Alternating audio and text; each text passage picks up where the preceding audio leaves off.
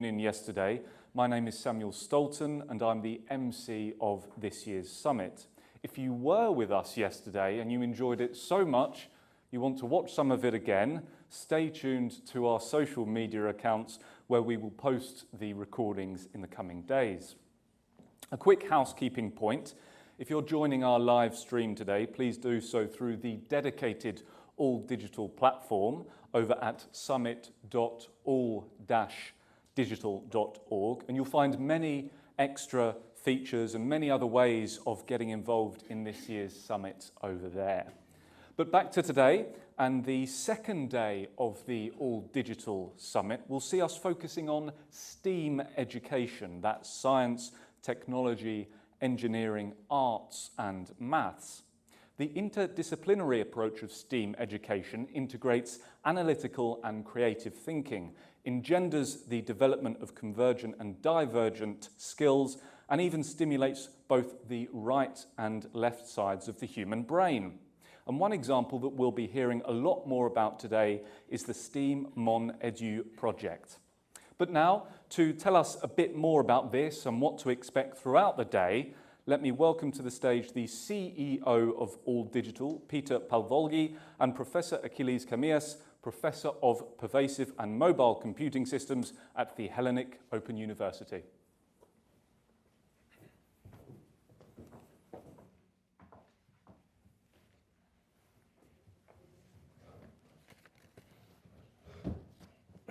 Thank you very much, Samuel.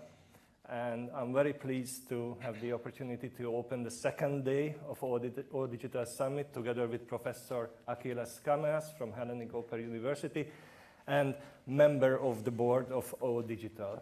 And as you may know, the All Digital Summit this year is focusing on a key theme, which is digital skills and tools for a better world.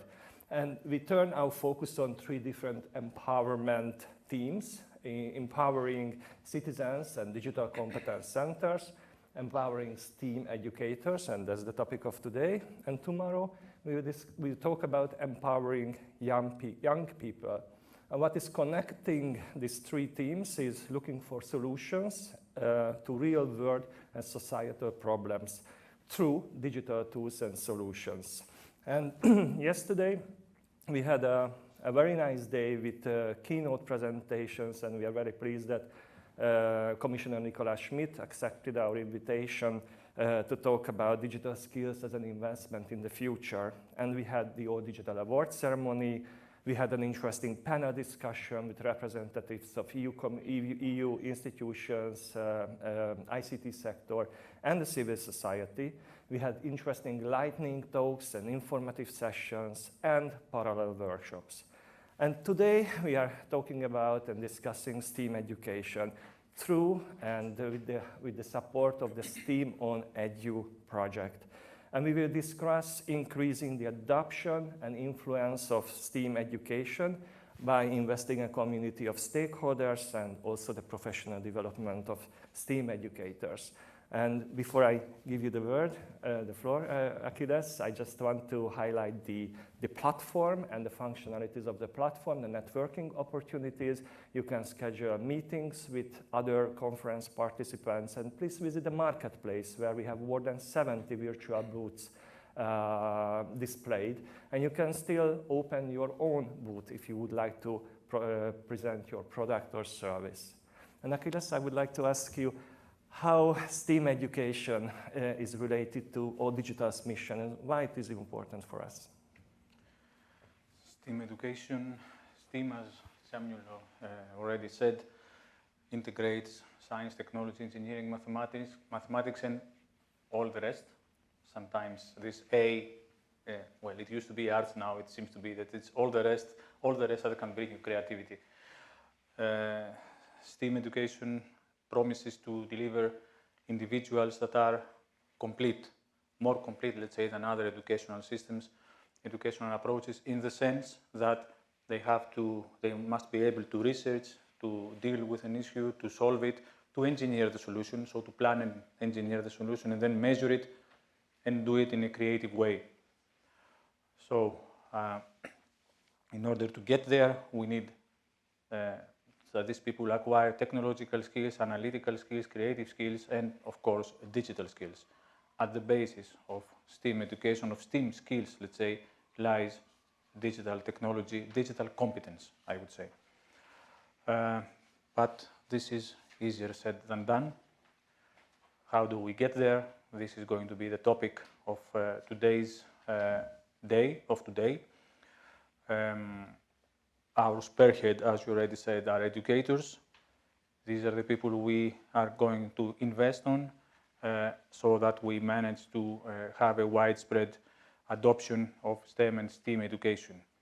And this is because STEAM education is a different educational paradigm than the ones we've been used to up to now. In order to apply it, we need a change in the mindset. We need a change in the practices. We need a lot of changes, actually.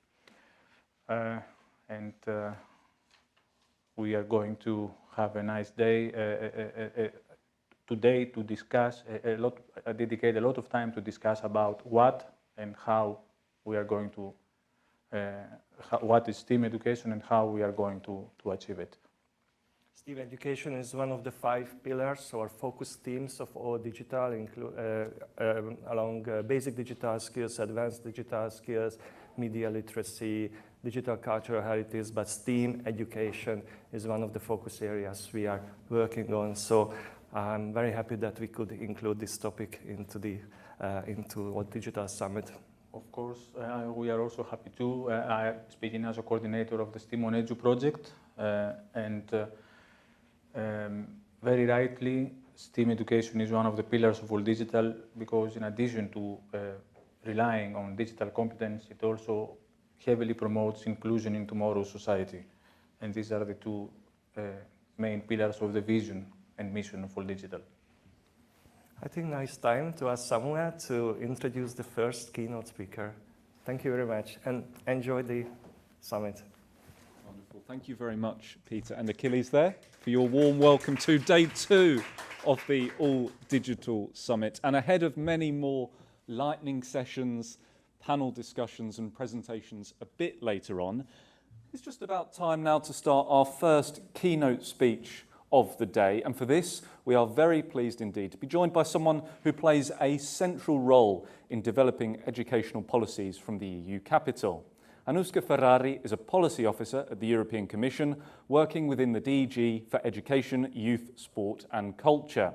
Her work is primarily focused on policies on education and training in Europe, lifelong learning, digital competencies and digital education.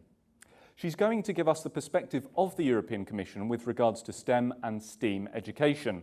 And we'd also love to hear your questions to her, so please feel free to submit them through the online platform.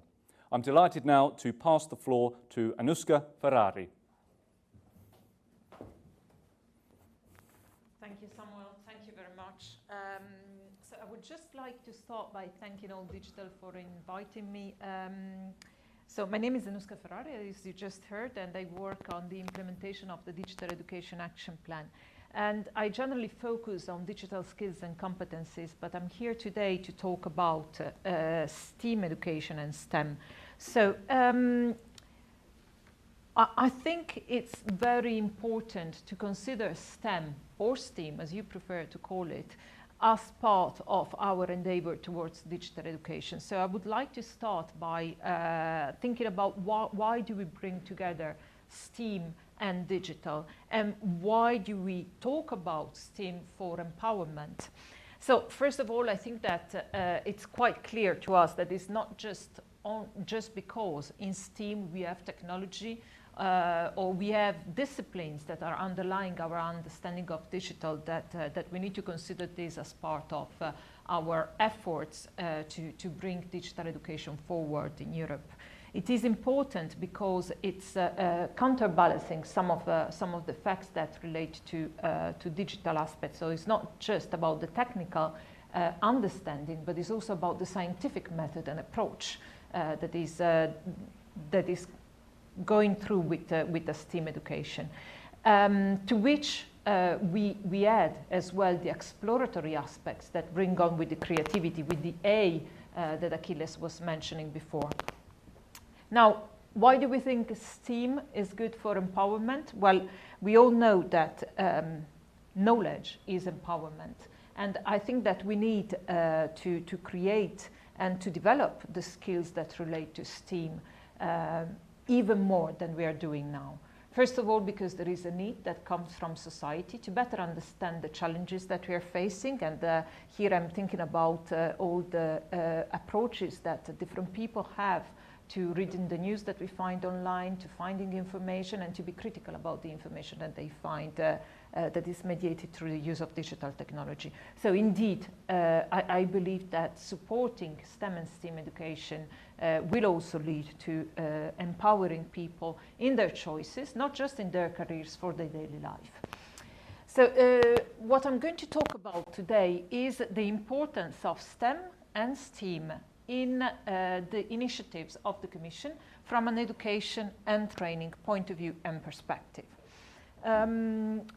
You all know that STEM in particular, rather than STEAM, was already present as part of the key competencies for lifelong learning. So it has been a long time that the Commission put the accent on promoting STEM education.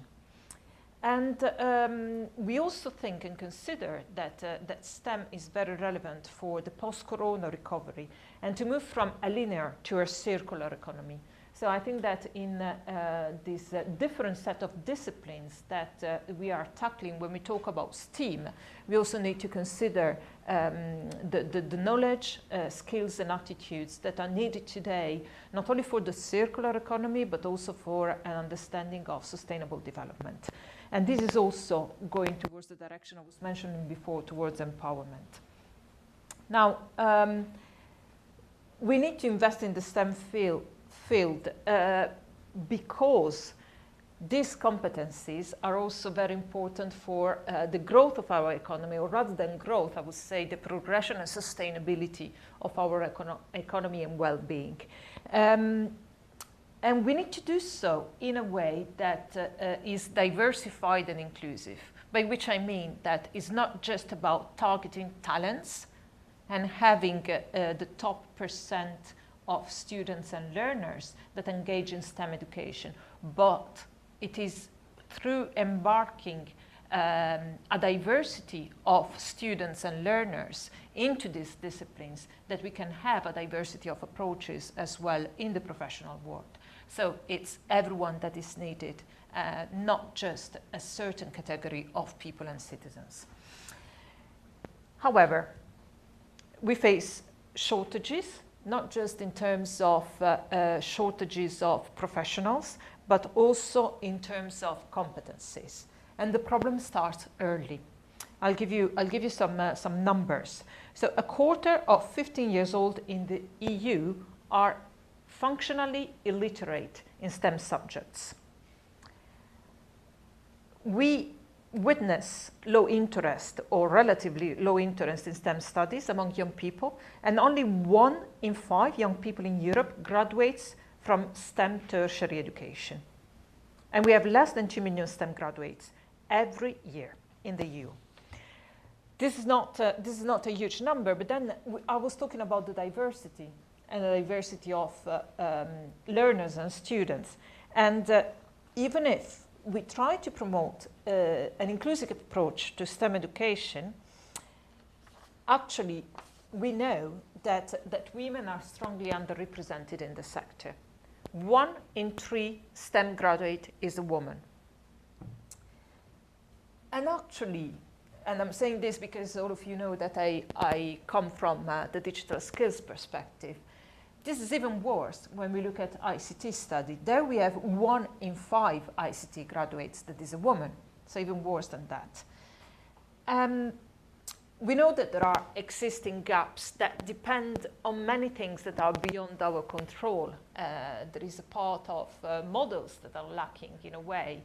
There are different interests that come into the age of teenagehood, and we're trying to address that.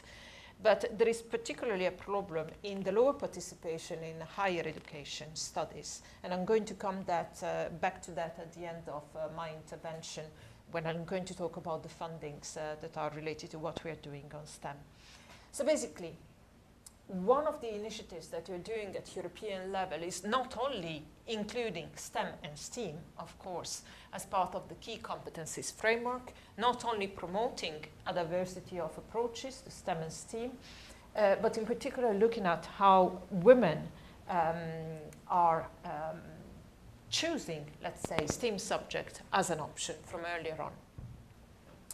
We think that schools play a key role in changing the perception, in fighting the stereotypes, in building confidence, because very often, especially for women, it's a matter of confidence and self-perception when they choose or do not these kind of subjects. But we also know that it is not enough to tackle schools alone and school education alone. So what we're trying to do is to strengthen the links between schools, higher education, and industry in exposing students to STEM subjects and in creating this general awareness of not only the importance of STEM studies, but also on the fact that everyone can and should participate. So for instance, there are several efforts that are done through the EU STEM Coalition in this area, and in that I have to recognize the effort that is made in the EU STEM Coalition, for instance, in bringing to the student the real lifelong context that comes with STEM disciplines.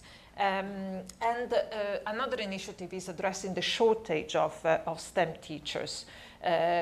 This is done through the promotion to alternative pathways to teaching. So teachers are coming to the STEM disciplines also through other previous career paths, not with the traditional path that leads to become a teacher and an educator. Now, one of the actions I would like to talk to you about today is the action that we have as part of the Digital Education Action Plan. As you know, we adopted, well, I hope you know that we adopted the Digital Education Action Plan last September. For those of you who were here yesterday, I believe that my director was speaking about that in a keynote address yesterday. And for those of you who looked at the Digital Education Action Plan, you might have seen that we have a very ambitious plan that is providing our vision for the next multi-financial framework period. So it covers from 2021, this year, to 2027. And what we want to cover with this action plan is not only formal education, but education and training in a larger perspective, so addressing the diversity of stakeholders and diversity of issues that come with digital education, thus covering the use of digital technologies and the ecosystem for education and training, but also covering the aspect of digital skills. The reason why I'm dwelling a bit about the general aspect of the Digital Education Action Plan is because we think that digital skills, even if they are very well defined in the digital competence framework that was put forward in 2013 by the Commission, and that On Digital has been promoting since, so even if those are very well defined, there is a variety of skills that needs to be addressed. So we need to think about digital skills in a wider way. And STEM skills and competencies are part of this. And not only that, we also need to consider how different people develop different levels and leverage in different ways their competencies in the digital domain. So for this, what we are addressing with the second priority of the action plan is targeting different stakeholders group and different audiences. And we have a specific action that is related to STEM, and this is to promote an initiative that is called Girls Go Circular, that puts forward a series of training activities for female students at secondary education in particular. And this is led by the European Institute of Innovation and Technology and its Knowledge and Innovation Communities, also known as KIC. So this is coordinated by the EIT KIC on raw materials. And the aim of this project is to reduce the digital gender gap and try to empower girls aged from 14 to 18 to develop their digital competencies and gaining more knowledge on the circular economy. So the ambition is to have 50,000 girls to embrace their talent in STEM and ICT by 2027. So far, and please remember that the implementation of the action plan started in January this year, so January 2021. We trained, or rather the EAT trained 2,300 girls in 8 countries to date, more or less, or at least a couple of days ago when I last checked. The project is there also to support teachers and to engage in this diversity of needs that is particularly targeting younger and women. So the fact of having role models, the fact of developing their self-confidence, and the fact of developing an interest and a proximity with these different disciplines. There is a Women and Girls in STEM forum that is planned for the 28th of October as part of this. And I believe that the registration of the event is still open, so you might want to check this out in case you're interested. Now, as part of the activities that we're doing with the Digital Education Action Plan, we are also planning on developing new higher education programs for STEM by reinforcing the arts aspect in the STEM, so by reinforcing the STEAM aspect.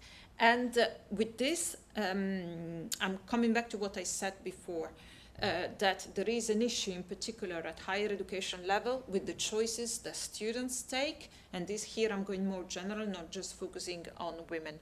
So for this, I am happy to note and to say that for Erasmus+, which is one of our leading funding programs, STEM is considered as a priority, and we are having this as part of the priorities of the work program for 2021, and we're working towards having this as a priority of 2022. In particular, STEM and STEAM are referenced under Key Action 2, with Partnership for Cooperation in the field of education, training and youth, and in particular there are cooperation partnerships in the field of higher education. We are already having a number of projects that are tackling different STEM approaches and subjects, and we have as well a different timeline and different Erasmus Plus calls that will consider this as a priority. So this can be of interest for probably many of the stakeholders that are here.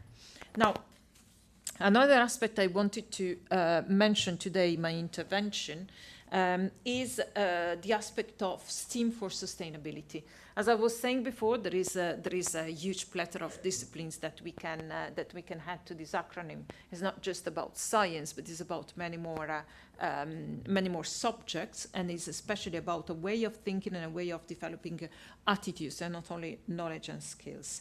So we are working towards the aspect of sustainability, and we consider this as being as part of our STEM approach. So for instance, this year, General Assembly of the EU STEM Coalition was about STEM skills for environmental sustainability, just to give you an example. We are launching this year a new initiative, so our commissioner is going to launch it, which is the Education for Climate Coalition, which is under Erasmus+.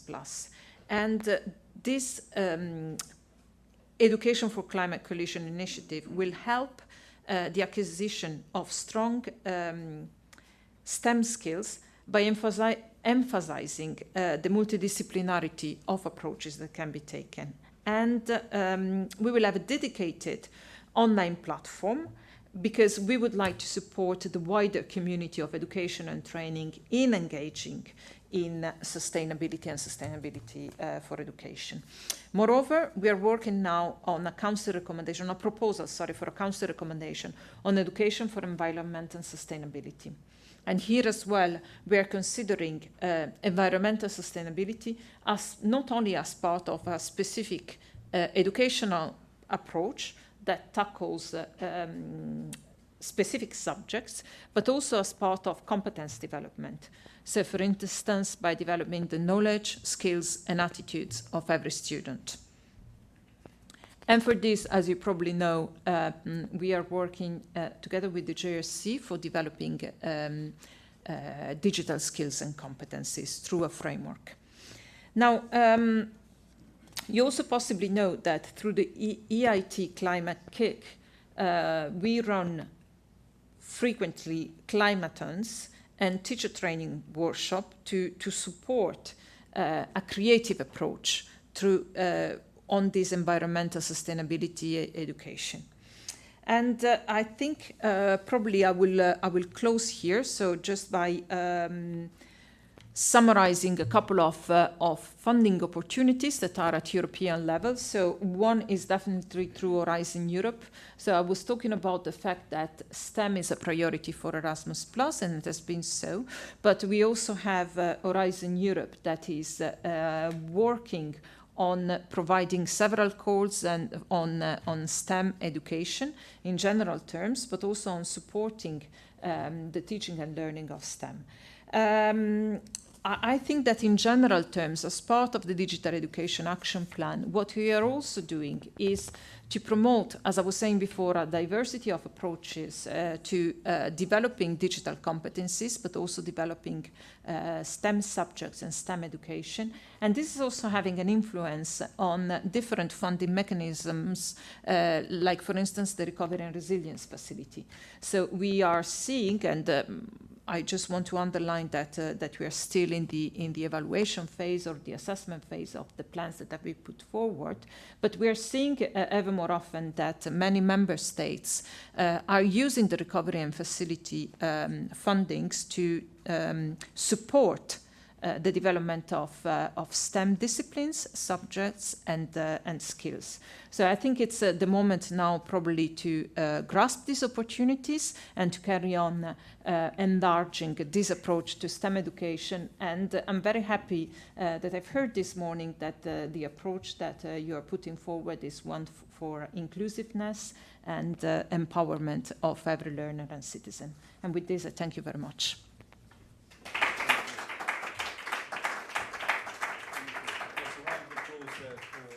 Ferrari, if you'd like to take a seat, I hope we've got time for a couple of very, very quick questions now that have been coming in from our audience tuning in online.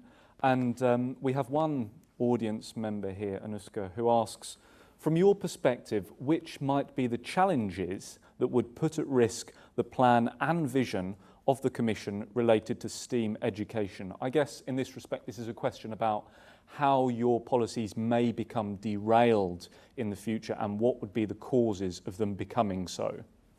Yeah, I'm not sure they can become derailed in a way, because a policy is a vision. What could happen is that they're not impactful. And for this, there are several challenges that come ahead. Some of the challenges that we are seeing and we're witnessing, relate to the shortage of STEM teachers that we have in Europe. And this is a double problem in a way, if you want, because there is already a shortage of teachers in general terms, so teachers for general education, teachers for different subjects, but this shortage is particularly strong for STEM subjects. So this to me is one of the main challenges that is, that we need to tackle, because obviously good educators are underpinning good competence development, and we cannot escape that. One of the other challenges that I see is that very often when we work in education and training with a larger perspective, with a lifelong learning perspective, there are many initiatives that can be taken at school level. It's a bit more difficult to work at higher education level, but it's even more difficult to work beyond higher education for the education of adults. And this is one of the challenges that we are seeing. So one thing is to raise awareness of the importance of STEAM for young people, which is fundamental, but it's much harder to reach an adult population. Okay, great. And I can imagine actually going back to what you said in your keynote speech about confidence being a key issue, particularly for young females at school. I suppose it's about training up teachers as well to recognising when they see that, I suppose, crisis of confidence amongst various students in the classroom too. But I guess that's more difficult to note with adult learners, I would imagine. Yeah, indeed, there are role models that either are there or not there. So I think we're doing a good work right now in trying to underline the stories of women and presenting women as role models, not only, let's say, in the creative sector or in the creative industries sector, but also in the scientific one. And I think we still need to bridge the gap between careers in a way. There are people that are trying to do so by really mixing their scientific background with a more creative one, but I think we're still at the beginning of this. Okay, great. I think we've got time for one more very, very quick question from the audience here.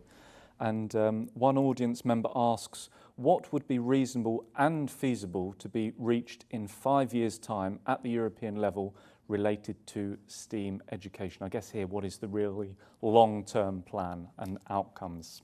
What is reachable and feasible? That's a very interesting question, and I'm afraid I cannot answer right now because this requires calculations, you know. So I was saying that there is 1 in 3 students that is a woman in STEM subjects and 1 in 5 in ICT.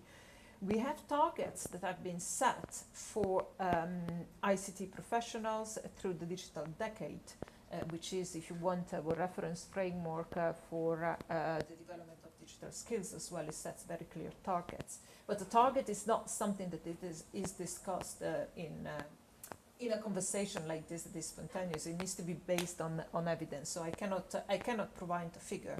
I think that what is reasonable is to provide more training and then to do an assessment of the impact of this training. So we go again back to the idea of changing the policies according to the policy cycle and to the impact that this policy has had.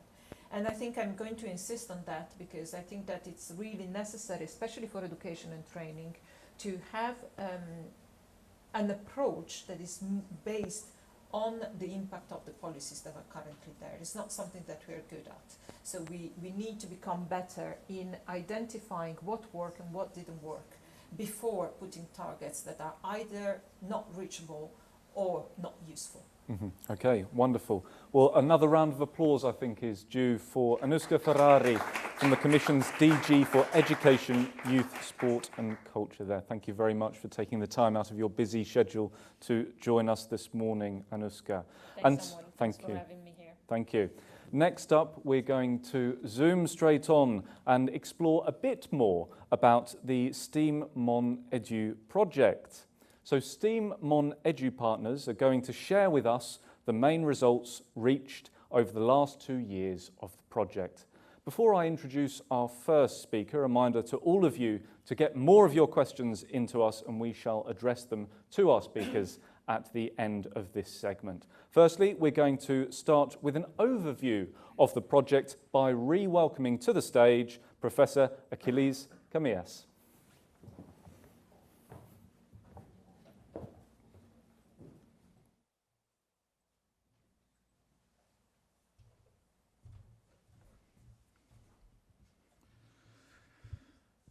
Okay.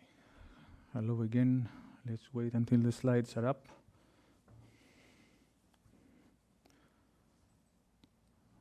As Samuel said already twice today, I am Professor Achilles Kameas from Hellenic Open University in Greece and also working with the Computer Technology Institute in President Ioannina, and I am the scientific coordinator of the STEAM On Edu project.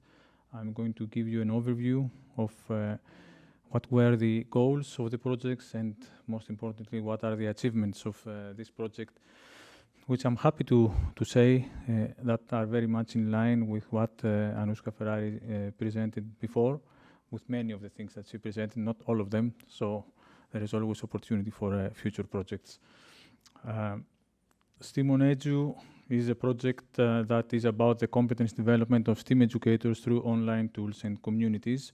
It's a project that has been funded in the context of Erasmus Plus KA3 program and is now close to the end. It will end at the end of December, this December.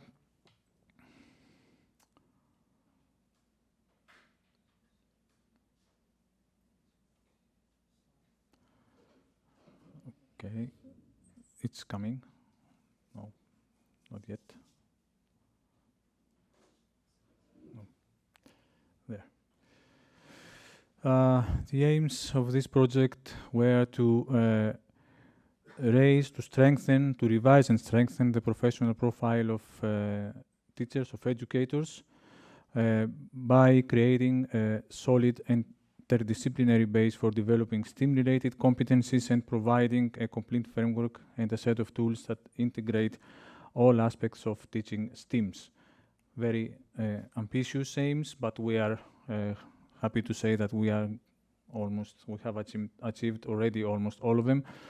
The partnership that we were happy to work with in the past 1 year and a half, and now I take the opportunity to thank them, thank my colleagues in Computer Technology Institute and Press Diophantus in Greece, the coordinating partner, but also my colleagues from On Digital, from Directorate-General dell'Innovazione, from Italy, from Hollywood Media and Education, from Germany, from Fundacja EOS, from Romania, Collectic from Spain, and the Regional Directorate of Primary and Secondary Education of Western Greece, another partner from Greece. You have all been great. It was great to work with you, and I hope we'll continue our collaboration in the future. In this project, we targeted mainly teachers and educators of all levels and all kinds, but then education and training organizations, researchers, and educational methods and techniques, educational authorities, and of course any other stakeholder that is interested in STEAM education, such as career consultants. You already heard a few what is STEAM education. Let's say that instead of repeating everything that's been heard, I would like to stress here first of all, the aspect of integration. STEM and STEAM is about integrating as many of these disciplines and as many of the competencies that result from these disciplines into the same individual. And the second important aspect is putting them in practice to deal with real-world problems. These are two really important aspects of STEM and STEAM education. As I said already during the opening session of today, this is a changing paradigm of education, STEAM and STEM education. That is why it is complex to apply it, and that is why we need all the efforts and all the support that Anusca was talking about before. And we need more projects like STEAM on Edu. Of course, there are many more projects like STEAM on Edu that are working towards achieving some of these goals, and at some point we have to integrate. But there is a lot of research going on currently, a lot of debate. We'll have some of it today here, and we'll hope that we'll make another step further towards making STEM education a reality. In our project, we have, let's say, we approach the problem from three aspects, the issue from three aspects. First of all, from the community aspect, teachers and educators are placed at the core, at the center, at the focus of our project, but they are not alone. We created a community that the members of the community help each other, exchange knowledge, exchange ideas to go on forward, to become creative.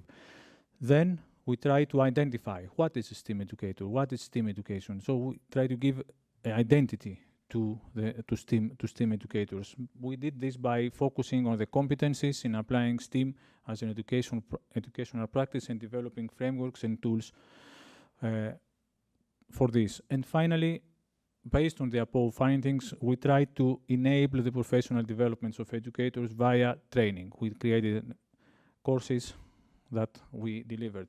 So these are the outcomes of this project. We have achieved almost all of them except the last one, which is the one we're working on.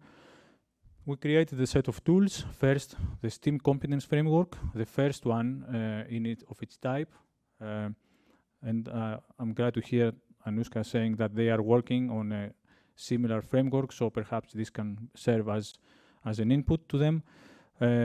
then we created STEAM educator profiles based on this framework, and I'm using plural here that I will explain later. Based on the framework, also we created a self-assessment tool, a STEAM readiness self-assessment tool. Then we provided the STEAM education integrated framework that includes the community I was talking about before, an online platform to support the community, the STEAM education framework, and a MOOC and blended course to enable professional development, and finally 2 policy instruments, a guide for STEAM educational practices and policies, and the STEAM policy influencer toolkit that is now under development.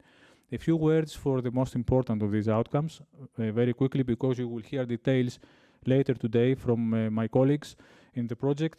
The STEAM competence framework integrates 5 perspectives of the teaching profession: educator as a teacher, trainer and tutor, educator as a learning designer and creator, educator as an orchestrator and manager, educator as a community member, and educator as a professional. Within these 5 perspectives, it contains 16 competence areas and 44 competencies, individual competencies. This framework has been designed, has been evaluated, now is under revision. We'll have the final version by the end of the year. And let me say that it integrates digital skills and transferable skills.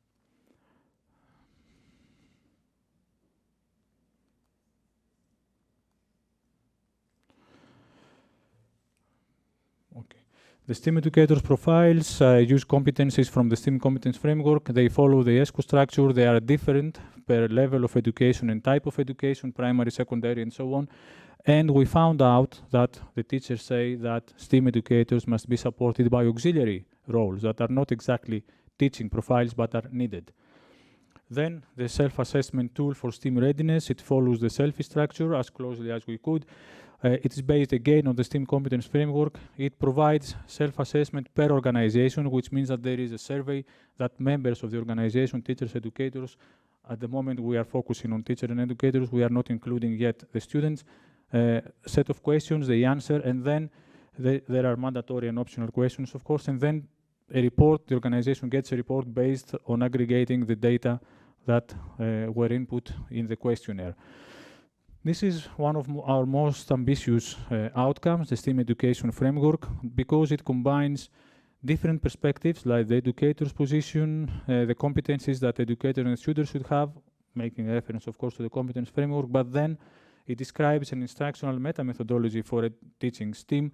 It contains open educational resources, specifications, and the first body of knowledge related to STEAM education. We produced a guide for what is a good STEAM education practice based on a set of principles and a set of criteria. We evaluated more than 60 practices that were uploaded in the community platform. You will hear about the results later on today, also more details about the criteria we used. We are very proud of the massive online open course we managed to produce and deliver during the spring, this year, spring and summer. This was a course that lasted 6 weeks, and it touched upon most of the competencies of the competence framework. It contained online material, videos, reading material, and so on, and also a set of questions that were that had to be answered in order to move to the next stage and to receive the certificate of successful attendance. It was attended by many, many teachers and educators. This was complemented by a blended course that ran in September this year. It actually finished a few days ago, in which some of the educators who successfully completed the MOOC had the opportunity to go deeper into more detail for some of the competencies and work in a participatory way and collaborative way to develop new STEAM activity templates and new STEAM policies. All this was supported by our online platform, which hosted the online community of STEAM educators. The platform is open to anybody who is interested to register. You don't have to be a member of the project partners. It already has more than 200 members and is still growing. There's a lot of material in the platform, many practices. Also the photo contest that you will hear about it later today took place in the platform and was also used during the MOOC and the blended course as an, let's say, a place where students, trainees could do their projects. So This summarizes the achievements of STEAM on Edu project. You can find more information about our project in this website, steamonedu.eu, or by following us on Facebook or on Twitter. We'd be happy to welcome you in our platform, because this is the main tool, the main environment through which you can access the outcomes of the project and be a member of this community. I wish you will enjoy the rest of the day. Thank you for being here. Thanks again to my colleagues and my collaborators. And the floor back to Samuel. Thank you. Round of applause there. Thank you very much for Professor Achilles Kameas' introduction there to the STEAM Mon Edu project. And one of the results of the STEAM Mon Edu project refers to the community of practice that has been created and supported over the past 3 years. I would like now to invite Esther Subias, Project Manager at Collectic, a non-profit organisation that works for social transformation through the participation, learning and socialisation of ICT. Esther is the Director of the Postgraduate Studies in Ecosystems in Digital Learning, Innovation in Training at Barcelona University, and she's also Ambassador of Technovation Girls in Spain. Joining her is Paolo Russo, General Secretary at Stati Generali dell'Innovazione and President at CR-Hack Lab F4D in Italy. He promoted the Crowd Dreaming Youth Co-Create Digital Culture Contest, and he also coordinates it. Paolo and Esther are now going to tell us a bit about the STEAM Mon Edu community of practice.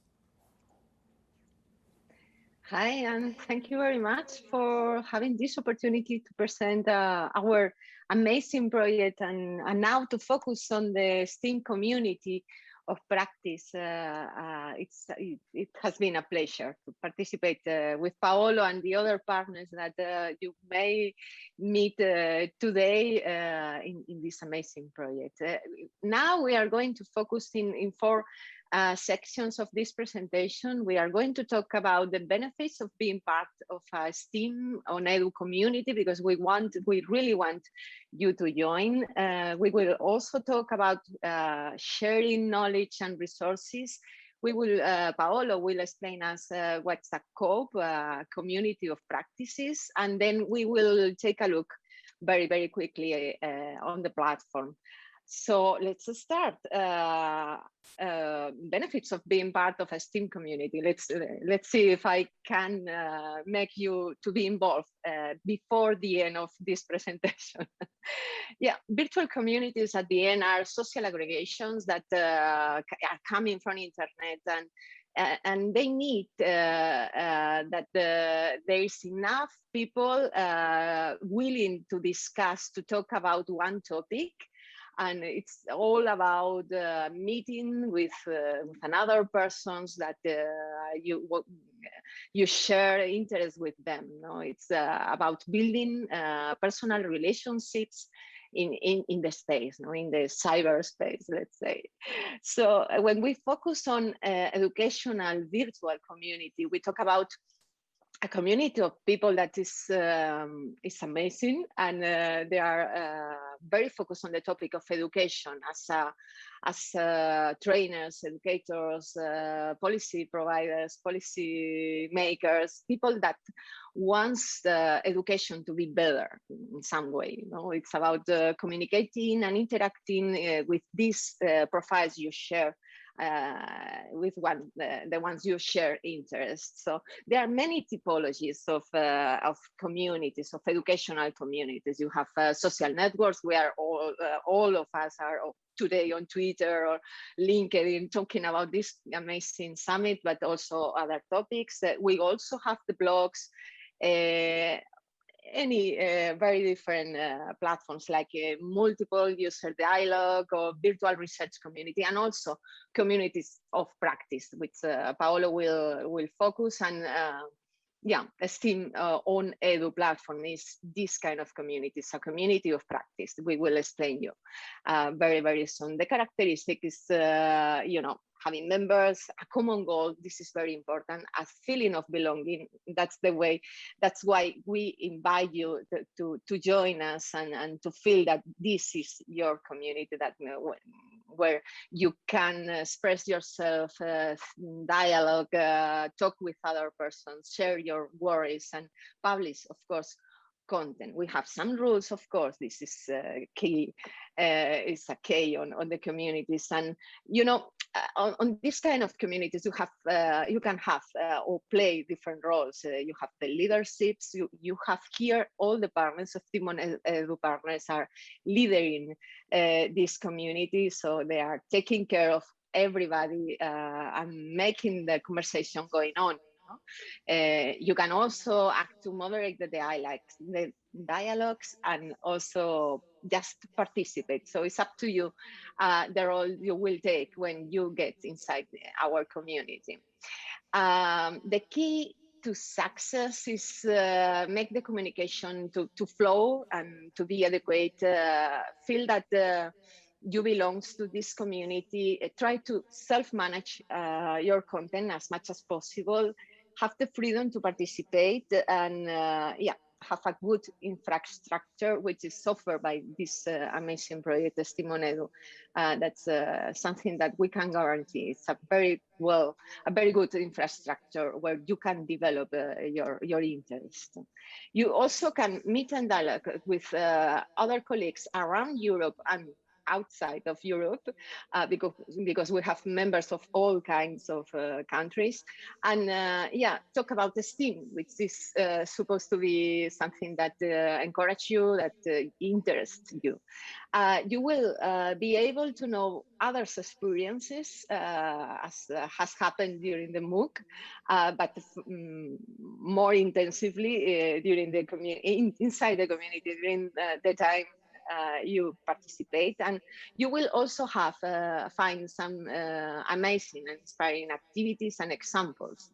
You will be able to find experiences of all kinds with different profiles of people, students, participants, teenagers, children. A lot of content is there. And of course, we are waiting for you to share your experiences.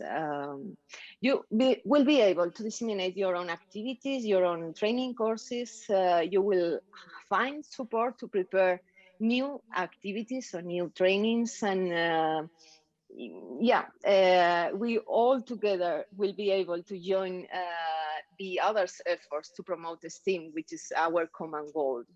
Of course, you will find people very interesting and very professional, which ones you can start to build new activities and training actions if you want. So to sum up, I'm focused on STEAM specifically. You will be able to share knowledge, ideas, problems, difficulties, doubts, questions, queries. You will be able to share suggestions or just talk about STEAM, STEAM things, activities, experiences, what had happened into your community, or you are curious and you want to ask for more information about them. Of course, in this community, you will find also sources, bibliographical references. We have some doctors, some specialists, some researchers that are willing to offer their expertise. You will find also another kind of reference of professionals references, sources, yeah, information about software that you can use if you are willing to start a STEAM activity, and of course about digital repositories. We are very rich, and yeah, if you are interested in knowing them, we can also help you and offer some information. So more or less resources, activities, training courses that have been already developed or are being designed, so you can contribute to that. It's also as useful for the others if you are in this community, if you are part of this community, because the others will provide you recognition, feedback, and help if you need it. So it's also interesting. Is belonging to a community is not just to listen, but also to participate and get credit and get feedback and help when you need it. Here there's a screenshot of our community, our platform, where you can post and share information about the activities you have developed and classify them. And also you can find activities by using our search tool. That is very, very interesting. Paolo, I think I have talked a lot, so I think it's time for you to go. What do you think? No, don't worry. You've been very, very comprehensive in your presentation. And basically, I have just to make an exhortation to the participant. That's my role. But before giving you back the microphone, but in the meantime, maybe you might want to check on the screen sharing, because I could see only the PowerPoint program, not the actual slides. So I don't know whether it was just my issue or everybody's. And in the meantime, I can just talk, and because in the next slides you will have some numbers to show. Now, my role is just to stress that a community of practice is characterized by practice. So yes, you can go to the next slide. Thank you, Esther. So not every community is a community of practice. Of course, it is very important to share the same field of interest, the same domain of knowledge. Of course, it is important to participate, asking questions, but the most important thing is that you are supposed to practice. So just to make an example, if an online community of fans of a rock band, you name one, Dire Straits, Måneskin, whatever you like, if they go there just to talk about their music, that's not a community of practice. You are supposed to play covers of these bands, to organize gigs together, to meet, so to use the community to practice together. This is the most important thing in a community of practice, and luckily it is something that we are already seeing happening in the STEAM on Edu community. So please, the next slide. Thank you, Esther. And I thank you, very, very kind. And this is very kind of you. And basically, I don't want to spend many more words about it, because Esther already said it. Our community of practice is very, very useful to network among you. All of you know each other in the same country. All the STEAM practitioners know each other in the STEAM country very often, but you don't know each other at a European level. And this is something that the STEAM on Edu community practice can really add to your experience. So I think I covered it all on my side. Esther, thank you for advancing my slides, and back to you. Thank you very much. I'm so sorry that I didn't show my presentation, but okay, it's available for those who want to check later on, I guess. So I guess all digital, we share the presentations with everybody. Thank you very much, Paolo and Esther there. And yes, we will make sure to get hold of that presentation and share it with all of our audience members more widely. But thank you again to both of you for your breakdown of the STEAM on Edu community of practice there. Up next, we have Mihai. Let us just, we have a couple of slides. It's possible for us to share right now we can have a quick look. We can have a very, very quick look. Sure. It's just for inviting the others to see that our STEAM on Edu community is very big. We have more than 700 members. And that, we will have a lot, we have already a lot of activities that are posted there and that you are free to reuse and modify in some cases, most of them. We also have policies and a lot of discussions on the forum. So thank you very much for your attention. We have finished now and see you very soon. Let's continue with the presentation today. Wonderful. Thank you very much again, Paolo and Esther there for joining us this afternoon. Up next, we have Mihai Iacob, researcher in education at EOS, Educating for an Open Society, Romania.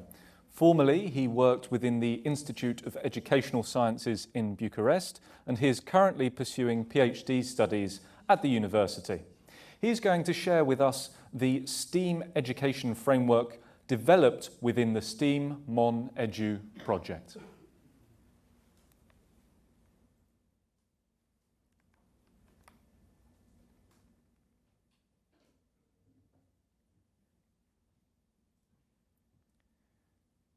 Mihai, do we have you on the line? Yes, sorry. Just wonderful. We can hear you loud and clear. Okay, that's great. Just let me.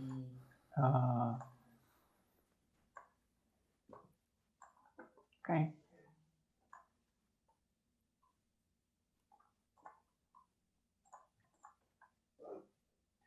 Is everything okay? Can you see my presentation? Yes, we can indeed. Okay, good. I'll be very quick about it, though it is quite an information-heavy presentation. The STEAM On Edu framework is one of the key components of the project. And it aims to bring together some of the defining elements of STEAM education in order to present them in a synthetic overview. And its aim is to enable policymakers and other stakeholders to better design educational programs with STEAM at their core.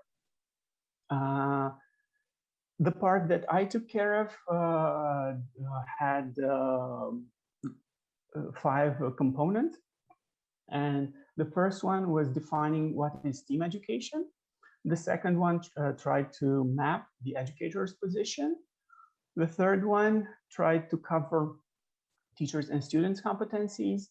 The fourth one, we called it a methodology, a meta-reflection on instructional methods for STEAM education. And finally, we looked at professional development for STEAM educators.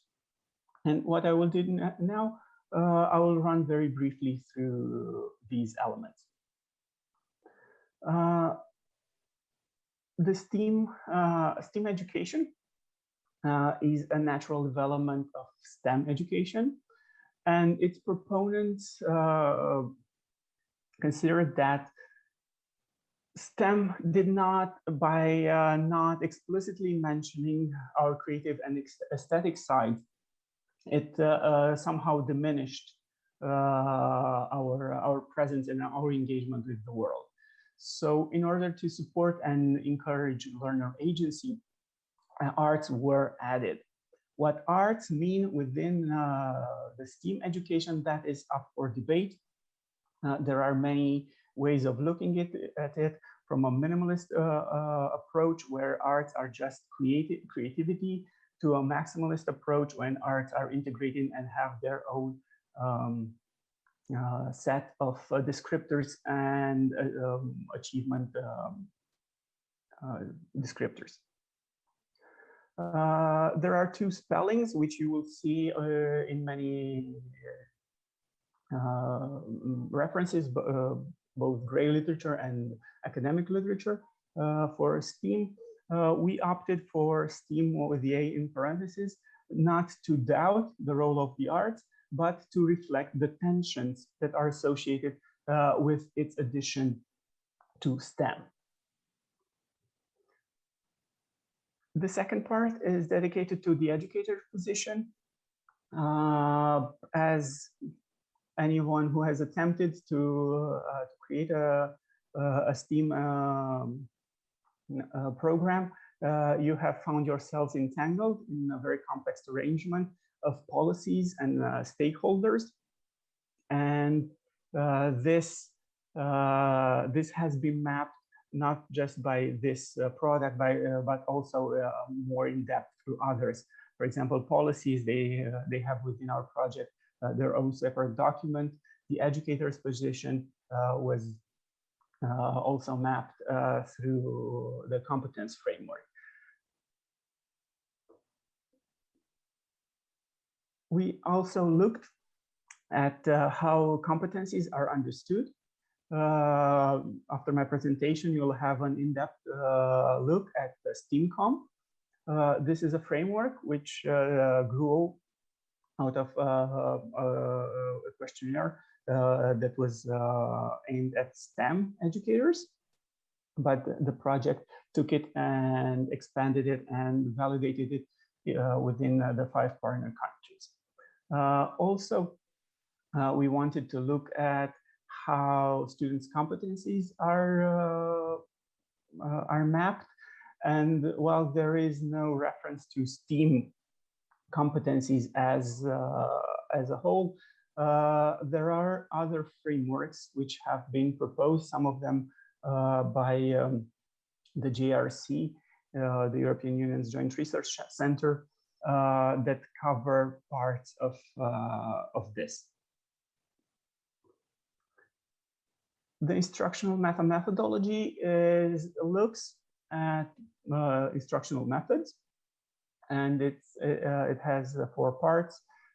It looks at learning design principles. It looks at curricular approaches. It looks at the main teaching methods that were proposed for different activities. And finally, it offers some reflections on how suitable these methods are. We looked through the academic literature and tried to glean some of the what are the more appropriate methods that would enable you to have STEAM education rather than just STEM education. And finally, we looked at the professional development. As STEAM being new, it needs its own training apparatus. And as mentioned by Professor Kameas earlier, the STEAM On Edu project attempted to link to create a STEAM educator's competence profile that was linked to the ESCO framework. And this would make the STEAM educator as a profession or as a support a professional more readily certified across the union. And finally, but not less important, we stressed the importance of the educator's agency within their own continuous professional development, and because STEAM education needs to question its own contribution to education. STEAM education is not just a fad. It has to prove its own worth. And educators must be empowered to make their own decision regarding the opportunity to participate in this endeavor, because there are very the education systems across Europe are quite different. But I come from Romania, which has a very top-down approach, and I know that this is not the only case. So STEAM education has also the opportunity to promote this educator agency in taking ownership of their own professional development. Thank you very much. Wonderful. Thank you, Mihai, for telling us a bit about the STEAM education framework.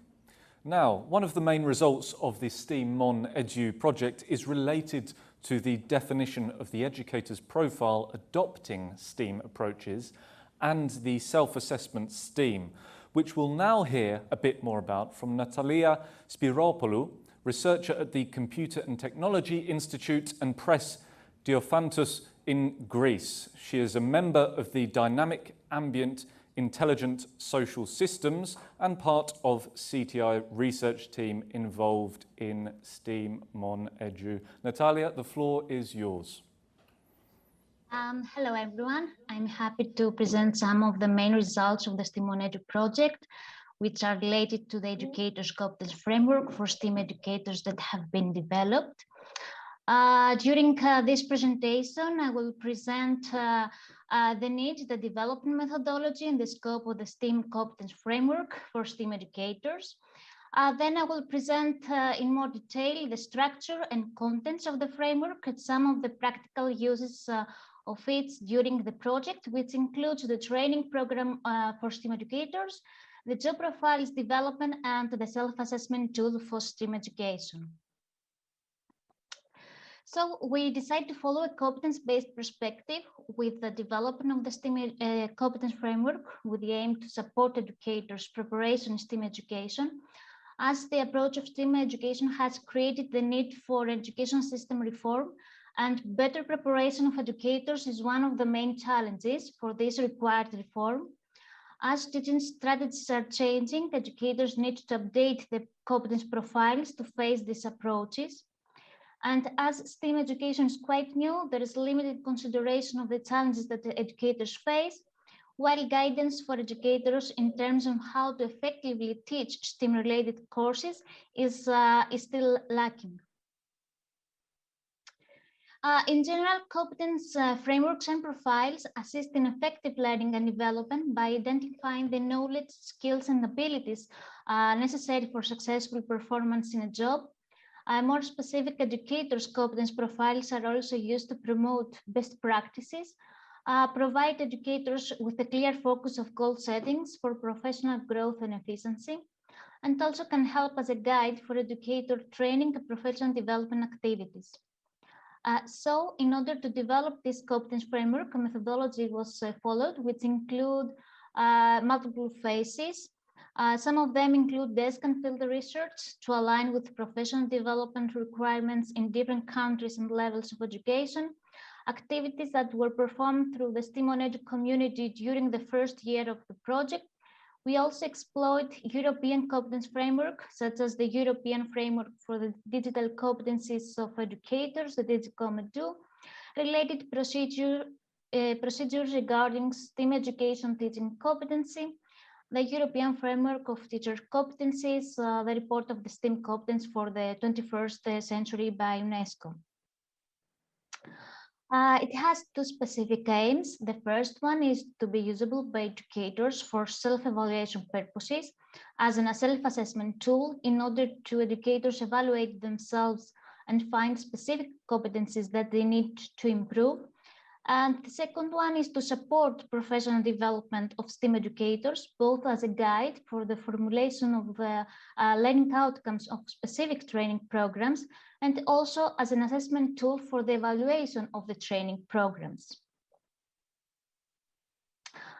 Here we can see the structure of the framework. At the top level, we have perspectives, which represent the different roles that the educator have. Each perspective includes one or more areas in which a set of competencies that have related topic are grouped. So we developed a competence framework, which is a complete set of competencies following a holistic approach with various perspectives and by accommodating several roles of the STEAM educator, such as teacher, content creator, instructional designer, manager. We have 5 specific perspectives, 16 competency areas, and 44 different competencies. Here is the overview, the perspectives, and all the 16 competency areas.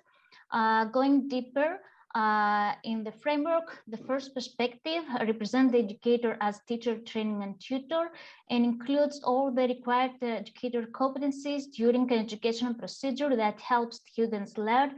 It includes different 6 competency areas: pedagogy, content knowledge, instruction, use of content tools, feedback and assessment, and learning empowerment. The second perspective is the educator as a learning designer and creator, which include competencies related to planning, preparing, and developing educational procedures, learning activities and content that are needed in different phases, and also all the supported competencies which aim to facilitate learner development regarding STEAM competencies. The third perspective represents the role of educator as orchestrator and manager.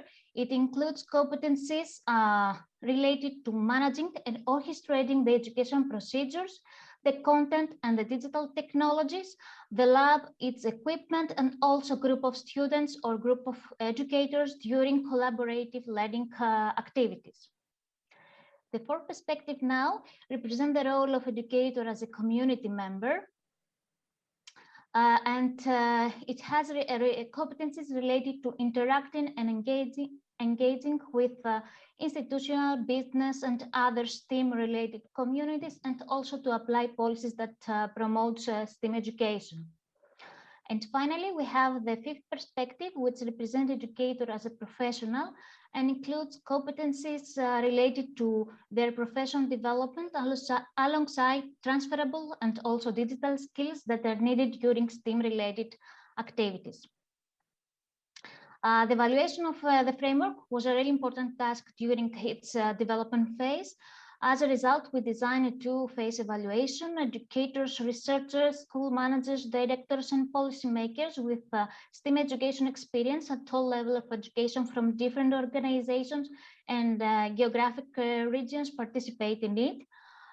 More than 300 participants from more than 20 countries from all over the world participate with both qualitative and quantitative feedback. We are now working on the updated and final version of the framework based on the community feedback that will be available at the end of this year. The framework is an important outcome of the project and was explored and also connected with other project tasks.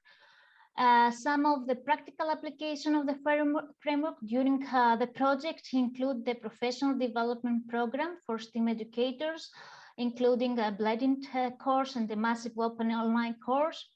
Also, the STEAM educator profiles following the rules of ESCO framework, and also the STEAM self-assessment tool for educational organization and educators. Well, at first, we utilized the framework in order to be used as a guide for the design of the professional development program for STEAM educators, which includes a MOOC and a blended course.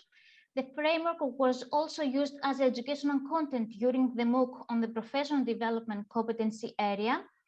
More information about the training program will be presented in the following presentation. So I will continue with the next one, which is the job profiles for STEAM education.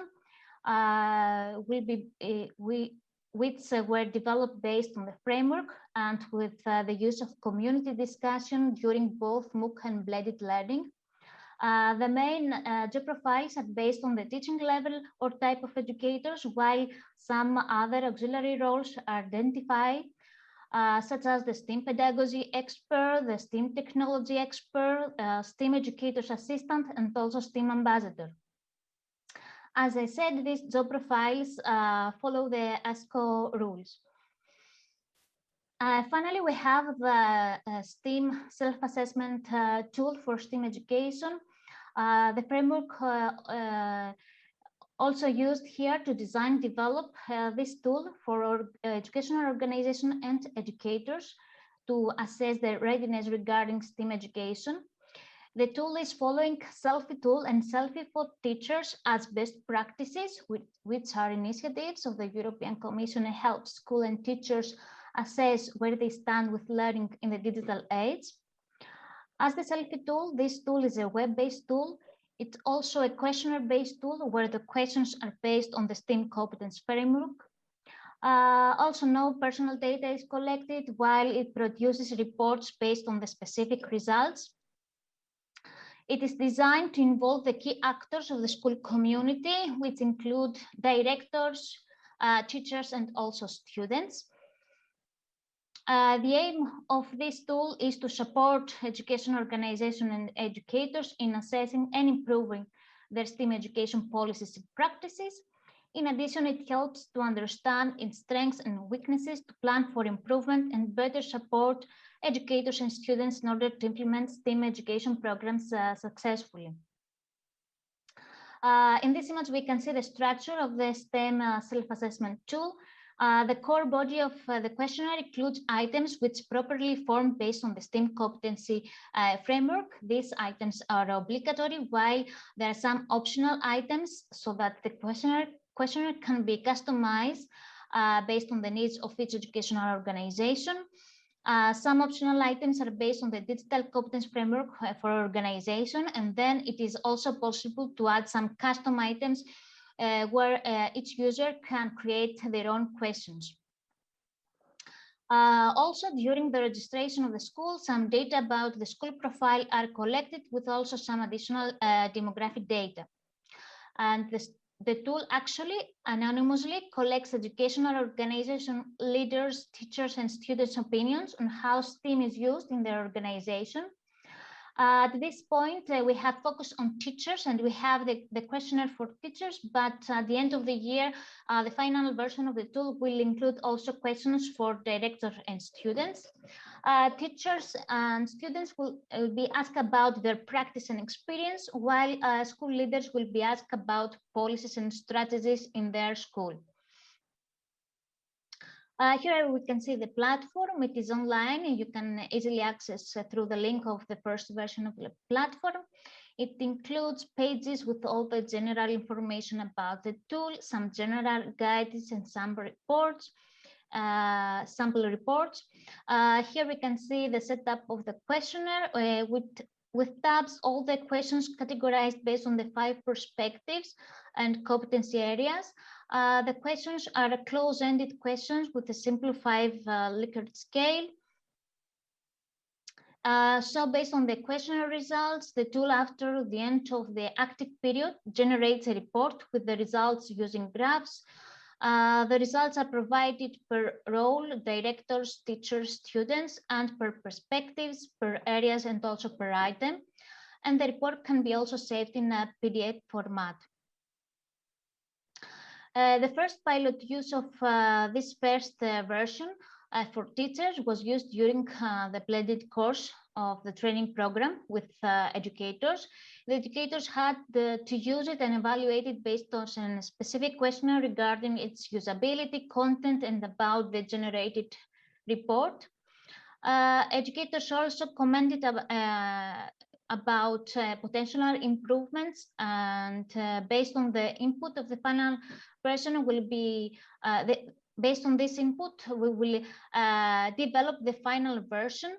Here we can see also some examples of the comments where educators find it useful and easy. And also we can see that they recommend to be translated in European languages in order to be more accessible to educators. For now, it's only on English. So this was the main results about the competence framework. All the results will be available on the official project site on the results page, and also you can see the link for the tool. So thank you for listening to my presentation. Wonderful. Thank you very much indeed, Natalia, for your presentation there on the STEAM competence framework. And as you referenced there in your presentation, we're now going to move on to looking at the training program that has been developed within the STEAM On Edu project for educators. For this course, let's welcome Athanasios Iossifides, Senior Researcher at the Computer and Technology Institute and Press Diophantus in Greece. His background is within computer engineering, and he has been collaborating with the Hellenic Open University since 2010 as a lecturer researcher within international projects. His fields of research are IoT and STEM education. Anastasios, if you'd like to take the floor. Thank you very much. I hope you can hear me and you can see me. I would like to ask Natalia to stop her sharing so that I can share my presentation. Okay, thank you very much. So, hello everybody. I hope that you can see my presentation. What I'm going to present here today is the training program of the STEAM On Edu project, entitled Design, Orchestration, and Implementation of STEAM Education. Now, first thing is that I'm going to describe what I'm going to say to you. After an introduction regarding the background of the training program, I'm going to provide a description of the massive open online course that was created and realized during the STEAM On Edu project, and then a brief description of the blended course. Finally, I would like to give you some statistics and the assessment of the participants from the first implementation of the MOOC program.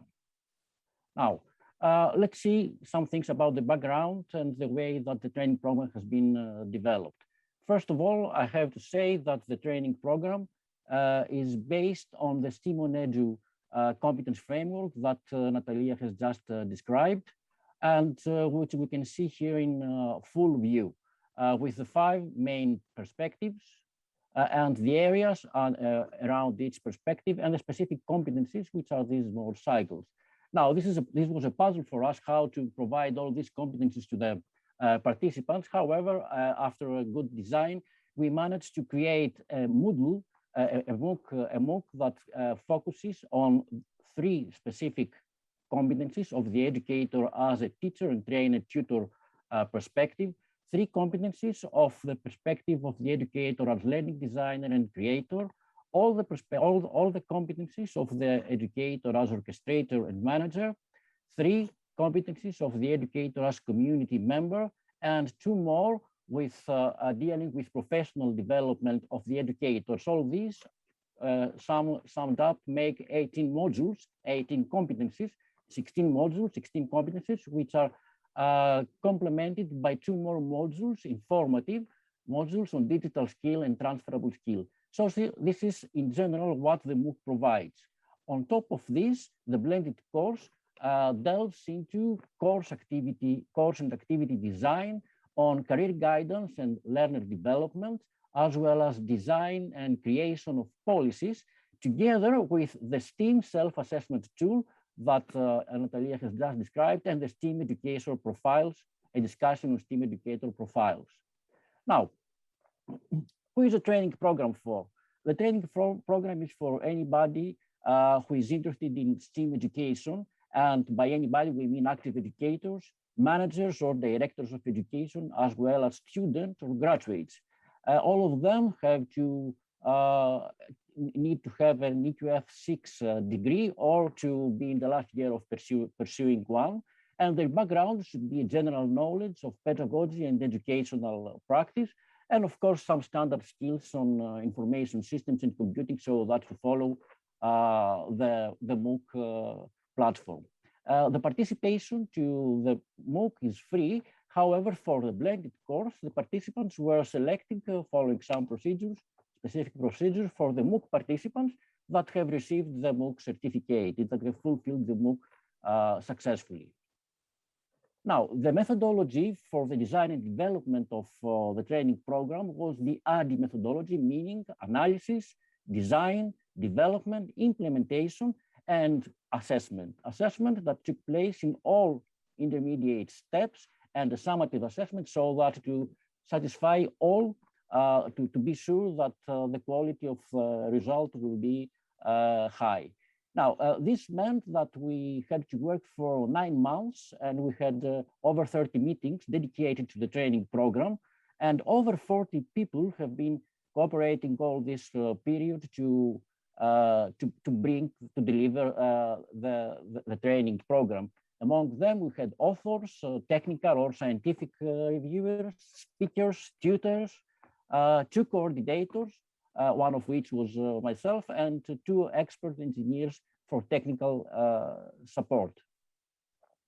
Now, let's move on with a description of the massive online open online course.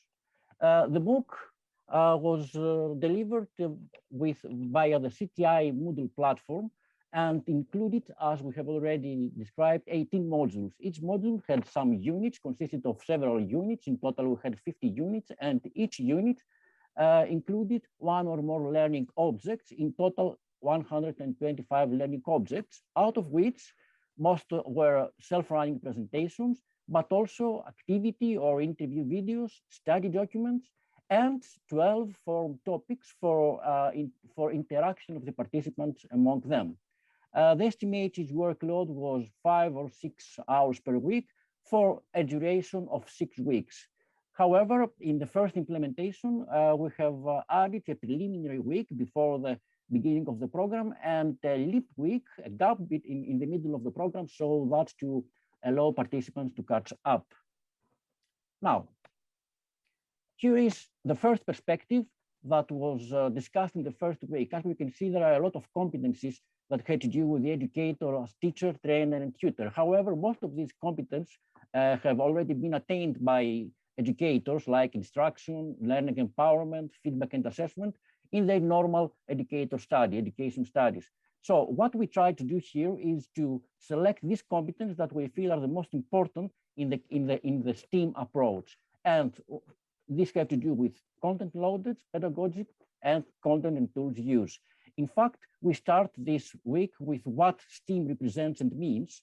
What is STEAM? What are convergent skills, divergent skills, interdisciplinarity, transdisciplinarity, etc. And then we move on with techniques, learning and teaching, that foster critical thinking and creativity, that are important to important skills to teach in schools, and some steps to create a STEAM classroom, etc. Finally, in this week, we discussed methods for selection of tools and content, and provided examples and use cases that can be used for the STEAM approach, in the STEAM approach. The second week deals with the perspective of the educator as learning designer and creator. Here we focused on 3 specific competencies, while 2 others have been covered by the blended learning course program. Now here, first of all, we deal with activity design and course design. What are the design principles in STEAM? What steps we have to follow? If there are any risks, what opportunities came out of the audience, how we can assure that the quality is high, and what should be the assessment methods, etc. And in addition, we had some methods, tips, and tools that can be used for content creation in the context of STEAM education, such as Turtle Coder, Scratch, and Minecraft. Third and fourth week covered the perspective of the educator as orchestrator and manager. We had decided that 2 weeks are necessary for this perspective because this is quite important, very important in the context of STEAM approach. And when we are talking about orchestration and manager, we first have to do with management of the educational procedure. And this means teaching organization methods like time management, getting things done methodology, or strategies, inquiry-based or other strategies, and methods that can be used for creating effective lesson plans, as well as classroom management methods, like how we can assess the emotional setting of the classroom to create a student-oriented classroom, as well as handle unexpected situation or take disciplinary actions, how we can organize the space of the classroom. The second week of this perspective had to do with resource management. And when we are talking about resources, we have educational resources, laboratory resources, and human resources. And first of all, we have to see how we can work with educational resources, what are the types, how we can classify them, what has to be taken care of regarding copyright, sensitive content, etc. Then we tried to approach how labs can be organized, and how we can create a laboratory culture to the students, and how we can handle technical problems regarding lab management methods. Finally, and most importantly, probably, we needed to discuss human resource management methods, collaboration and communication of teachers, of educators, and with other educators, or educators with professionals, or educators with academics is very important in the context of STEAM approach. So we discussed specific methods like the working out loud method and the Scrum collaborative method that facilitate management and communication among the ones that create and deliver STEAM content. The fifth week had to do with the educator as a community member, which is the fourth perspective of the STEAM competence profile. Here we started with what is a community of practice and what are the most important rules of online communities, netiquette, psychology of digital age, etc.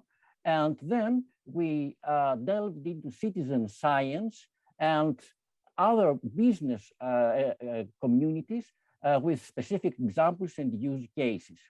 Finally, we discussed policies, education policies in the context of STEAM, public policies, drivers, trends, national and international policies, as well as how we can create impactful messages advocating STEAM approach. The last week first had dealt with research activities. So how an educator can be a researcher, participate in research. So we have discussed about research methods, reporting, dissemination, ethics, etc., and lifelong learning as well. And then we had two informative modules, one on digital skills, like DIGCOMP Edu, DIGCOMP, European Skills Agenda, the manifesto, the AD manifesto of digital competencies, etc., as well as the selfie tool. And then finally, we provided some guidance of how transferable skills can be attained, giving focus on critical thinking, information management, communication, and ethics. And this was the MOOC program. Now let's move on with a brief, shorter description of the blended course, which was designed to have a nominal duration of 3 weeks, again through the CTI Moodle platform. However, in this case, we used other platforms as well, like the Learning Activity Management System platform, the SET, the self-assessment tool for STEAM that was been described by Natalia before, Zoom for online sessions, and of course the community platform of STEAM On Edu that has been described earlier. Now, in this case, we had online sessions, self-running presentations, study documents, and most importantly, assignments and activities that required increased workload by the participants. So in fact, the workload of this was an intensive program with around 10 hours per week necessary for the participants to fulfill all the requirements. Now, the basic contents were the use of LAMs of the specific tool so that to create sequences of learning activities and educational scenarios. Then student career guidance and STEAM careers in the context of learner development techniques. After this, we have discussed the STEAM evaluation tool, and participants have assessed this STEAM evaluation tool that we have created. And we have discussed about ESCO profiles and the educator profile design. Finally, we have provided them with tools, methods that can be used so that to promote STEAM policies and to create STEAM policies, at least at the local level, but it's the first step so that to understand policies in general and to participate in policy creation and application. Finally, in the blended course, we have invited 2 experts so that to present their views on STEM and STEAM and allow participants to attain a broader understanding, broader view, or complementary view to the one that has been developed by the STEAM On Edu project. Now, let's have a look as a last step at the statistics of the first implementation of the MOOC and what in fact the participants achieved and how did they evaluate the course. Now, on the left side, we can see the participants' activity when we have drawn the views and the posts of the participants during the duration of the MOOC that started May 16. This was the preliminary week, and ended by July 11, although the MOOC was left open until end of August. We can see what is, for me, is astonishing to see is that, okay, we have 400,000 views, but this is not something not usual in such case of platform. What was very important is that we had almost 60,000 posts in the forum topics that in the 12 forum topics or other posts that the participants have created. 400 of them almost participated in the MOOC, and out of them 377 completed more than one of the 18 assessments. 229 of them gained the certificate, received the certificate by because they managed to have more than 75% in the evaluation in all the evaluation, all the assessment modules. Now, let's see, we have provided them with questionnaires before and after the MOOC, and let's see some results. But first, let's have a look at the profile of the responders. We had 261 responses. Out of them, 8% or more were female. And as we can see, the participants and the responders of the MOOC mostly were from primary and secondary schools and preschool ages. But in addition, we have some participants from higher education, non-formal education, as well as adult education and managers. Most of the people were Greek, Romanian, Italian, and Spanish, but we had some people out of Europe as well. As we can see, the participants, most participants had a master's degree. Most of them were between 35 and 54, this almost 80% of them, while in accordance with this, their teaching experience were more than, almost 80% of them have a teaching experience more than 10 years. What did they gain most? This was one of the most important questions. And they believe that through the MOOC, 85% of them through the MOOC gained new skills, even more new knowledge, and even more access to educational resources. So what will they be able to do with all this they gained? According to their opinion, they can apply what they have learned in a very high percentage to their everyday work in classroom, and they can improve their current job over 80%. However, it is not that easy, although a lot of them, more than 2 out of 3, believe that they can change things in their organization. This is not that easy as to apply what they have learned. And from our statistics, we can find that it is even difficult to change things in a broader perspective than their organization. And let's have an idea of what was the MOOC evaluation by providing just four diagrams regarding the organization, the quality and suitability of the material, the platform, and the tutors. Now, regarding, as we can see, more than 90% of them were very happy with the organization in modules, activities, weeks, etc. And we're talking about with the Likert scale, where 1 has low and 5 has high. As we can see, 90% of them were very happy with the organization, and almost 90% of them were very happy with the material quality and stability for achieving the course objectives. Now, almost 90% again, more than 85%, have found that the system, the platform was easy to use. They could learn easily to use it. They felt confident using them, and they would like to use this frequently. And again, regarding the tutors, which was an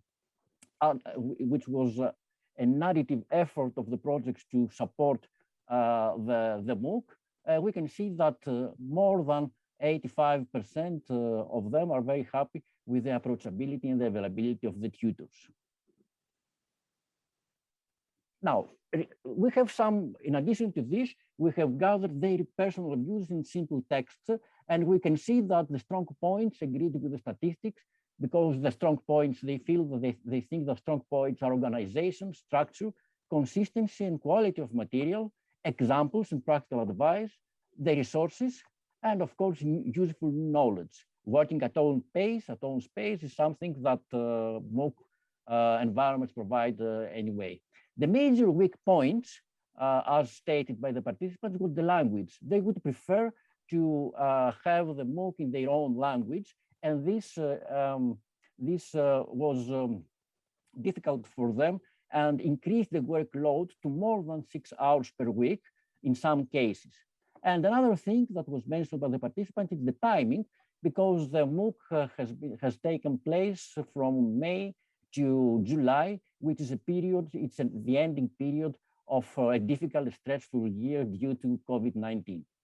All in all, I have to say that the training program was based in the STEAM Comp education framework, and with well-established design and development methodology, it focused on critical competencies for STEAM educators. And as far as we understand from the statistics and the results, the first implementation was very successful, and this gives us strength to go on and probably repeat the MOOC and design other MOOCs in the same context. Thank you very much. Wonderful. Thank you to Athanasios for your presentation on the training program for STEAM On Edu there. And to those of you who would like to revisit some of the presentations you have seen so far, they will all be uploaded to the Summit website over at summit.all-digital.org. So feel free to have a bit of an explore over there. And also a reminder for all of you to write in your questions to us, and we shall raise them with our speakers shortly after our final presentation, which is focused on how the STEAM On Edu project looks at policies within the field of STEAM education. For this, I would like to invite to the stage Claudia Matera, Project and Fundraising Officer at All Digital. Thank you, Samuel. Hi, everyone. So in 2012, I've designed and developed my first video game for iPad with my indie gaming company. My education background is in contemporary history of art, and at that time I ended up in questioning myself, how can I develop an app? Which software to use? How to ensure accessibility and usability? What kind of resources do I need? How to create an engaging experience to an international audience? So I was moving from a letter A into the STEM world. Years later, gaming became a huge market for careers, and so I felt less alone. But it was extremely rare to meet a female software engineer. So when our keynote speaker, Anusca Ferrari, was telling the numbers of female graduating within STEM and STEAM, that's, also the fields that I came from, in a way, from my story. So gaming is one of the best examples of STEAM and the combination of the two components, the art and STEM. So reflecting on the existing policies that are relevant for STEAM education, we can recognize the will to multiplicate and to facilitate professional experiences similar to mine, and back to what Anusca Ferrari just said earlier today. And so foster women within STEM careers and subjects. So it has already mentioned, and I will just quickly remind, the Digital Education Action Plan, which clearly set the strategic priorities to foster the high-performing digital education ecosystem that we need than digitally competent and confident educators and education and training staff. So, of course, within STEM disciplines, these would be needed to enhance, in general, the digital skills and competencies for the digital age, and so supporting the provision of basic digital skills and competencies from an early age, which is relevant to provide that kind of confidence in operating within the field and promote advanced digital skills development for jobs and careers. So, also, Anusca Ferrari was referring to the presence of women within STEM and the activities also that the Commission is supporting. For instance, the European Institute of Innovation and Technology, and in general, the EU STEM Coalition. These are ways to promote the development of a new higher education curricula for engineering and ICT based on the STEAM approach. Overall, this objective works nicely in combination with the European Skills Agenda that has included STEM as one of the 12 actions identified to carry on. It is quite evident that these actions have the aim of contributing to develop skills and jobs in a green and digital economy, which bring us in considering STEM within the contemporary context we're living in. So modern societies have started being focused on sustainability aspects, putting under the light the climate change challenge.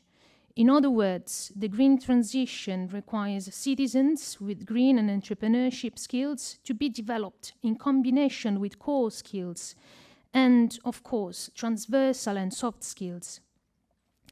Earlier today, we've started diving into these aspects, and later today, it will be discussed further in the panel, but also later on.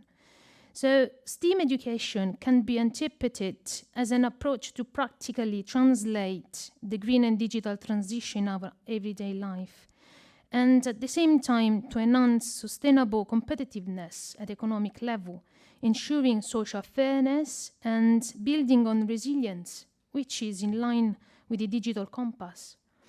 So the digital compass is the vision of the European digital transformation by 2030 that has been presented at the beginning of the year. It identifies 4 cardinal points: skills, infrastructures, business, and government, focusing on gender convergence, educating at least the 80% of the population to the basic digital skills, providing a climate-neutral technological infrastructure everywhere, engaging companies within this process and facilitating the switch of the public services for citizens into digital tools and platforms. When talking about STEAM within policies, it's relevant to mention the Council recommendation of 22nd May 2018 on key competencies for lifelong learning, which underlines the competence needs due to technological infrastructure and service-based society we are within, and the current overall level of knowledge and skills citizens and educators have.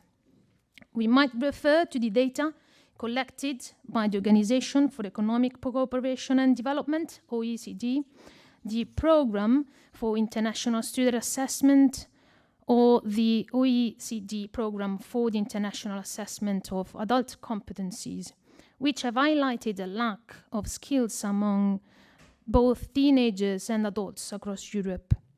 It is also relevant to underline the reflection on the learning approaches and methodologies to adopt, such as inquiry-based, projects-based, blended arts and games-based learning, which increase engagement, motivation, and learning itself. We will explore examples of best practices later today, hearing from teachers within the STEAM On Edu community of practice the impact of these approaches and methodologies on their students. Related with the schooling system, the communication from the Commission to the European Parliament, the Council, the European Economic and Social Committee, and the Committee of Regions, which is titled School Development and Excellent Teaching for a Great Start in Life, referred to STEM education, stimulated the exchange of best practices and promoting cooperation of higher education, research, businesses with schools, with the Erasmus Plus funding. In fact, as again Anusca Ferrari shared with us, the Erasmus Plus program guide, which is the union program for education, training, youth and sport, has included a priority in promoting the development of national STEM strategies, developing partnerships between schools and again businesses, higher education, research institutions and the wide society to promote effective and innovative pedagogies and assessment, promoting the STEM approach to education through interdisciplinary teaching of STEM in cultural, economical, environmental, design and other contexts with the involvement of all academic discipline. This is linked also with what Professor Achilles Kameas was saying in terms of having the integration of these skills all together. Within this scenario, then, the European education area operates as the point of reference for union member states with the focus on the quality in education and training, the inclusion and gender equality, in building resilient and looking forward education and training systems in line with the approach of the Next Generation EU and the COVID-19 recovery plan, facing the digital and green transitions, supporting teachers and trainers with European guidance for national career frameworks and European Innovative Teaching Award, and higher education programs for upskilling, making sure that education has a geopolitical dimension.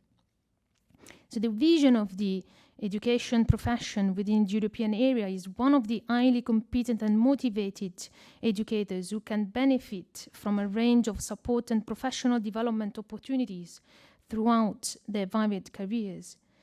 There is a need for a highly competent, enthusiastic and committed professional workforce, and the first aim is to overcoming teachers' shortages, which is an issue that many EU countries are facing, either within STEM or when addressing learners with special needs. So STEM education promotes a more holistic approach in learning, careers and life, and the recommendation on the upskilling pathways reinforce the need to upskill educators to engine the digital and green transition. So policies address STEM education from the competence perspective in stimulating union members to include within their curricula STEM subjects and approaches for educating the future education for a more inclusive and then sustainable and so better world. Thank you. Samuel, the floor is yours. Thank you. I think a round of applause for Claudia there. Why not? Yes, absolutely. And a big thank you to Claudia and all of our speakers there for giving us an insight into the specificities of the STEM On Edu project. We haven't quite finished yet, though, with this specific project, because we have a couple of minutes left for questions from the audience that have been coming through that I would like to raise with some of our speakers. And we have one here for Natalia, if she is still on the line. Maybe we can bring her back in one moment through the magic of the World Wide Web. Natalia, thank you. Thank you for staying with us. We have one question here that's come in from the audience, and a question member asks, what is the importance of having included the manager-coordinator role within your framework? It's very important, actually, because a very important problem that a lot of educators have during when they try to implement STEM education into the classroom is that they need to manage the time in order to implement all the different tasks based on a specific school curriculum and the different hours that each classroom has. And also as a STEAM educator, you have to have different equipments. You need to have a lab, and there is also, it's very important to have some skills in order to manage and organize all this different equipment. And also it is a specific area for the human resources management and orchestrator, because STEAM education has a lot of teamwork approaches, and not only for the students, but also for educators. They need to collaborate in order to implement STEAM education. So it's a really important perspective, as we believe and we saw through the research that we have done. And just while you're still with us, I'd like to pose one more question to you that's come through from the audience. And after that, we're going to take a short coffee break. But we have an audience member who asks, is the framework aligned with the European Quality Framework? And if so, what is the level of the training?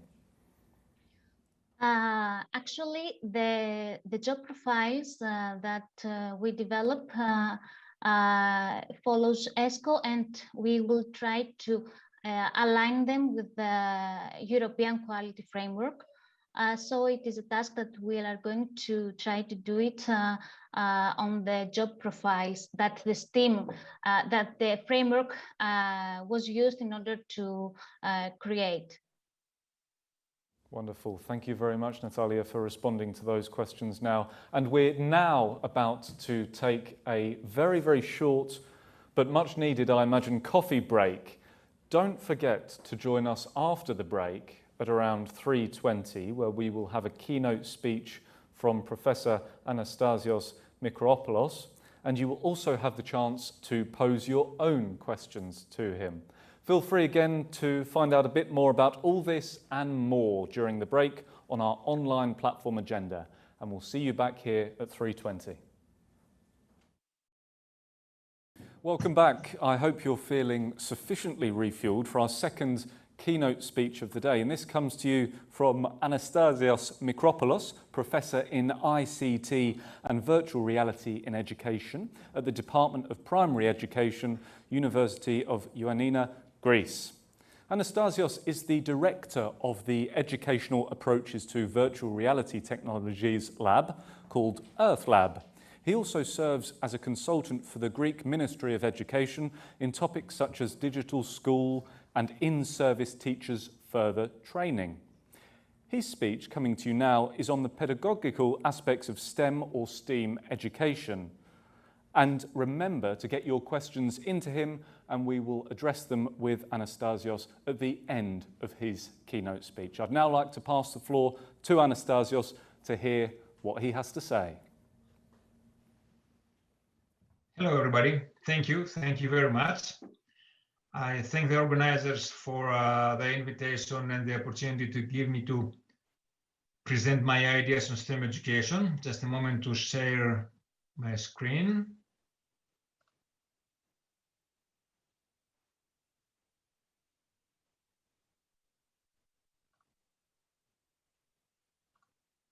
Can you see the presentation right now?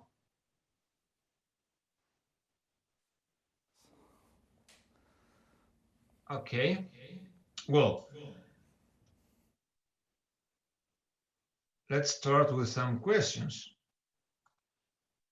What are the ways to improve a runner's performance? What is the best type of car to buy? Is it an internal combustion engine, or should I buy a hybrid car? Or maybe even better, a completely electric car? What are the ways to relieve from different insect stings? Is vinegar, for example, good for everything? Can I trust my horoscope predictions? How can I design my experiment? What will be the experimental setup? What will be the methodology I have to follow? How can we recreate the ancient theater of Dodona because of the collapsed stands caused by the erosion? What do these questions have in common? They are real problems. They are authentic problems. They require knowledge transfer among various disciplines. They need skills and competencies. They require collaboration, cooperation, and communication of knowledge. They require a solution, tests, improvements, and the optimum solution at the end. They are complicated problems. All these are real, difficult to solve problems. Some history now.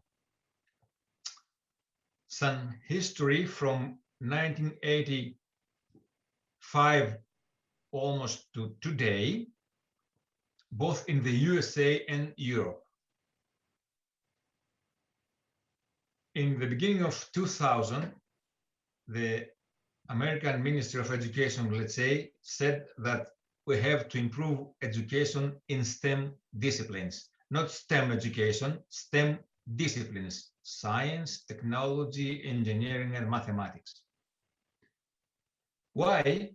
Because there were some low performances in international evaluation tests like TIMSS and PISA.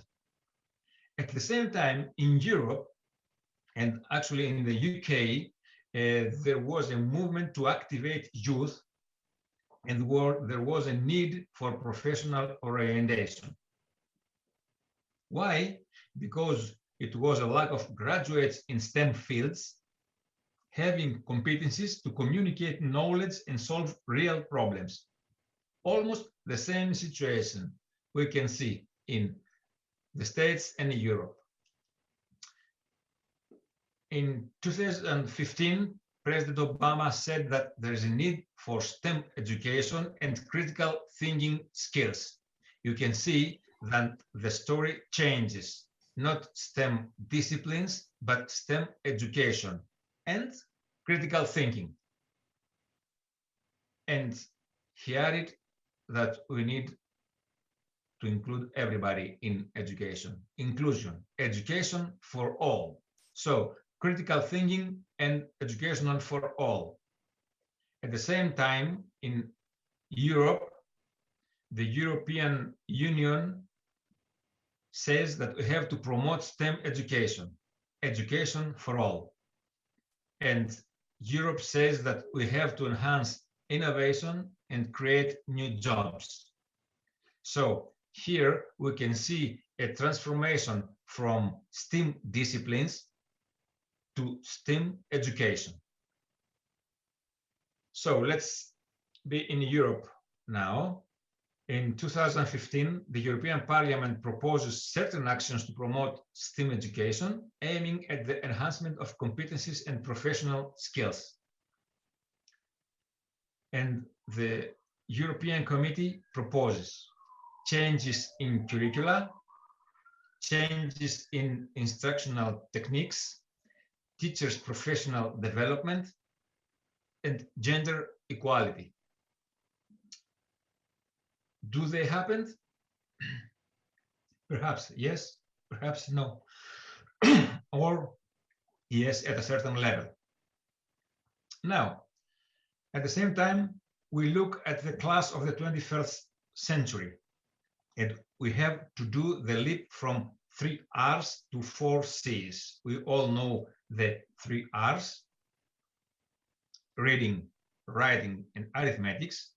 And everybody says that in nowadays, these 3 R's are conquered by everybody or almost everybody. And we have to go from these 3 R's to the 4 C's, meaning critical thinking, creativity, communication, collaboration, and cooperation. Why? Because these are necessary to solve authentic that is real problems, with the contribution of sciences. We all know that sciences, natural sciences, are key disciplines to everyday life. So we need these competencies to solve problems from our life. Let's see a small example. Here we have some groups of students conducting an experiment, either in the real environment at the left or in a collaborative virtual environment at the right. What is the problem these students have to solve? They have to turn this mirror here at the left so that this laser beam coming from this laser hit the mirror at the correct angle, so that the reflected beam to be at the center of this yellow circle in order this yellow circle to fall down. Okay, we all know that this is a really simple problem. This is a problem we can solve with, let's say, high school mathematics. But the difficult part of this problem is that this problem is a real problem. And our experiments saw it that the students, not the pupils, but university students, had a difficulty to realize that this simple problem was a problem that uses simple geometry. What I mean is that we learn many things at school, but all these nice things are not so close to reality. And we have to transfer them in real situations in order to solve them. Now, what is STEM education? Let's see the dominant version of STEM education. STEM refers to the combination of sciences, technology, engineering, and mathematics in a way that it exceeds the limits between these disciplines. This says that STEM education is an interdisciplinary approach, not thematic, interdisciplinary approach, or even a thematic approach, not an interdisciplinary. These are two completely different concepts. And STEM education refers to real problems. Okay. Why do we need STEM and STEAM education? Because now we can see that some years ago, the A coming from arts came here, and STEM education became STEAM education. Okay. First of all, we want our students, our future professionals, to be able to solve real problems. And in order to do that in a really nice way, they need creativity and motivation, which arts can introduce. That's why arts came into STEM education. So what do we need for STEM or STEAM education? This is the well-known model saying that in order to teach a discipline or a topic or a theme, firstly, we have to have content knowledge. In order to solve a problem in physics, for example, I have to know about the problem, about the theories, the concepts, the scientific methodology, all things around physics. But is it enough? No, it's not enough, because I have to know how to do it. So I need a second body of knowledge, the pedagogical knowledge. I need to know how to do it. that is, what instructional models and strategies to use, what the curriculum says, how to organize the classroom, and so on. And of course, I don't need to own this second body of knowledge separately than content knowledge, but I have to be able to combine these two bodies of knowledge, because I need to know what pedagogies to teach the specific content, how I will teach motion, for example. This is the so-called pedagogical content knowledge. But now we have technology. We have digital technology. Digital technology is all around us.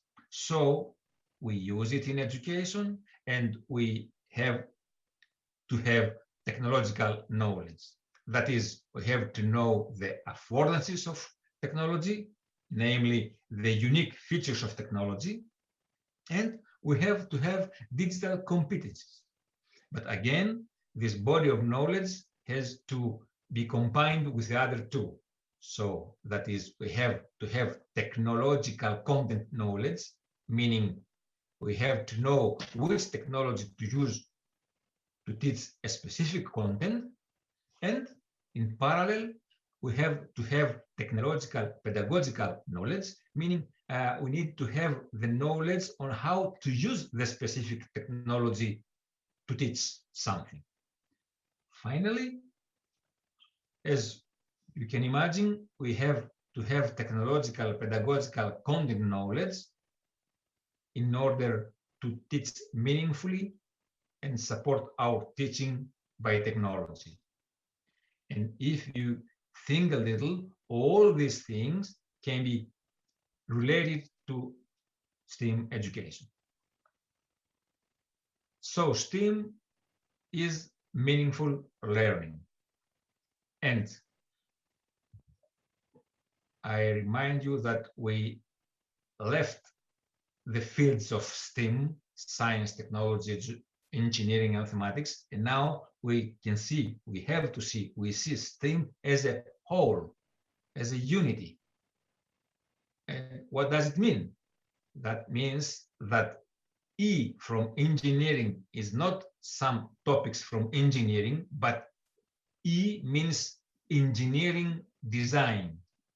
And it is to solve real problems, considering all the limitations, technical, environmental, and social. Okay? That means engineering. And that is, E for engineering configures the real problem and the procedure to solve it. Engineering says how to solve a problem with the things, with the cars, with the ancient theater, everything else. And arts adds creativity and motivation. And the other fields, let's say, for science, technology, and mathematics, provide us knowledge and skills to solve the real problems. So STEAM education introduces the engineering way of thinking in the educational process. What is it? And now we can see the well-known engineering circle. We have to define the problem, the real problem, authentic problem. After that, we have to do some research on this problem, followed by a plan and design how to solve this problem, create and develop my first, let's say, solution, test and evaluate the solution, reflect and improve the solution or the research or the design, and communicate all this knowledge and skills with others. And after that, I have to start from the beginning, start again, because I need probably to redefine the problem, to redesign and find a better solution. So, what after all is the pedagogical added value of STEAM education?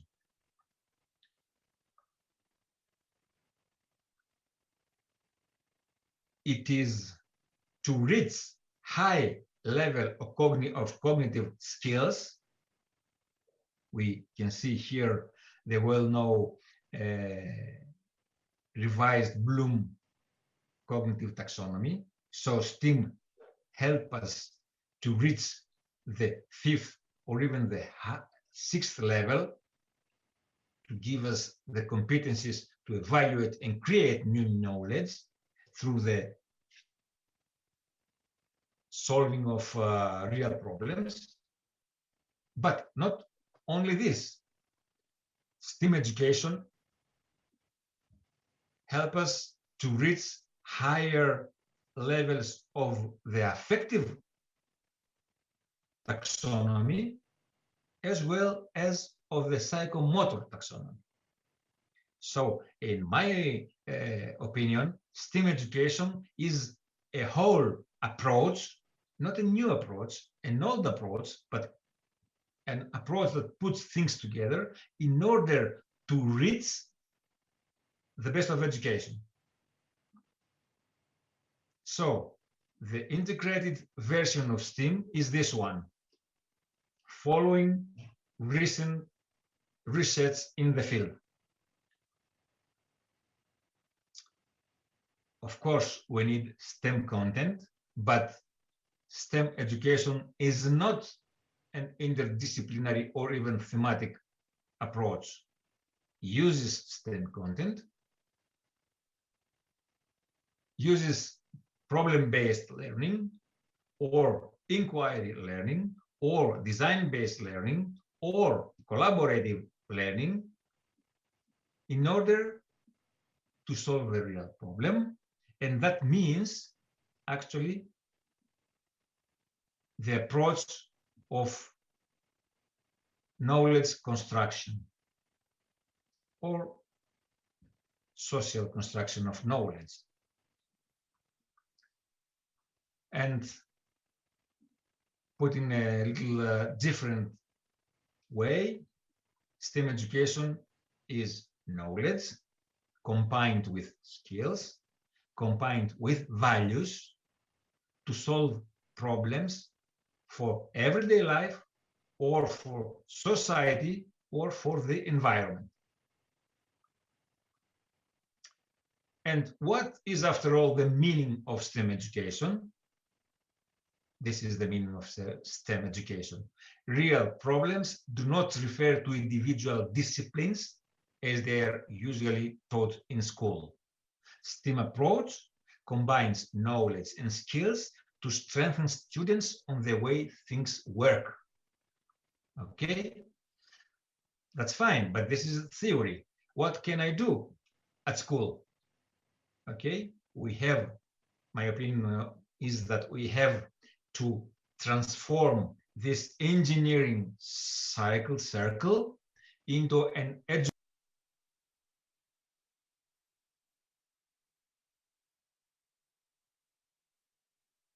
It appears we may have briefly lost Anastasios Mikropoulos there. We were just actually about to wrap up for a quick coffee break, but maybe we can try and see if we can get Anastasios back online, if we're having any luck with our tech wizards here in Brussels.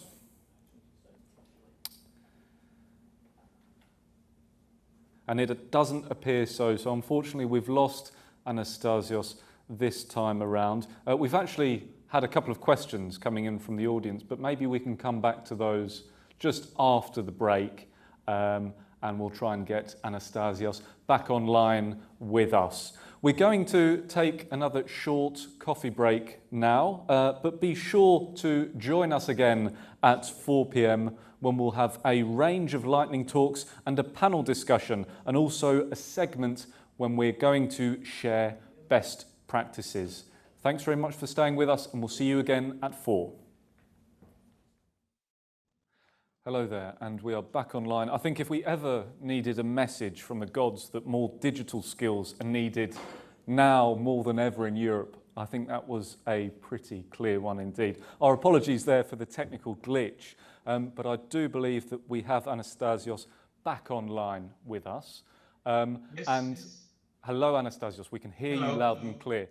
And while unfortunately we don't have enough time now to finish your presentation, those of you tuning in can view Anastasios' presentation on the All Digital Summit website. But I just wonder, Anastasios, if you could stay with us for a couple of minutes, because we had 2 questions from the audience come in specifically in response to some of the things you were saying. And I just wondered if you would mind responding to a couple of these questions for us. And sure, no problem. I'm waiting. I'm keen to hear it. Wonderful. One audience member asks, what might be the balance between the art component and the STEM one within education? Is it correct to translate the creative component within the problem-solving mindset, or is it something more than that? Okay, we can see STEM education from different viewpoints, but my point is that arts provide us with the motivation and the creativity and guide us, let's say, how to think in order to solve the problem, not using just critical thinking, but thinking creatively, something that is completely different. So arts offer us the way to do it, and that's it. Mm-hmm. And it's interesting what you say there. Inspire us, let's say. Arts inspire us. Yeah, and absolutely. And we see this trend almost emerging from the US in many ways, because some of the tech leaders across there have studied a range of subjects, including philosophy and political economy and other theories like that. So it's very interesting, this interdisciplinary approach there, and bringing in arts and the humanities also to the STEM framework. We have another question here for you, Anastasios. One audience member asks, how is the STEAM approach in, quote, engineering the process of thinking in education close to the service design and universal design approach? Oh, I don't know what he or she means with universal design. I'm familiar with the universal design for learning. Yes, I think what is meant by universal design is creating products and services that everyone can use, that are really inclusive. Oh yes, that is universal design for learning. Yes, this is a very general model, and of course we can use it in every situation, and we can pick some elements from universal design model in order to design and create our solution.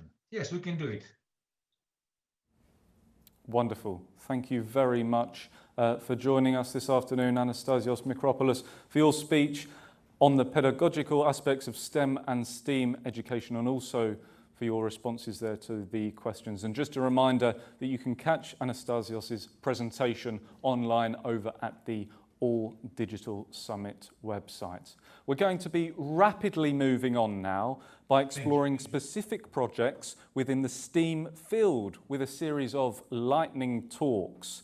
First up, I would like to invite again Esther Subias, Project Manager at Collectic, to hear about her activities. For those of you that are only joining the conference now, Esther Subias has coordinated and supported Punt TIC and Omnia Networks in Catalonia, and she is the Director of the Postgraduate Studies in Ecosystems in Digital Learning, Innovation in Training at Barcelona University, and she's also the Ambassador of Technovation Girls in Spain. So I pass the floor back over to you, Esther. Thank you very much again for this amazing opportunity to share our projects. I see my video with this virtual thing. It's like something strange, so I will take it out. Okay, I see, I guess this time you are seeing my presentation. Is it moving? Can you see my second slide? It's working perfectly, Esther. Thank you very much indeed. Okay, I have some echo. So thank you very much. So I will present now something very, very connected with the STEAM on Edu project. In fact, the STEAM on Edu project allow us as Collective, which is my organization, my cooperative, the cooperative where I work. This project allows us to think about our approach by using the STEAM for the communities, working with an holistic perspective, several different projects. So let me present them very quickly. If I'm able to, okay, to change the presentation. I will explain you several strategies we have, we develop in our community. We run activities and experiences for children and young people. So we care about the young people being involved in technology and also in all the STEAM competencies. We run some projects related to research, action, and participation, which it's a specific strategy for research where you take part of the things you are investigating. We also offer training for teachers and social educators. We offer free content and free hardware. So we let the people to have robots, 3D printers, and other technologies so they can use them with their students. And we offer finally an open space where we develop, we try the people to run peer-to-peer learning. I will explain them very, very quickly. First idea is the STEAM activities for children and youngsters. So we offer STEAM experiences more than projects or activities. They are experience, and we just try to offer them test to different disciplines in a very funny way. The idea is they get a lot of fun by working with technologies, playing robotics or 3D printing or whatever we want them to try. So we pay a special attention for girls, because for us it's very important that the equality of the activities and the girls being involved in this, and not only girls, but also people, non-standard people, let's say. So we try to help them to enroll scientific vocations. And another project we have developed is Makers for Inclusion. This is a research project. It's an action and also participation on the students are able to improve their self-perception, autonomy, and their empower to think on themselves as a future scientist or a future technologist. We do that in our environment, which is a high-risk environment because it's the economically very depressed area of the city of Barcelona. And we work with vulnerable people. We care about them being involved in this strategy. We also train teachers, and that was something we did during pandemic. We trained teachers on how to use 3D printing, and in the framework of COVID, the COVID warriors, I guess you have heard about that. They were primary and secondary teachers, and as we offer also for free the use of 3D printings, this was very, very successful. The idea is that they put these technologies inside their primary and secondary classrooms.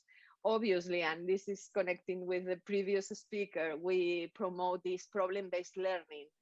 And the problem, it was obviously the COVID pandemic and the need of the hospitals to have these things to protect them, the professionals. So we run these courses, this training action into the libraries of the city of Barcelona. This is very peculiar because we make the teachers go to the library for learning and then to connect with the environment, with the community, and with the other people that are there.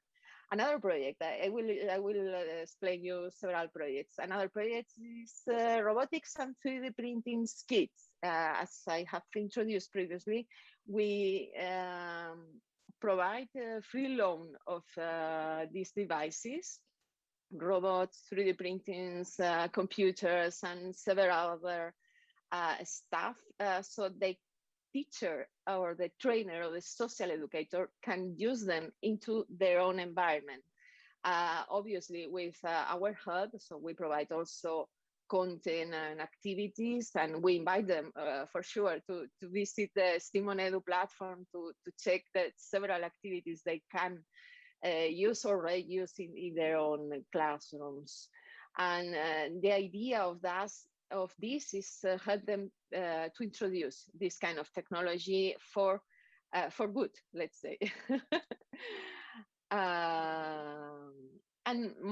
Of course, and let me finish with this. I think I have presented all the ideas. Okay, it was the last one is now on your screens, I guess. Is the Raval Fab, the open lab space we offer in our facilities. It's an open space where the community, teachers, trainers, that's also individuals, neighbors, people living around, or school students can come and visit us and use the technology within a group or individually to try these digital manufacturing techniques and tools. And we encourage them to think about individually or in a group about a project, about a problem they can solve by using this kind of technology. We want to break this second level digital divide that is focused not only in the use of very simple technologies, but in the use of more sophisticated technologies. So we think that STEAM and problem-based learning can solve real problems of the people living in the community. So it's important for them to have this kind of spaces. And thank you very much for listening. I hope you saw my presentation. And I'm here just to answer any question it could appear. Thank you very much. Wonderful. Thank you so much, Esther. We saw your presentation perfectly this time around, so thank you for taking the time out this afternoon. So All Digital is carrying out projects within STEAM, and to tell us a bit more about a particularly interesting 3D print project, I'd like to invite back on stage Claudia Matera, Project and Fundraising Officer at All Digital. Thank you, Samuel. As you said, we are running an additional project that is related within STEAM that is also related with what Esther was saying before.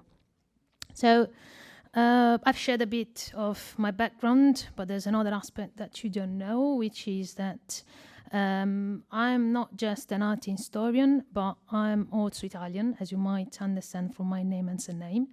So it might sound obvious that I'm excited about the replica of the Michelangelo's David that had been showed at the Dubai Expo. You might have heard that piece on the news. Another aspect that you don't know yet is that I also love riding. And I'm quite passionate about innovative bikes to explore the beauty of the countryside. Also, I'm working at All Digital, and so if you have noticed, also our All Digital awards are printed. So all these objects are printed ones, and these are all key aspects that are around in this case in my life, but if you think about also your experience and your current life, you might see that there are a lot of 3D printed projects around you. You might not know that. So it might sound incredible, or futuristic, but technically we are at that stage now where we can replicate any size of objects and create our own as what is needed at the moment. And now you should see all the objects I was mentioning before, including the house.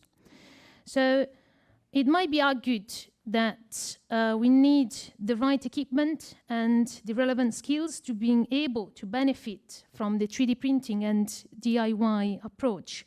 And this is exactly the topic of 3D print projects. So 3D printing refers to the process of additively building a three-dimensional physical object from a digital model data, which could be a computer-aided design through dedicated software, as in the case, for instance, of our trophy, or by scanning an object, as in the case of the Michelangelo's David, as you see now how more or less it could look like.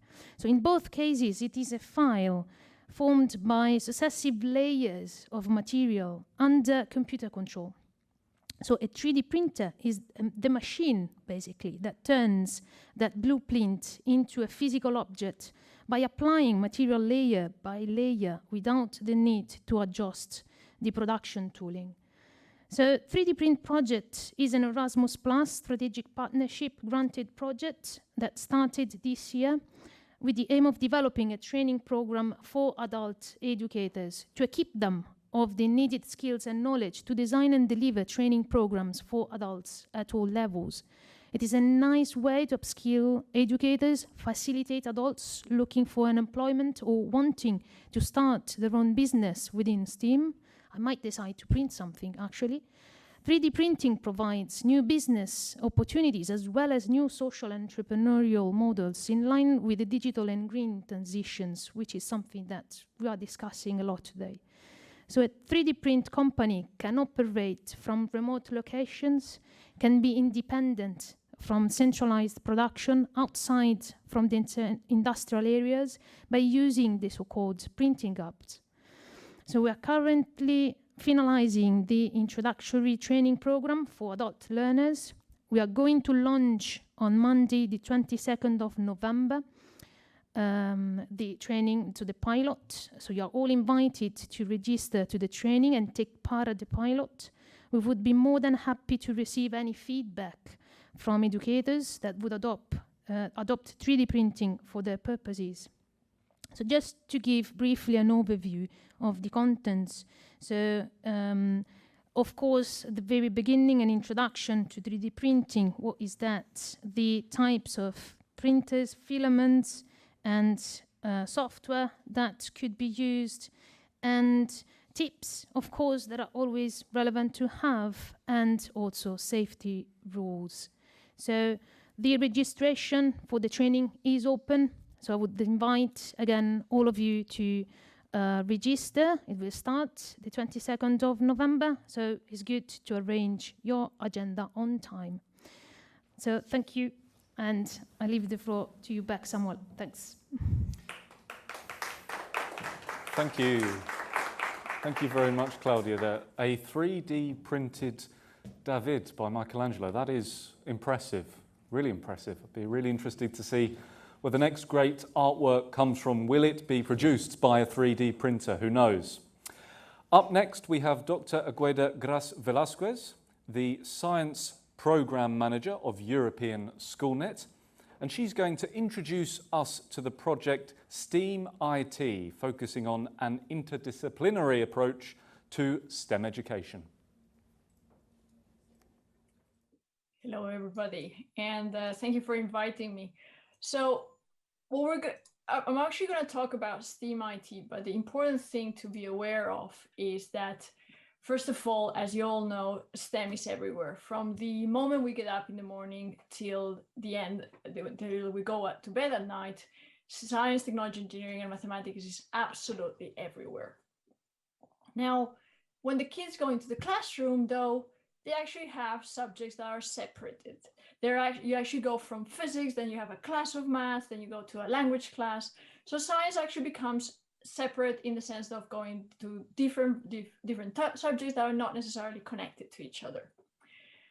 And you end up with students basically looking at the world that is going on outside and following classes that are disconnected, which brings us to the importance of contextualizing our classes, our lessons.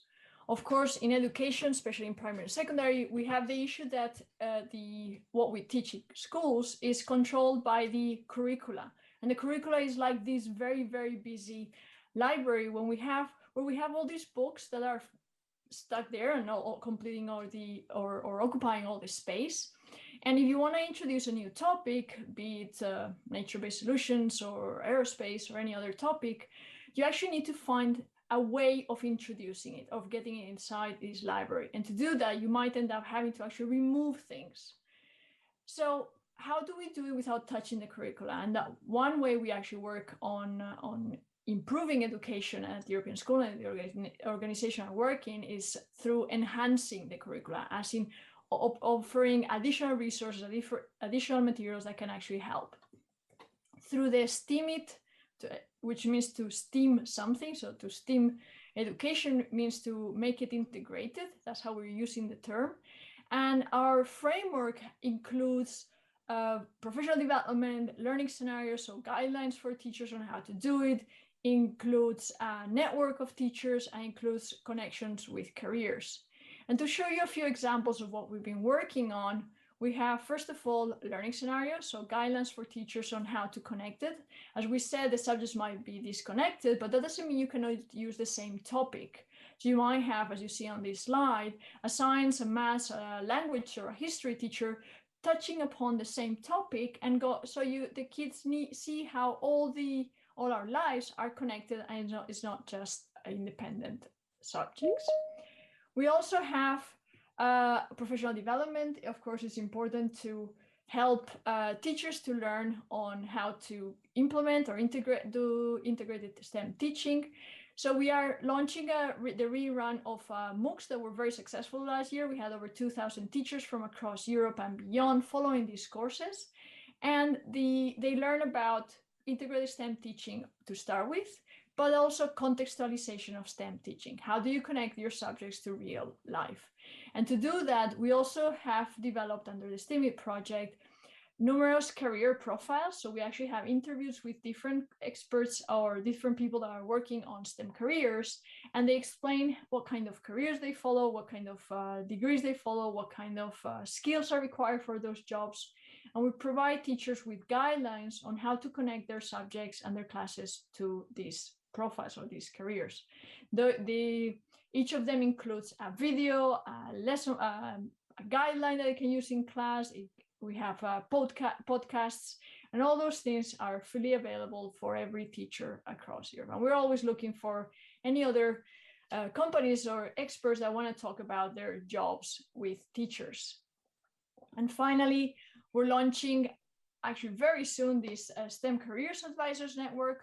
Now, the role of STEM career advisor is actually disappearing in Europe. In many schools across Europe, you no longer have these career advisor or pedagogical advisor, and the role is falling on the teachers as well. So we're creating a network of teachers that really care about it, and we're helping and training them on how to teach about different careers within their lessons. All these materials are all available and all accessible to everybody, and we just leave there a link so anybody can access it, and I'll be happy to discuss later on during the discussion thing. Thank you to Agueda Gras-Velazquez there for your presentation on STEAM IT. Now we have with us Cecilie Lamonica Grus, who works at CESI, a European Centre of Studies and Initiatives focused on training and education, human resource development and labour market orientation. Cecilie is the coordinator of the Choice Project on strengthening the collaboration between educational institutions, businesses and other key stakeholders. She's going to introduce us to the project.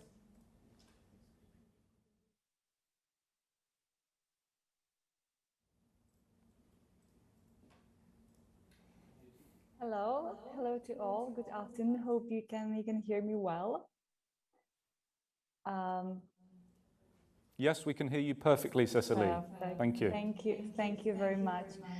So thanks for presenting me. My name is Cecilie and I'm the coordinator of the Choice Project on behalf of Cecilie. And today I would like to share with you what we do to increase young people's motivation to pursue STEM careers and how to innovate STEM education. Our project is called Choice.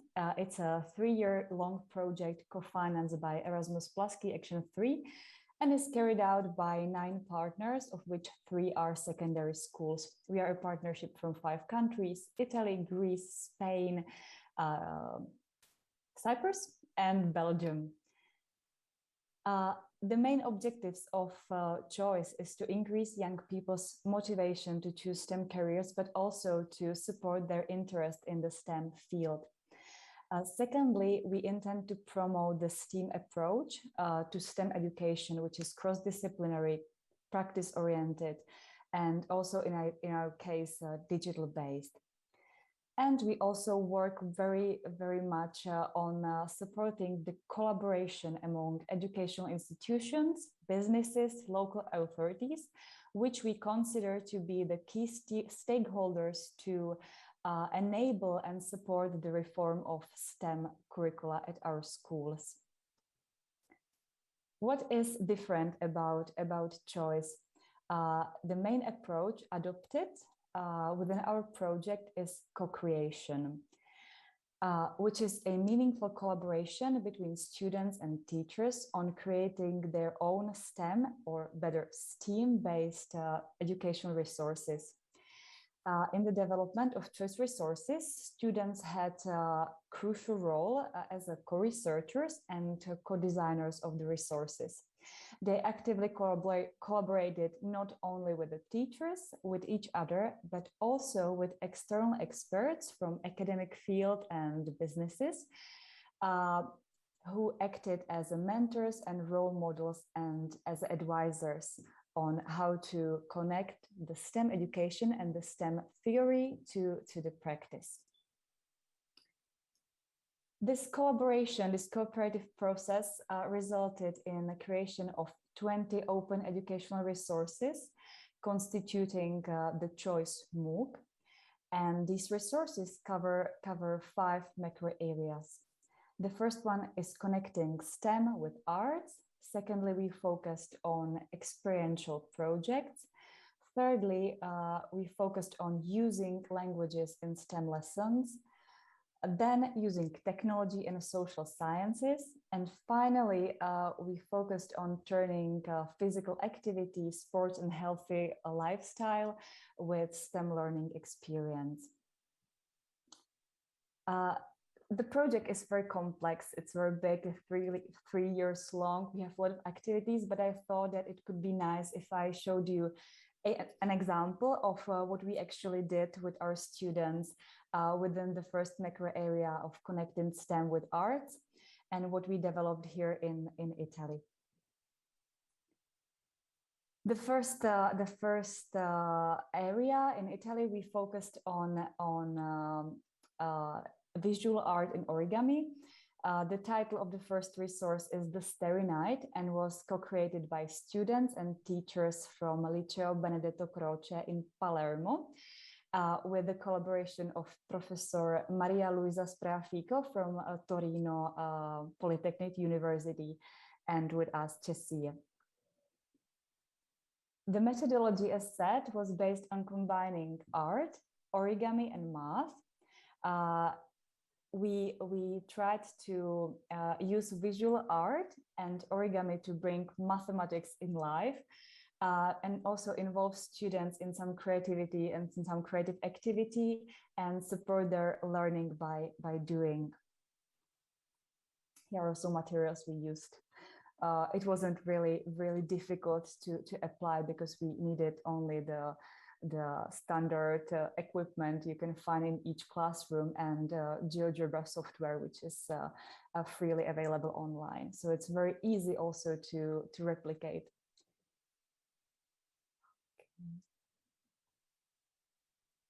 Okay, what was the process? Firstly, the students with their teachers discussed how to apply the topic of combining arts and mathematics.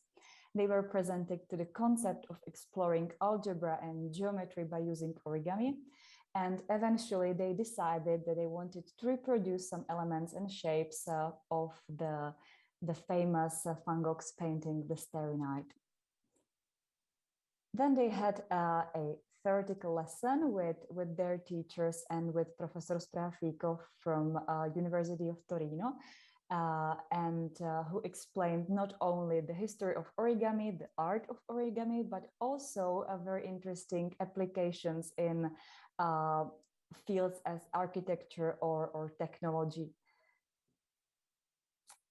Then a lesson on geometry and algebra followed. The students studied the difference between Euclidean and origami geometry and discussed how some operations that are normally done with straight edge and compass can be also concluded by using origami folding. Specifically, they studied the Husita-Hattori axioms and built an equilateral triangle without using the ruler.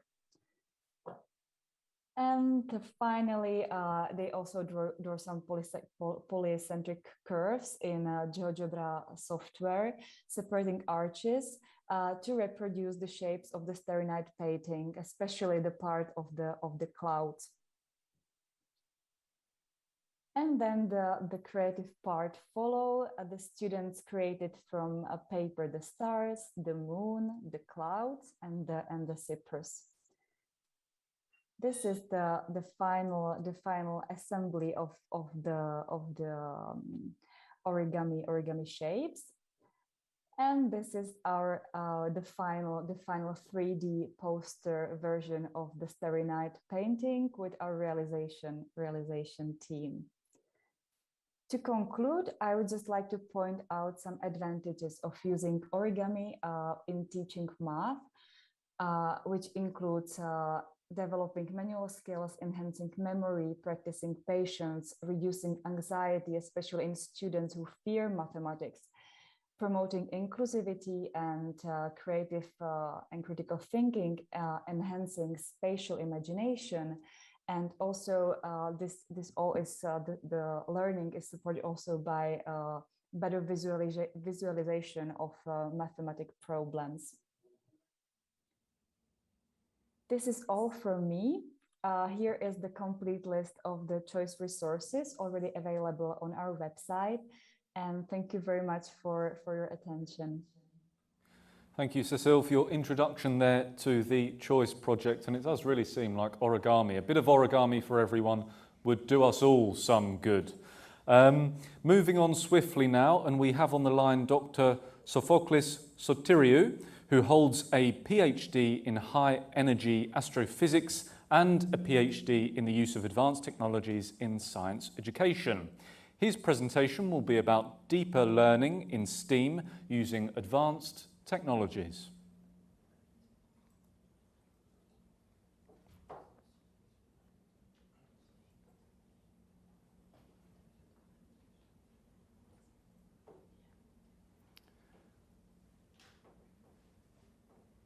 Do we have Sofoklis on the line?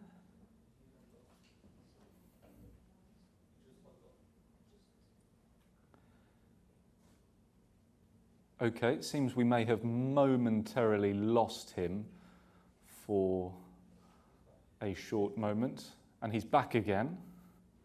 Okay, he'll be with us shortly. Just a reminder that all the presentations being shown as part of day 2 of the All Digital Summit will be made available online at that summit website. Great, and I'm being told now by our tech wizards here in Brussels that Sofoklis Sotiriou is back online with us, so perhaps now we can pass over the floor to you.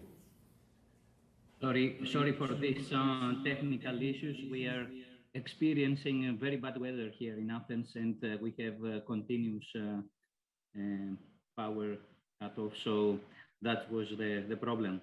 So are you sharing, should I share my presentation, or it is? Yes, please. Please, if you could share it with us. So I'm going to do that immediately. So I'm going to to present a case where we have implemented a STEAM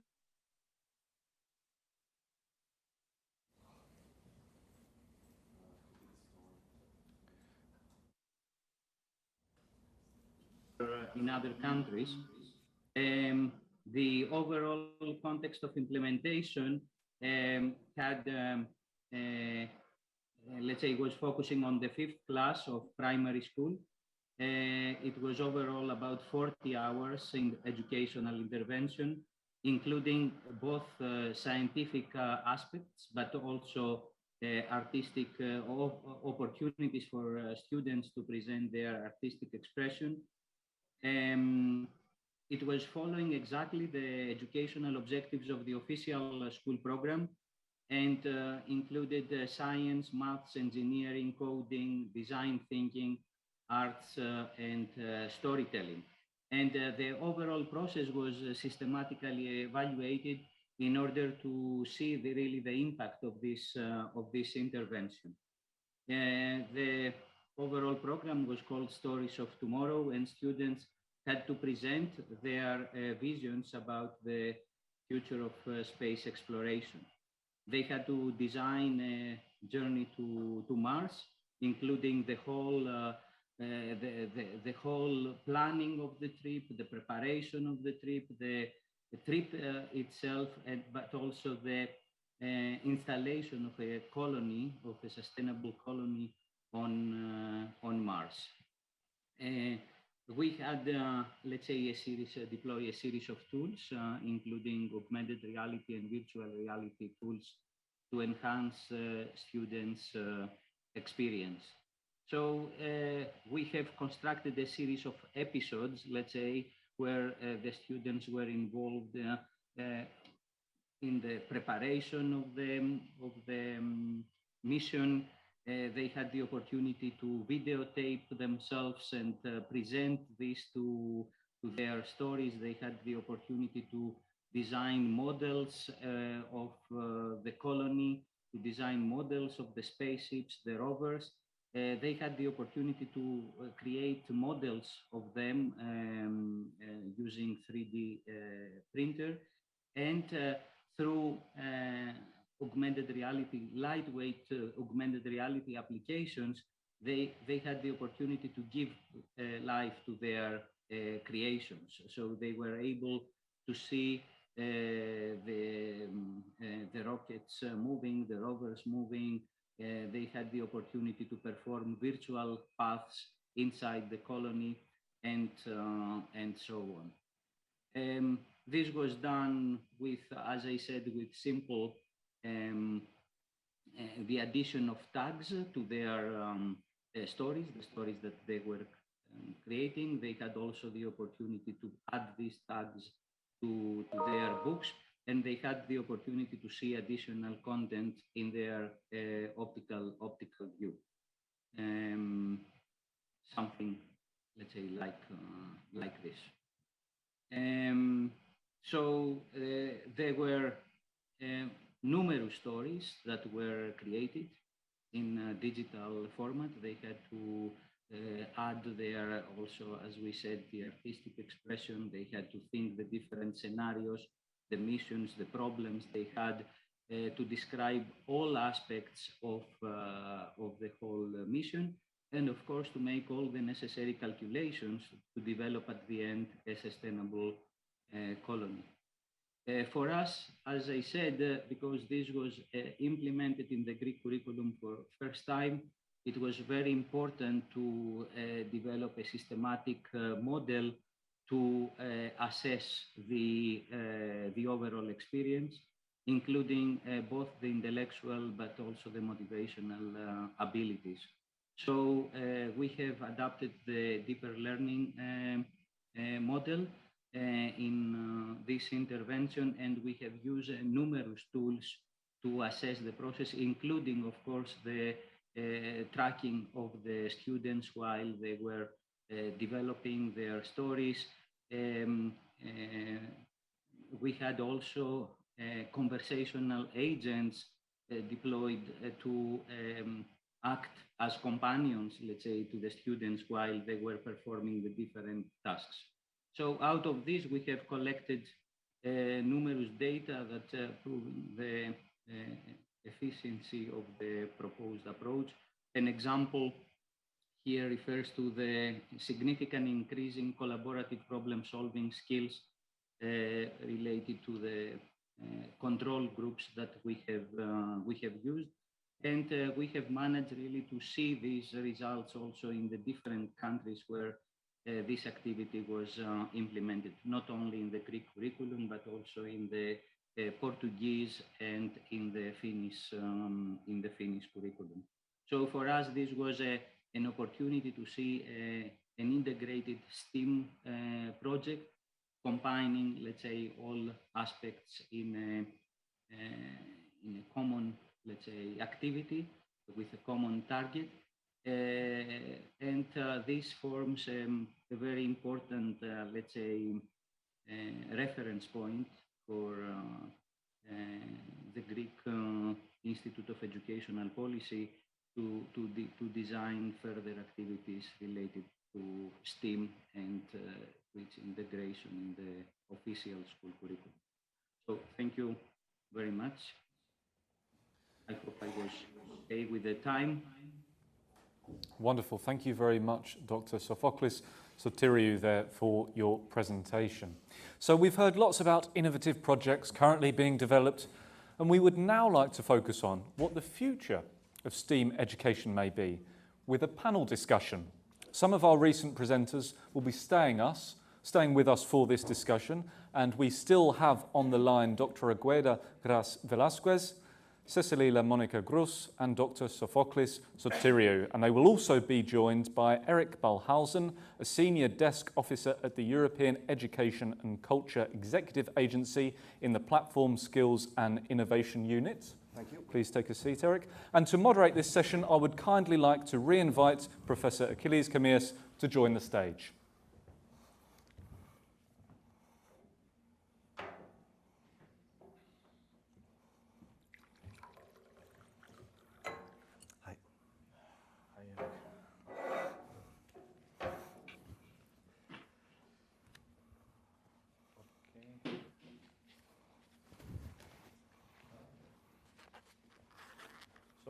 We are progressing towards the end of this very nice event. You've heard a lot about what STEAM is. You've heard a lot. You've seen many attempts and projects and results of projects that attempt to bring forward STEAM education. Let me thank, first of all, our panelists, Eric, who is here with me, but also Agueda, Cecilie, and Sofoklis, who are joining us from a distance. Thank you very much. Apart from Eric, who is representing the Commission here, the other four of us, we are coordinating STEAM-related projects, and this is an opportunity to bring to you collective knowledge and experience from this cluster of projects that are running in parallel. Digital competencies are essential to how we live, learn, and work, and they constitute a key action area in the EU's digital strategy and the 2030 digital compass, supported by a variety of initiatives that have been announced as part of the European Skills Agenda, like the European Education Area and Digital Education Action Plan.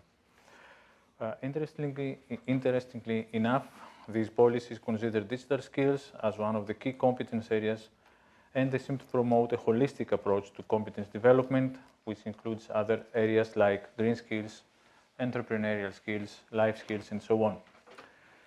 And then it comes at no surprise to us that there is a need to achieve widespread adoption of STEM education, and this is mentioned in these policy documents, together with the importance of investing in the professional development of educators and the promotion of lifelong learning. STEM, and more recently STEAM education approach, is radically different in focus, content, and method from prevailing educational approaches. STEM and STEAM education highlights the key role of science and computational thinking, integrates research and engineering with creativity, as we very nicely heard from Professor Mikropoulos' presentation, relies heavily on modern technology and is tightly associated with real-life issues. You keep hearing this over and over today. Consequently, it seems that the adoption of STEM and STEAM education will require a paradigm shift in educational practice, which in turn will require a change in mindsets. Several STEM and STEAM-related initiatives, projects, and practices have been implemented. You've already seen quite a lot today, and the number is increasing continuously. However, the number of policies related to STEM and STEAM education is remarkably small. So perhaps this is the right time to shift the approach from entirely bottom-up and include some actions coming from the top down. And this is the approach we're going to take today. So before we start towards this direction, we might have to agree on a few issues, which, well, following one of my favorite writers, Douglas Adams' approach, I would summarize as how, what, where, and I would add then. Douglas Adams says that a civilization goes through the phases of survival, inquiry, and sophistication. So if we are going to go towards a STEAM-based civilization, the prevalence of STEAM, we should answer these questions. How, why, what, where, and what's going to happen afterwards. So I have prepared a few questions for you, my fellow panelists, and I would like you to answer based on your role, involvement, experience, and perspective. You will have about 3 minutes to answer each question. Please make sure to stay within this time limit so that we have enough time to hear all your opinions and perhaps to take some questions from the audience. Let's start with the how. Eric, since you are closer to me, let me start from you. Here the issue is how are we going to achieve widespread use of STEM and STEAM education, and please tell us which actions the European Commission is planning to achieve this change in mindsets of the involved parties, for example, ministries, educational policymakers, educators, and so on. How long will it take to achieve this change, and if there are any milestones on the way? Okay, thank you very much. Thank you, All Digital, for the invitation and being here. Welcome everybody online, and welcome also the other panelists. I'm pretty sure this will be a very interesting panel. I would like to start with the last part. So what are the milestones? The milestones, I would say, depend on what happens. We just need to go back 1.5 years. There were a lot of milestones agreed at political level, and then COVID came and no milestone was there anymore. So this milestone story, I would say, it depends, of course, a bit on what the situation is and how things are developing. Having said that, there are, of course, set milestones in the ET, like in the ET 2020 strategy and now the ET 2030 strategy. So these are principal milestones. So this can be interesting for projects to be aware of. There are other processes like the process, the open process of coordination. You asked about the involvement of the ministries.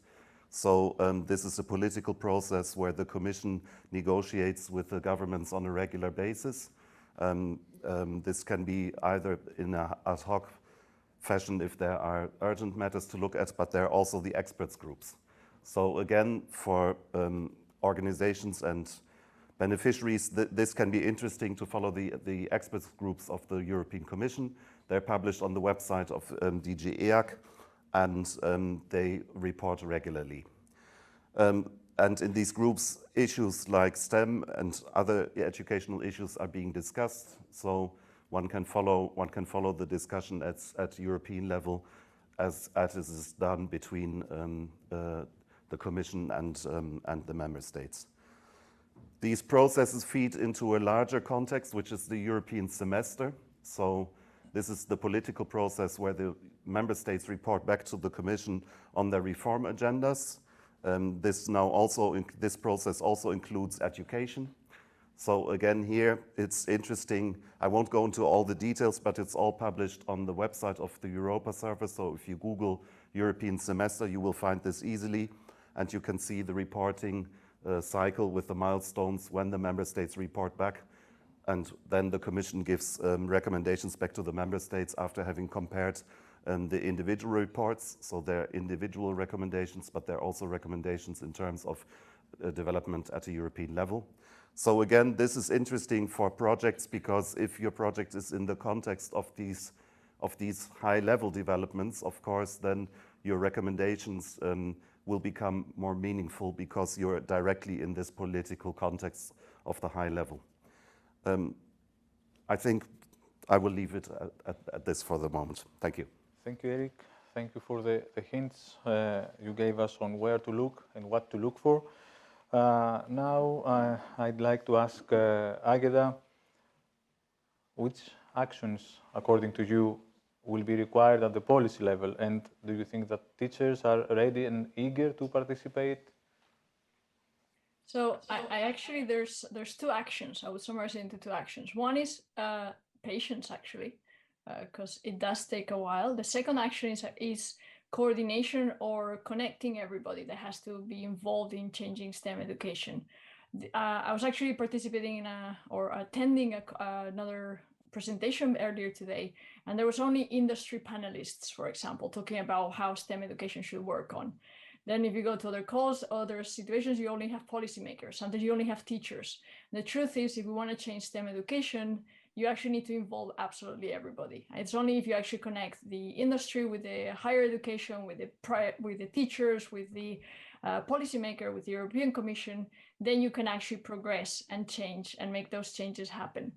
Whether teachers are interested or ready, absolutely. They're the ones that actually are day-to-day in front of the students, and they're the ones that will suffer the most and are most ready, I would say, to make changes in education. Good to hear that. Thank you, Agueda. Then Sofoklis, you being the person who is closer to a school, I think that out of all our participants here in the panel, let me ask you, what must be done from the organizational standpoint so that schools become STEM or STEAM ready? What is your experience with your school, but also with the other schools in Greece and in Europe? Thank you very much, Achilles, for this opportunity. First of all, I really appreciate offering me this opportunity to speak to this panel. What I would like to say, developing further the statement of Agueda about the community building, I have to say that a major component, really catalyst, really in the process, is to create space in the curriculum, because the teachers have interest to get involved, they have interest to improve education, but the current curricula are not offering these opportunities. Where there are opportunities, especially in primary schools, we see some things happening, but when we are coming to high school, then we are going back to the traditional, let's say, basic discipline process. So I think there are two issues, because there are no magic sticks in education, and clearly it's taking time. The first one is to make an effort to harmonize the curricula of the different STEM subjects, which is not the case in most of the countries, especially in Greece, where I'm coming from. This is not the case. And this will help us to create these synergies between the teachers from different subjects to create integrated projects. And then it will be really the time to offer the necessary space to curriculum for more project-based work. And this, I believe, that will help a lot from the school point of view. Thank you, Sofoklis. Actually, I was expecting to hear something about the lack of infrastructure, the lack of competence, the lack of this and the lack of that, but you spoke for more organizational changes, more important, and thank you very much for bringing up these needs. And moving now to Cecilie. Cecilie, please tell us what investment and training offers, according to you, should be prepared by the training providers? Well, by the training providers, speaking from one of those, what we do with the teachers, we prepared tools for them on how to work on STEAM approach in their classes. We trained them, we provided all the information, and then we actually joined the lessons with them. And it was a very great experience because we were expecting that they will need much more support from our sides. But in the end, we found out that they need the tools, they need the time, the resources, not only digital tools, computers, infrastructures, as said before, but they need actually the time and the space to do that. And then they are so keen to work with their students, and they have ideas, and they have really the will to change something and to transform the boring STEM lessons, as we probably know from our childhood, into very practical based and multidisciplinary experience for their students. So this is what from my point of view is the most important thing they actually need. They need the opportunity to change something. Great, thank you all. So let's say that a summary of the answers on how we are going to achieve widespread use of STEAM and STEM education, in summary of what we heard here, is that we need to involve everybody, every stakeholder. We shouldn't talk to individual sectors, let's say, individual stakeholders. We should put together the industry, the teachers, the policymakers, and we need to bring organizational changes into the curricula, into the way education is delivered via the schools. When educators seem to need tools and resources in order to be able to apply STEAM and STEM education, and the European Commission offers many instruments that can be used. There are expert groups, there are platforms in which people interested should participate, and also it seems that via the semester mechanism, the educational policies of the member states can be influenced to some extent. Okay, so now we passed the survival stage. Let's go to the inquiry stage. But we have to agree on something first. What kind of STEAM or STEM education we are looking at? What are we aiming to achieve? Agueda, I will start from you. This time, according to your experience and being the Director of Scientics, you have a lot of it. What is the prevailing perception of STEM and STEAM education among ministries and among teachers? Those are the primary stakeholders of European Schoolnet and Scientics. And why is it so important to aim at achieving integrated STEM and STEAM education? So I'll actually answer the second question first. So it is important for two reasons. One is STEM itself, because STEM is what is everywhere. It's all around us. And it's actually what will make us have better lives. The second thing connected to that is because the world is all integrated. You don't go when you go to the street, you don't go, oh, this is physics and that's it. And then you go, oh, this is chemistry. No, this is maths. This is language. No, sorry, everything is connected. So the importance is, while we want more kids to go into STEM education, what we want is everybody to understand the importance of STEM education in our lives, or that STEM has in our lives. Now, going back to your first question, what do ministries think? It was actually an interesting discussion, because we had in June, we had a meeting with our ministries of education, the STEM representatives, and we were saying, okay, we're discussing about the importance of STEM education in general, and they actually stopped us and said, careful, we actually need to make a big distinction between primary and secondary education. Because they said the problem in secondary education is the integrated part, the part about connecting all the subjects. But in primary, it's not about connecting the subjects. It's actually understanding STEM.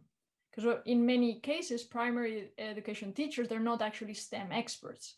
So the way to approach integrated STEM teaching is a bit different. In primary, it's more about the content knowledge or the STEM expertise, and in secondary, it's more about the connection between the subjects. And our ministries basically said we need to concentrate on those two differentiated approaches depending on the level.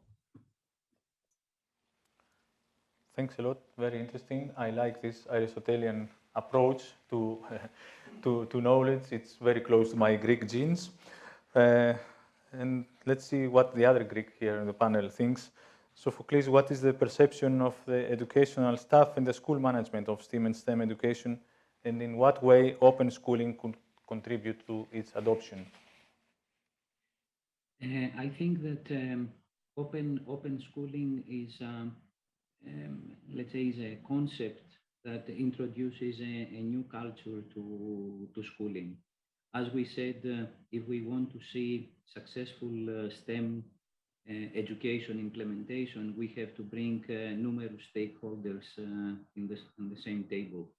So the open schooling is really opening the school doors to the outside world. It's bringing in the game experts, researchers, industry people, people who have also interest in education, and they have great resources and ideas to share. Up to now, the school is operating in isolation in most of the cases, and if we want to see effective STEM implementation, we have to open the school. But now, referring to how the teachers and especially the school heads see that, usually, you know, for the big mass of teachers and the school heads, this will happen only when this is presented as an innovation that is coming from the top. For the moment, we have numerous cases where schools are presenting great examples, where schools are performing extremely well in developing these projects. But these projects remain, let's say, at the school level, and we don't have this take-up that is necessary for a major reform in education. Great. So it seems that open schooling is an instrument that could be used towards achieving adoption of STEM and STEAM education. But Cecilie, being a representative of the non-formal sector, in what ways do you think that STEM and STEAM training differs from STEM and STEAM education, meaning in the sense it is offered in schools? Firstly, I would like to say that the STEAM and STEM education, especially the STEAM one, which we are focusing on, is helping us to attract to this field also female students, and also students who are from, let's say, vulnerable groups, because sometimes there are students interested in physics, mathematics, chemistry, who are talented in this field, but there are others who might have difficulties with these subjects. But combining it with other areas such as humanities or arts, or also creative activities, we can gain their interest and actually lock their potential in this field. Secondly, we are promoting the multi-stakeholder approach, which is seemingly working very well, and the academics and the representative of businesses on local but also international level are very interested in this collaboration, because for them this means also a possibility or opportunity to form and prepare their future workforce, and prepare the young generation for STEAM and multi sectorial work. So this is from our experience the importance of STEM learning and training. Okay, thank you all. Thanks to the three of you. And now, Eric, it's your turn. I gave you some time to rest and think, listen, and now I hope you listen carefully because we'd like you to tell us in what ways the perspectives mentioned from the other panelists have or will be integrated in the European Commission policies. And in the end, what is the aim of European Commission regarding the adoption of STEM and STEAM education from the member states? Yes, so I mean, when listening to the projects, it's enriching. Because why? Because all 4 examples had a different approach, a different pedagogical approach. So we see that there is an enormous diversity across the different kinds of institutions, but also at European level.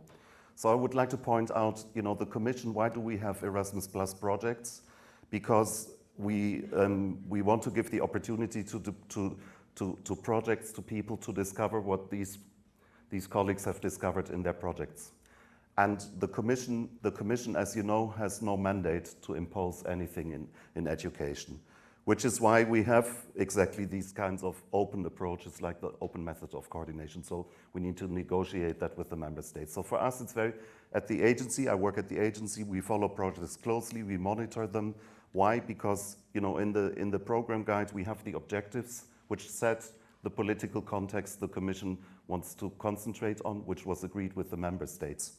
And in particular, in our case, with the Erasmus Plus committee, where the member states are represented by the national agencies.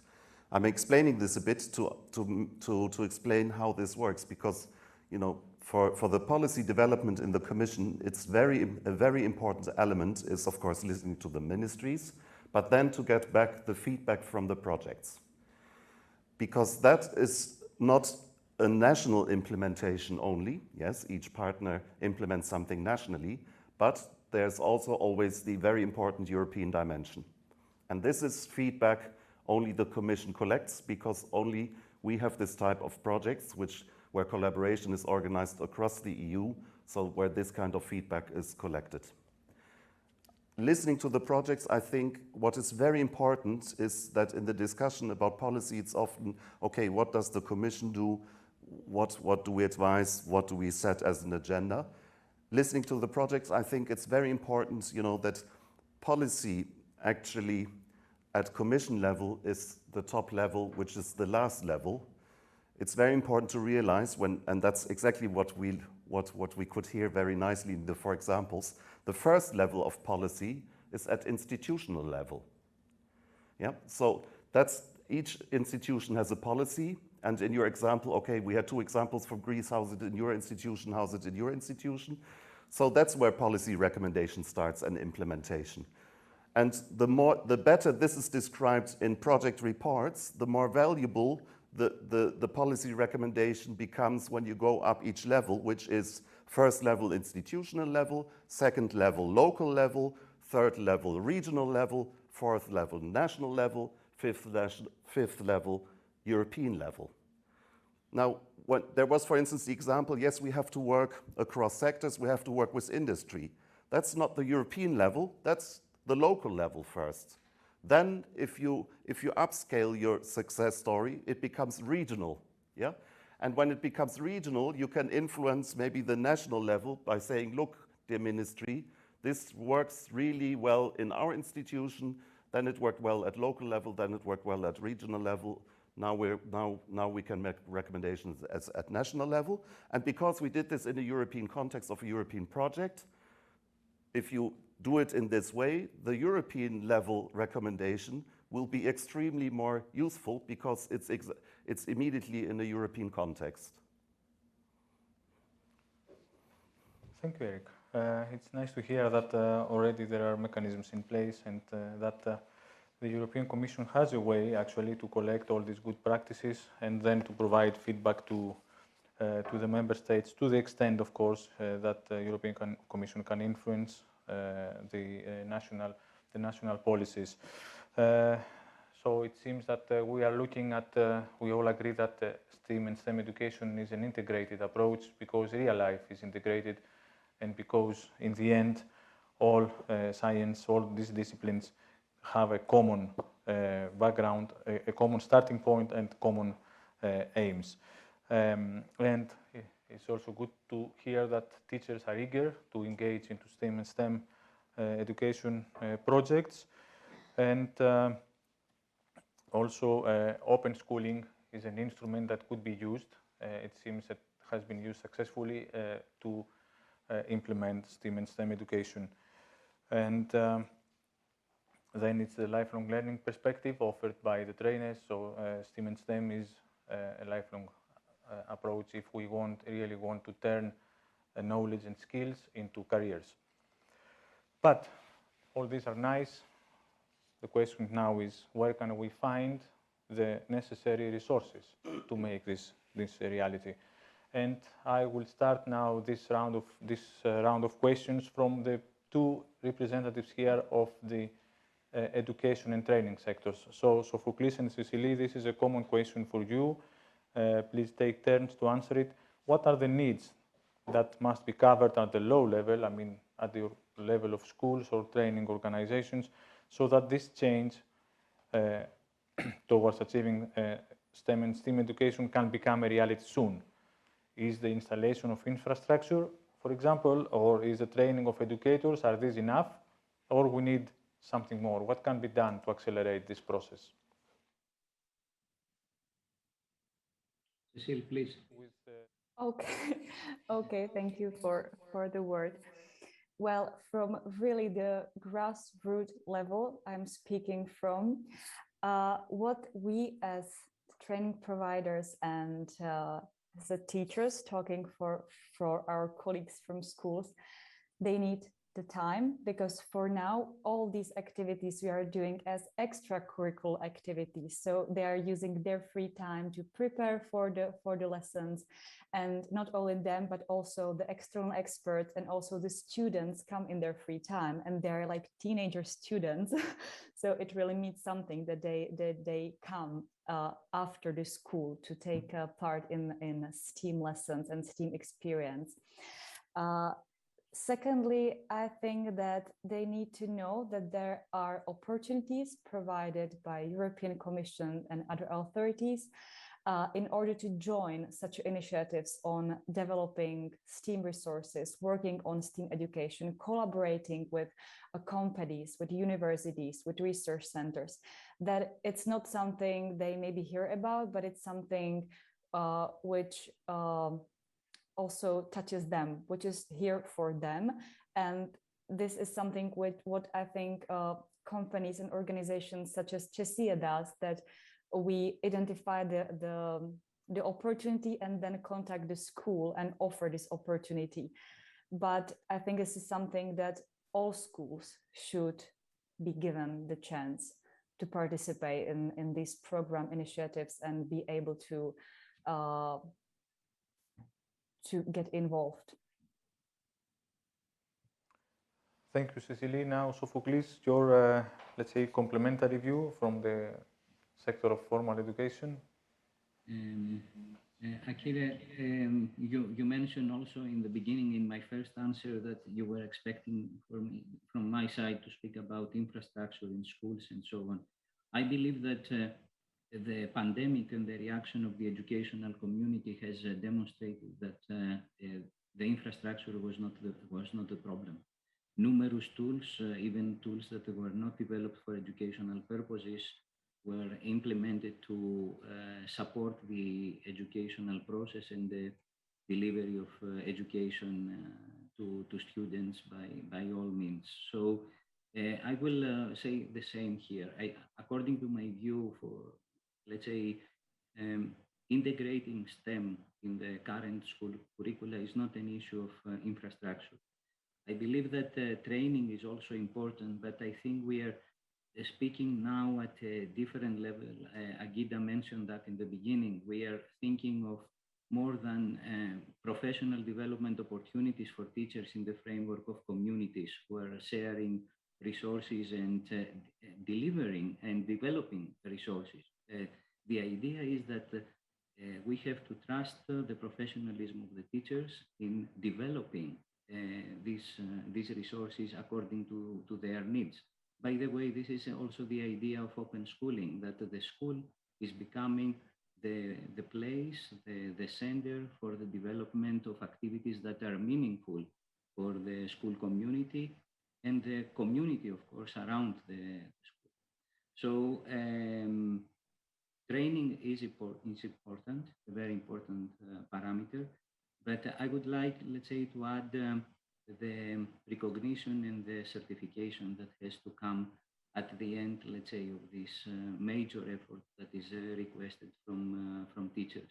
Because currently, even if you are implementing very advanced and quite demanding time-wise, resources-wise projects, the situation remains the same. There is no recognition of this work. So as everything else works in this way, we have to look to education in the same way. Thank you, Sofoklis. Thank you for these insights. So, Agueda, then, according to your experience from the network that you are managing, what is needed so that schools, universities, training providers, and other educational organizations will quickly adopt and practice STEM and STEAM education? That's a rather general question, but I'm pretty sure you can offer some practical experience. Absolutely. So what actually is needed is actually flexibility, in the sense that there's not going to be one solution that's going to work everywhere. Sofoklis was mentioning about the recognition for teachers, for example. You need to understand that there's going to be also different teachers. One solution is not going to work for all teachers in all educational systems, and you're going to need to adapt that. Eric was mentioning before also the importance of like trying at local level, regional level, national level. The truth is, even different regions within a country are going to be different, every city, every school. So I think it's important to have a clear understanding of what integrated STEM teaching we want, or what STEM education is like, but to be very flexible to adapt to the different conditions and requirements of each of these organizations. So you're mentioning what to do, so universities do it. Universities need to know and understand how schools are, and be ready to not have one solution that works for all of them. Where the training providers are going to, again, provide training. Cecilie was mentioning before about the importance of how you can get more girls because you add arts. That we have to be careful, for example, with those statements, because that's not going to work with many girls. Actually, if you, as I do come from STEM education, I'm actually like Sofoklis, we're physicists. I'm an astrophysicist, and if you had told me when I was doing physics there's going to be arts, I would have actually quit. So you have to also be careful that not one solution is going to work for absolutely everybody. The same, not only at personal level, but organizational, cultural, society level. So it goes back to one word: flexibility of approaches.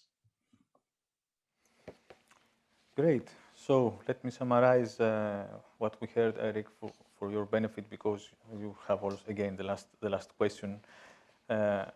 We heard the need for flexibility and adaptability and personalized solutions. So there is no one solution fits all, no golden rule here, but only good practices, as far as I understand. We heard that there is a need that educators and teachers get in touch with researchers, and because actually the education is a continuum, we shouldn't differentiate. We shouldn't isolate the different educational levels, but we should differentiate because there are different teaching methods and different capacities in the different levels. And then we also heard that the problem is not exactly anymore infrastructure, or it's not the main problem, infrastructure and tools. This is not what educators need. What they need is to change the role actually of the school in the society, so that it can become more open, more adaptive. It can become let's say, the vehicle for achieving STEM education. So, Eric, what are the supporting policies and actions planned by the European Commission? The same boring question over and over. Thank you. So I will take this as a challenge and look at this actually as a project officer, from the project officer point of view. And I mean, I've evaluated and had the opportunity to monitor projects for more than 20 years. So there are certain things which we can see which are at the kernel of this question, let's say. The thing we see is that complexity increases. So that's why it's normal that people ask for more and more flexibility. I think one of the most important concepts brought forward by the Commission in this respect was the lifelong learning strategy, which was first proposed in 2006. Then it got forgotten, unfortunately. I'm a big fan of the lifelong learning strategy, as you might guess from now. And it was adopted, the new lifelong learning strategy was adopted again by the Council in 2017. So this is a guiding principle in terms of high-level policy, a proposal by the Commission, what the Commission thinks we need. And, you know, we heard a lot about that people are used to work in their sector, and then STEM needs cross-sectoral approaches. And that's the difficulty. And for me, it's quite clear that, you know, we should have, it's very important to have the level of the project. And in my previous answer, I started at that level, institutional level. But it's also very important that we have a high-level discussion. And for me, the high-level discussion we're not having is discussing a lifelong learning strategy. And in the lifelong learning strategy, just to refer back to what the colleagues from the project said, so we see, I mean, this is just amazing when you think about it, that there is projects out there which are about social inclusion of people with difficult backgrounds, and they do STEM. Now, this is just mind-blowing because, you know, normally, this is not the target audience you would think of in STEM, because STEM already is so difficult. Yet it happens. So how is this possible that this happens? And the answer given is that, okay, they're using a lot of non-formal approaches. So non-formal approaches are used normally when when you can't do what you want to do in the formal sector because it's too regulated and too complicated. So this is the thing. There are certain approaches in pedagogy which work very well in the formal sector. There are others which work very well in the non-formal sector, but they are always apart. So the challenge in the lifelong learning strategy is to bring this together and to develop a concept how this can happen. And this is the good news I want to share with all digital, because, you know, you have a huge network and you're covering all these parts. So you're in a perfect position to initiate a process where you look at, okay, if we want to develop really a lifelong strategy, for instance, for STEM, how would we do that? Because lifelong learning, you know, we hear a lot about young people, but we have the same problem with adult education, yeah? And this is also another very important challenge, because adult education, this is the generation gap we're creating if we're not doing STEM also for adults. Yeah? And given that the digital development is so quick, this generation gap will very quick, very big. And then we're losing the adults. So how are they going to use all this technology? So again, you know, the challenge I would like to challenge here at All Digital is you have this network, you have all this experience, and this is a great platform to develop these ideas. And you know, if you develop that, everybody will listen to you, because this is what is missing. Okay, lifelong learning is now clearly back on plan, because there are clearly over the years problems have been identified, and we heard them from your projects, so they're clearly there. So one idea is to bridge that by having a lifelong learning strategy which covers the whole spectrum of education, which covers all sectors of education, but also which covers, and that's very important, the different types of pedagogy, formal, informal, non-formal, but also regular. So, you know, just to finish, it's clear that real good innovation, you know, happens through connecting people who have good ideas, and that's where you know, real innovation happens. It's not sitting at a table and thinking, trying to find a solution. Nowadays, it's about networking, and that's really what already we see a bit in All Digital when I'm here at this conference. So that could be something for a future conference to discuss and look into this. Thank you, Eric, for the hint. I'm a big fan of lifelong learning myself, not only because I'm a member of the board of All Digital, but also because I'm a professor in an open university, and this is what we practice there, and this is what we advocate. And yeah, we take very seriously your let's say, recommendation that we should avoid creating a STEM skills gap as we created a digital skills gap, of course by accident, but accidents that are repeated twice are not accidents anymore. So, suppose we all reach STEM and STEAM education paradise and we are all happy with it. Then what? Then what will happen? Cecilie, do you think there is a gap between the formal and non-formal lifelong STEAM and STEM education? And if you think so, how do you think it could be bridged? Well, from my experience with the teachers we are working with, the gap is not really there because they all know that their subjects have practical application and they see I think that reaching some mastery of their field, they know that there are some cross-cutting points and meeting points with other subjects. I think that the gap is in the general public, that probably what we see from the parents of the teachers who we meet after our workshops, and we can talk with them, and they are surprised that we do this workshop mixing origami with math, mixing ecology with laboratory experiments, mixing robotics with different languages, or studying art and architecture together with students from, and so on. So this is maybe also the awareness rising among the general public, but from the side of the teachers, I don't see a huge gap in this field.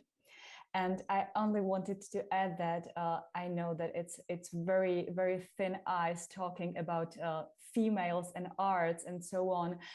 In fact, we try to focus on different macro areas, and probably it's a very like local level issue, but we are working with high school, which has students from different backgrounds, migratory, and also different social levels.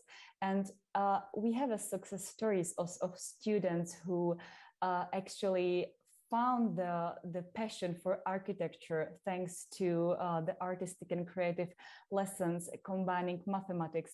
And as you said, Agueda, it's flexible, and it's great that some approach works for some people and some don't. But I just wanted to make clear that we really are aware of this stereotypical issues, and we really don't want to support it.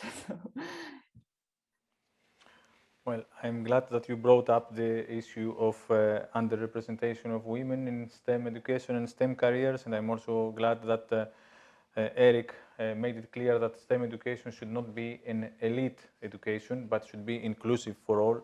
So, Agueda, then what are the elements of a successful career for a STEM or STEAM educator?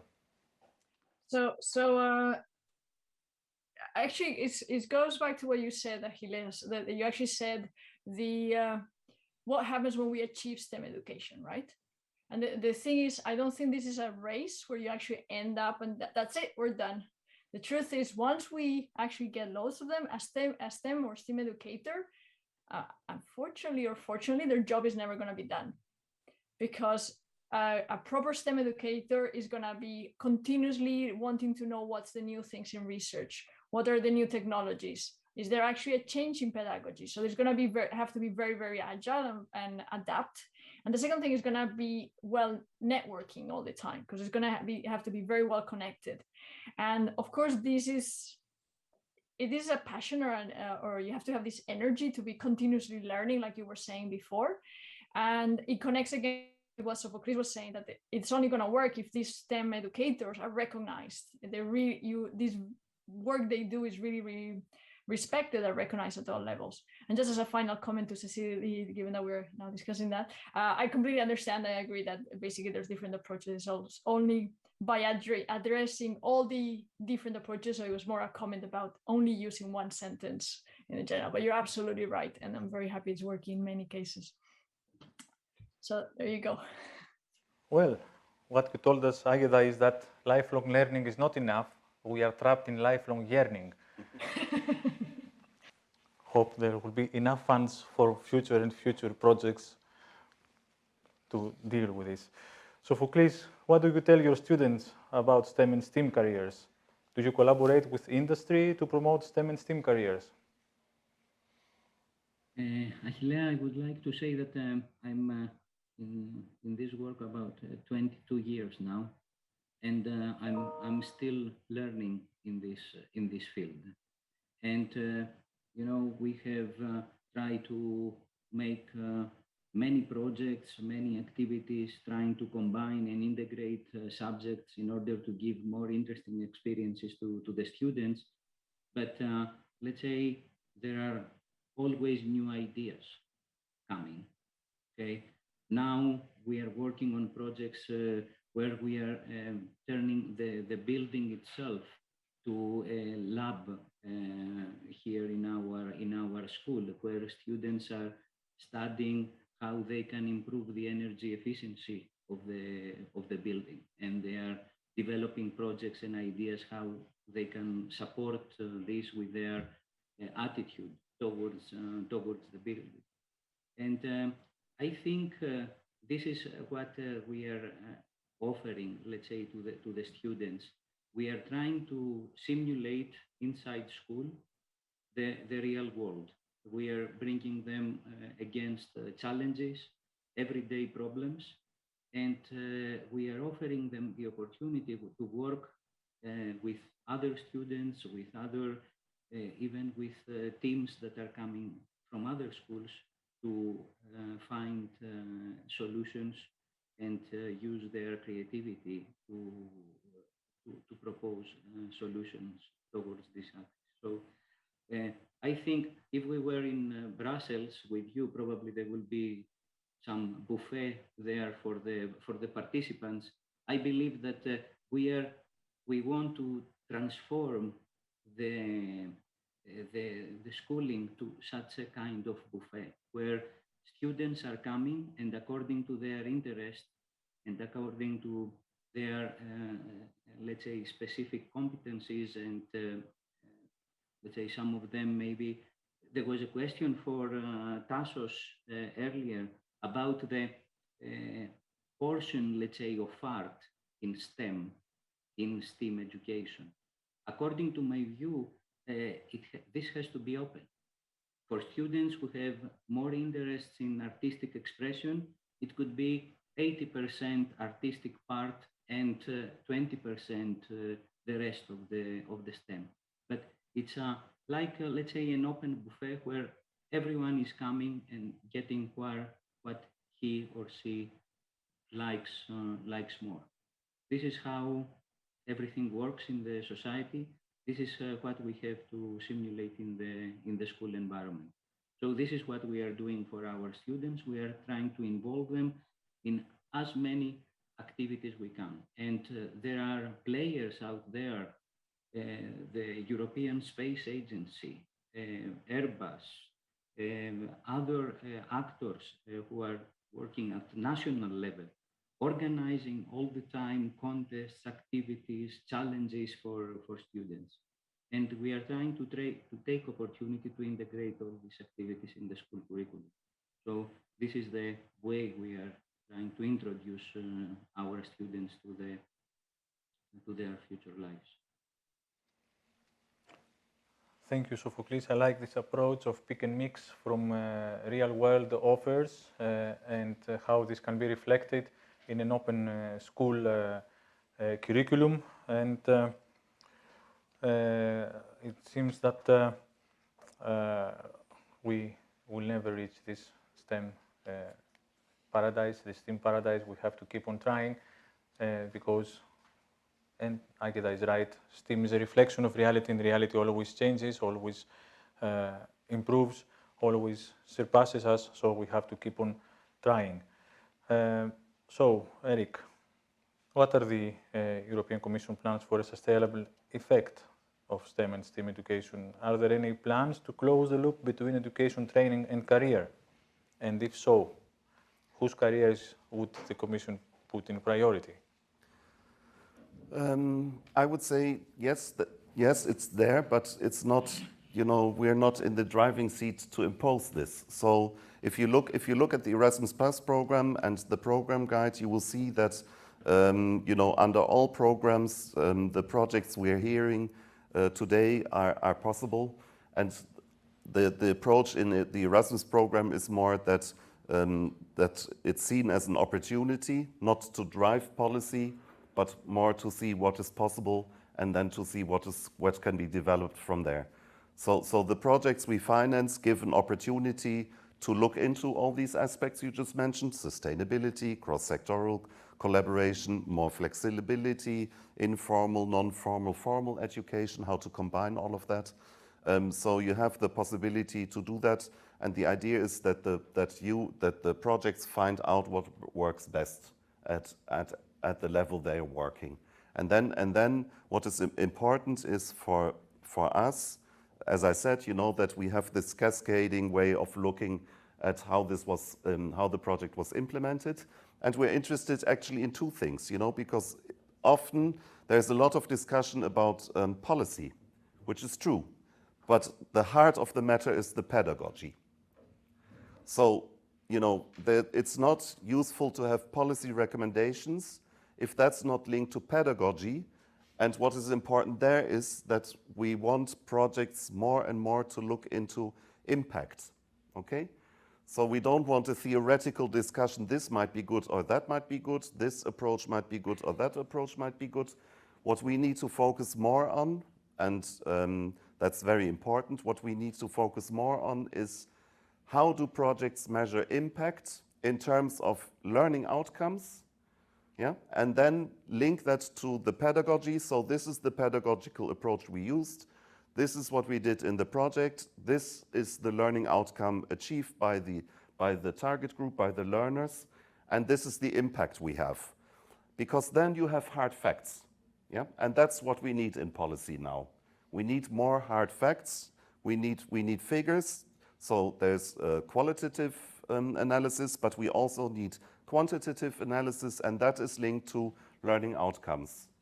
Yeah, so often when we have projects and we have this political discussion, then it's about, the recommendations are often about, well, we were blocked by doing this in the project. We have very few discussions which are about, we have this pedagogical approach, we tested that, then we changed it, we did another iteration, and then we achieved the learning outcome we wanted to have. Yeah, because we don't have a lot of projects which in their application, for instance, say we want to achieve these learning outcomes. And by the way, this is the pedagogical approach, and by the way, this is the methodology we will apply to measure impact. So how do we measure impact? These are big challenges. And you know, what is missing often is this kind of data, of information to be able to see where it doesn't work in STEM. Yeah? Why is an informal method better than a formal method in a certain context? We can see it, that it is like that, but we don't have the facts and figures. So this is something, and facts and figures, if we're moving more in that direction, and also in terms of learning outcomes, you know, when we talk about good practice, it's always a description of what happened. It's a good practice because these are, if you apply this pedagogy, it's very likely that you will have these learning outcomes. So these are kinds of general shifts. This applies not particularly only to STEM, it applies to all the programs in education. And again, I like to refer to the lifelong learning approach, because these are the important keystones how we can make this happen. And sometimes it helps if you look at from this point of view, okay, to have a discussion first on learning outcomes, for instance, instead of discussing what are the problems, what is blocking in STEM, why can't we work cross-sectoral? Yeah, if you can go to a company and tell them, look, if we do this program and then afterwards the learners will be able to do this and we can prove this because look, these are the figures, this is the impact we had, they will say, well, that's what we need, because they can understand the outcomes. Yeah, and you can use things like DigitCom, so you can have a skills and competence matrix which these people understand. And then you can say this program will 80% of learners, when they go through this, they will have these learning outcomes, and they will acquire these skills and competences. Then for business, this is the language they also talk when they try to find people to employ. So, and I think, you know, again, I'm very happy that you mentioned again this element of inclusiveness, because that's also very important, because that's an area where we have the least of information. So there actually we need it. So it would be very interesting, the project on where they work with the disadvantaged young people. You know, it's, for instance, interesting that the parents are, oh, whoa, what's happening here? So you see there is this gap, yeah, of understanding. So that's something which might be good to look in. I'm getting a sign that I should finish. I will. So thank you. Thank you, Eric. So you heard the guy. We have to plan, measure impact, and replan and improve. I think this is too many for an Erasmus project, but this fit very well within a Horizon project. So you are pushing us towards that implicitly. And also we have to make our researchers responsible for collecting and processing this information, as we are going to make our students responsible for picking up their STEM path. This is what Sofoklis suggested. And then, of course, we have to make our teachers researchers, turn them into researchers to some extent. This was also suggested, and this will hopefully close the loop. Thank you. That was very, very insightful. It's always nice to talk with you all, and again, it was nice today. Before we close the panel, let's see, Samuel, if we have any questions from the audience. Yes, we do have one that's come through here, and then if there's enough time, I've actually got one of my own that I'd like to address to you all. We have one audience member who asks generally to the panel, what is the perception from teachers on integrated STEAM? Do they feel this need? I think this should go to Agueda. Okay. At least she should start, and then let's see if anybody else would like to jump in. So in my opinion, not all teachers. That's part of what we are trying to do. We're trying to help teachers see it. Of course, from their position, in many cases, teachers are used to teaching in their own classroom. So integrated STEM teaching goes beyond that. We have amazing teachers. Cecilie, it was mentioned that they also work with amazing teachers that are very convinced. I think those are the best teachers. The best teachers are already there. We need to now expand to get all teachers on board. Great. And I just had one more question from myself, if you don't mind. I'm not sure, Eric, if this one would be best addressed by you, but how do we compare globally in Europe in terms of the levels of our STEAM education? Is it easy to read how we compare with other global players, or is that something that you do as part of your research? Well, that's the Commission does that, but that's not my field of activity. But it's a good question nevertheless, because in education we have comparative studies for Europe, so that's already very interesting. We had this point also on the panel that there are differences at local and at regional levels. So we have this network, it's called Eurydice, and they compare education throughout Europe and also at these kind of levels. So I think in terms of what I hear from the projects for their implementation and their work, it's much more interesting to look into that actually, to have first a good understanding of Europe, how that works, the educational systems. But if there's interest for global comparison, then I would refer you to Eurostat. They are doing that. And by the way, that's very interesting. Good questions. So there's the open data plan. So people who are interested to research that or to look into that, I would refer them to Eurostat. Their monthly updates and data is available. Wonderful. Thank you so much, Eric. And thank you to all of our panelists for joining this session this afternoon. I think they deserve a round of applause, everyone. I mean, it's a really engaging talk there. And we've still got plenty more for you this afternoon. If the gentleman would like to leave the stage, you're free to go now. and put your feet up for a brief moment. But here we're going to move on swiftly now to hear more about the best practices of STEAM education collected from our STEAM On Edu community of practice from teachers across Europe. Our teachers are joining us online and will also respond to a few questions. But first, I would like to ask Paolo Russo, General Secretary at Stati Generali dell'Innovazione, to rejoin me online and share the criteria that have been set up when selecting the best practices. Paolo, please take the floor.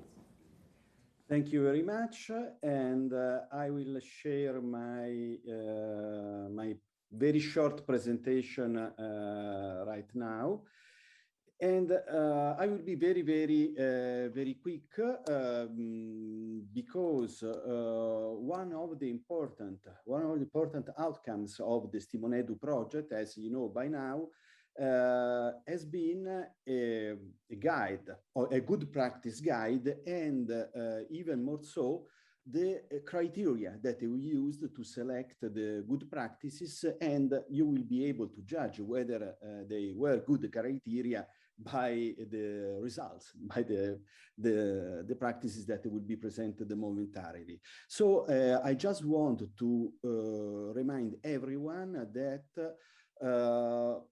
there are a few clear principles that we stated about being a good practice, a STEAM good practice, having to be comprehensive and lead to holistic learning, not to silos vertical learning, to be problem-oriented and practical, to be social and based on collaboration, to be sustainable and transferable, and also to address professional development. So until now, I did what you should never do when you have a presentation, so meaning that reading it. The second slide is the most important, because the message is, thanks to the STEAM On Edu project, you can have these principles applied to 25 very practical criteria presented through easy statements, through examples that you can use not only to evaluate a good practice, but to decide, to help yourself build a STEAM good practice itself. So I think that this is a very important and very useful result of STEAM On Edu project. And it is about time that I stop myself and I leave the ground to the real protagonists of this section of the day. Wonderful, thanks Paolo. And now that we have an overview of the criteria, I think it's time to hear a bit more about the best practices themselves. Now, the first best practice we have comes to us from Italy and is titled Good News, Not Fake News, by Claudia Matera. Now, Good News, Not Fake News has the aim of supporting students in developing critical skills in recognizing information captured online through the development of a multimedia product. It is a group activity that involves students aged between 9 and 14 years with a beginner level of knowledge in engineering and technology. The challenge they address is to develop a series of animation videos to explain to their peers how insidious the world of the web can be and how to defend against misleading information, of course something that has taken on an added pertinence during the coronavirus pandemic. Now, Sylvia, what I would ask you is, you should be joining us here online now, based on your experience in delivering this format with your students, what would you recognise as the key value of the art component within the STEM setting?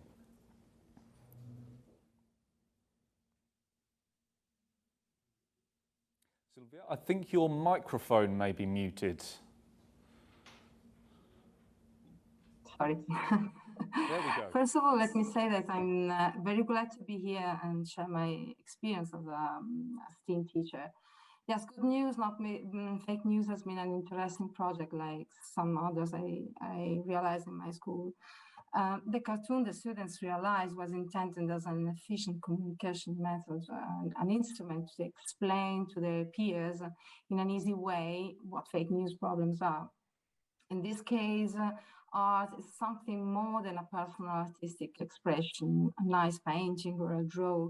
Realizing their project from scratch, students were completely involved. Their creativity and their art inspiration, combined with coding abilities, became a sort of virtual environment that allowed the students to realize an ingenious way to create something original to talk to a relevant topic. So, according to me, we can find the key value of art in its holistic role. When I work with students on STEAM projects, not always are involved in all letters, but A of art is always there, even if it is not explicitly said, because it helps creating, applying, and incorporating some content and more other content like mother language, history, and so on into their work. So I think creativity is a significant element for children and young students. It gives them an open and real approach to the complexity. And in most cases, it facilitates their approach to problem solving. I observed that each time I offer students a free and open space to express their ideas, their way of thinking, they really surprise me with incredible solutions to the problems I gave them. For example, 2 years ago, a group of students designing a school logo thought as a sort of cloud that protects the school. They starting from it. They project a model of their school with an acoustic and visual alarm system connected with a movement sensor that can catch earthquake waves. In that case, I saw students managing lines of block codes using robotics and electronics tools, analyzing the critical issues of the schools and imagining to create a system to make the school safer, finding original solution useful for the aim. In general, realizing the STEAM project with, for example, little bits or Lego or strawberries combined with coding, the students make the maximum of their potential. An artistic or creative approach gives students the freedom to explore STEM content with simplicity. This way of working is usually really enjoyable for them. They spontaneously take on the challenge of realizing a project, reaching their goal without fear of failure, and living the experience as a game, but learning important skills, soft skills. Thank you. Good news, not fake news by Claudia Matera there. Thank you, Claudia, for your brief presentation to the project. The next best practice we have is by Maria Grus from Germany with her project, Create a Smart Home with Calliope. The project aims to provide students with an impression of intelligent living with the support of technology. The activity is specifically for beginners aged between 8 and 10 years old, working in pairs. The challenge is to create their own smart home using program sensors of Calliope and build their flat within a box.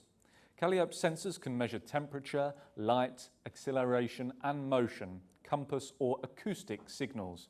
This practice links STEAM with green competencies that are extremely relevant to develop the fight against the climate crisis. A perfect example of how STEAM education can support students in developing practical and theoretical skills. I would invite Maria to share with us her reflection on what she has learned and what students have also learned from the project thanks to this practice. Yeah, thank you for inviting me, and so I can present my project. I think I can share my my desktop so you can see some pictures. So here you can see the first step of our project. Well, we are a primary school at Blaue Saxony in Germany, and we take part at a project, informatische Grundbildung in der Grundschule, well, so to connect to the students and to learn some basic movements in informatics. And we start with coding using the sensors of the Calliope. And here you can see one of the codes which means that if you push the button A, well, some kind of lights will be shown.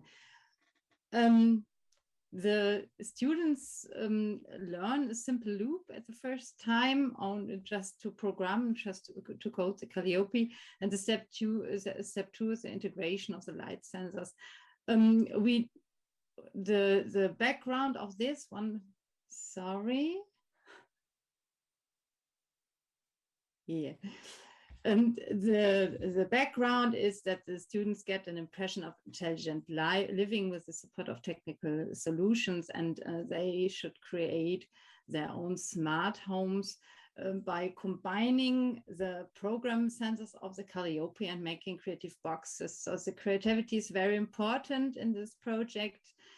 And the activities suitable to the introduce knowledge about electricity and programming, as well as creativity, while defining interior exterior design of the homes. And the intelligent living is improved the quality of life and safety, and saving a little bit energy. So here you can see a picture of one of the smart homes. Here you can see the Calliope, which is used as a television. And if the light sensor is dark, then the television goes on and a picture will be shown. The films I made were a little bit too long, so I can't show them here in this session.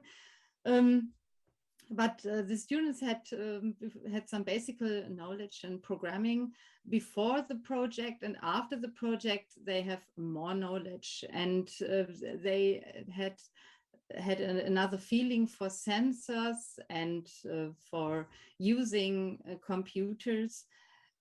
We had a class set of circuit boards or of Calliopes and separate computer lab. Well, it might had been easier using tablets, but we had no tablets. We had only a computer lab. So we had to move from the classroom to the computer lab and then program the Calliopes. The students work together in teams of 2. And now I can show you some of the pictures here. Oh, wait, here. So here you can see a living room. Here is and on the one side you can see the television, and they made it very creative. Here is a kitchen. And if you take a closer look, you can see the board on the side. And this is a living room from a girl without the Calliope. And then they put the Calliope into the rooms they made, and they create. And here you see the Calliope as a kind of music and TV. And here is the Calliope used as a sound, as the gong at the doorbell. And here the Calliope is used in a living room as a television. You can see it on the right side. And so this was my short presentation. I hope you like it. Thank you very much. Thank you very much to Maria Crusoe there for her project, Create a Smart Home with Calliope.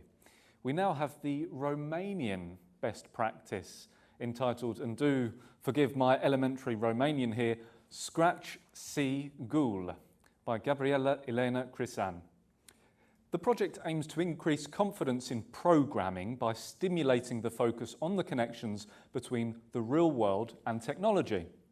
It is a group activity that involves students aged between 9 and 11 years old with a beginner level of knowledge on tech.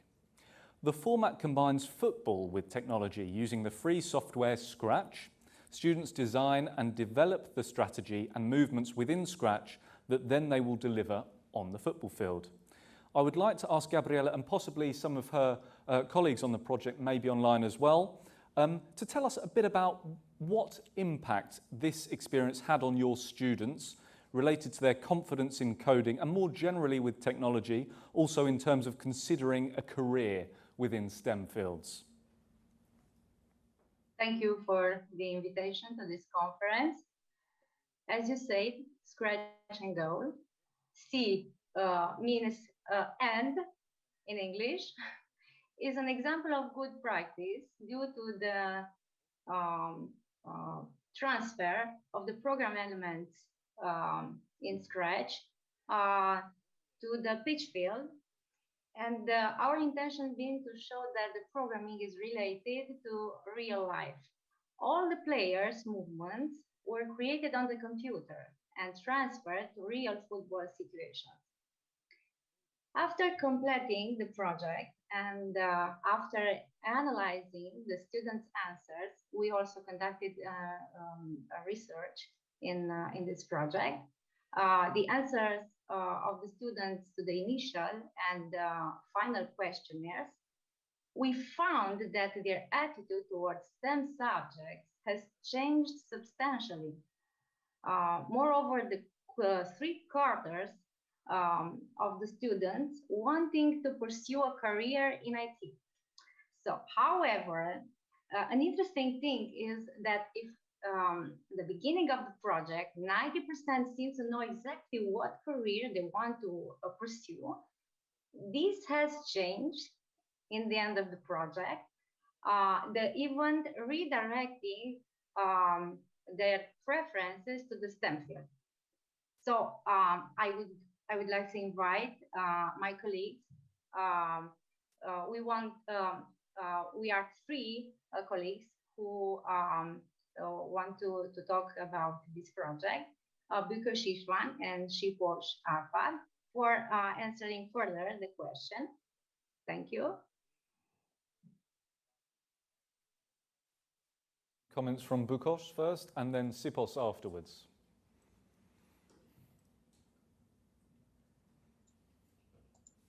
Because students had no previous experience in computer programming, I chose Scratch. After the hesitant start, while the students were doing the first programs, they relaxed and quickly realized that it's quite easy to make computer programs with exercise and perseverance. I chose to solve problems with immediate practical applicability, which was a good way to motivate them. In this way, at the end of the project, they become attracted to computer programming. From the practical observation made on the evolution of the students during the preparation period, as well as from the questionnaires then completed, I conclude that the programming activity will be approached by them with confidence, and because they have begun to understand the processes behind the smart devices, I deduce that they will also trust in the technology.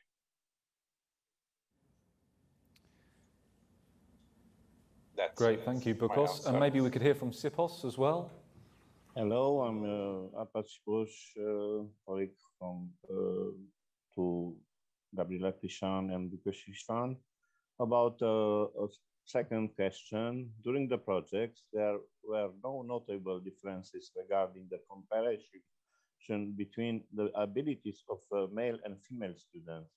Instead, what we can tell you is that with the help of the Scratch and Goal project, one of our prime objectives consisted in attracting the female students, aiming for a good training practice in field of programming or coding and the development of the abilities required for a career in technology.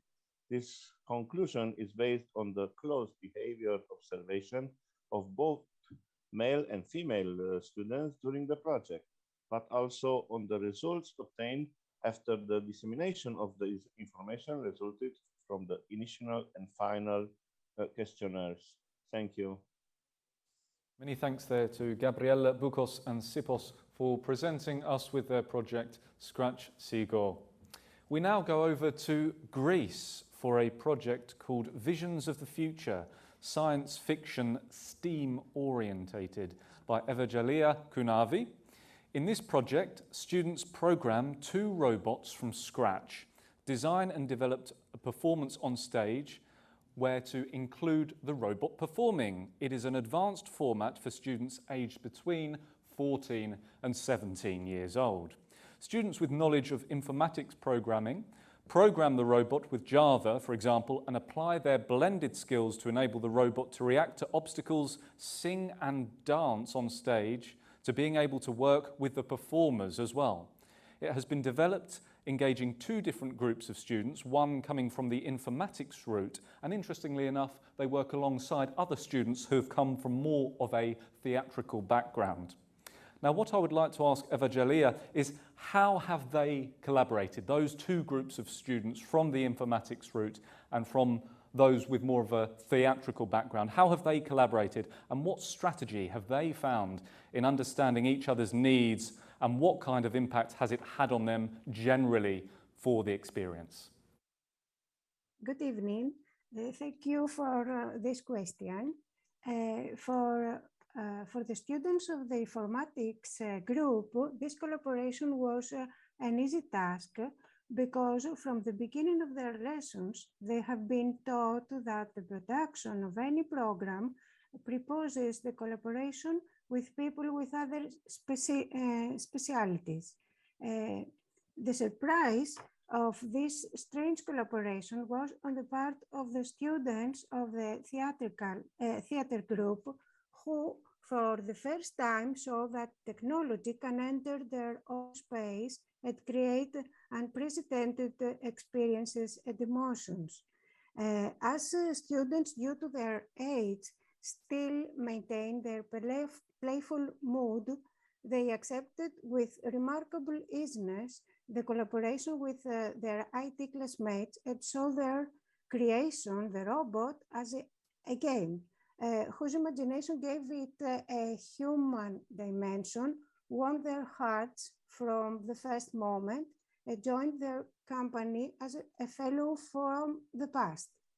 They gave it space, position, and role at their theatrical play, to the theatrical play, and in fact, it became their protege.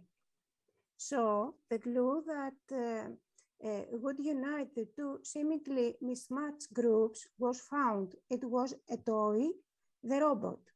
Besides, art is an universal language and collaborates with all sciences.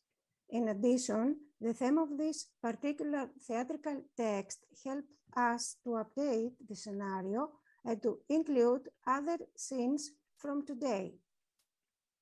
Through the change of direction, in order to provide solutions to the problems that arose, they were forced to enter each other's fields.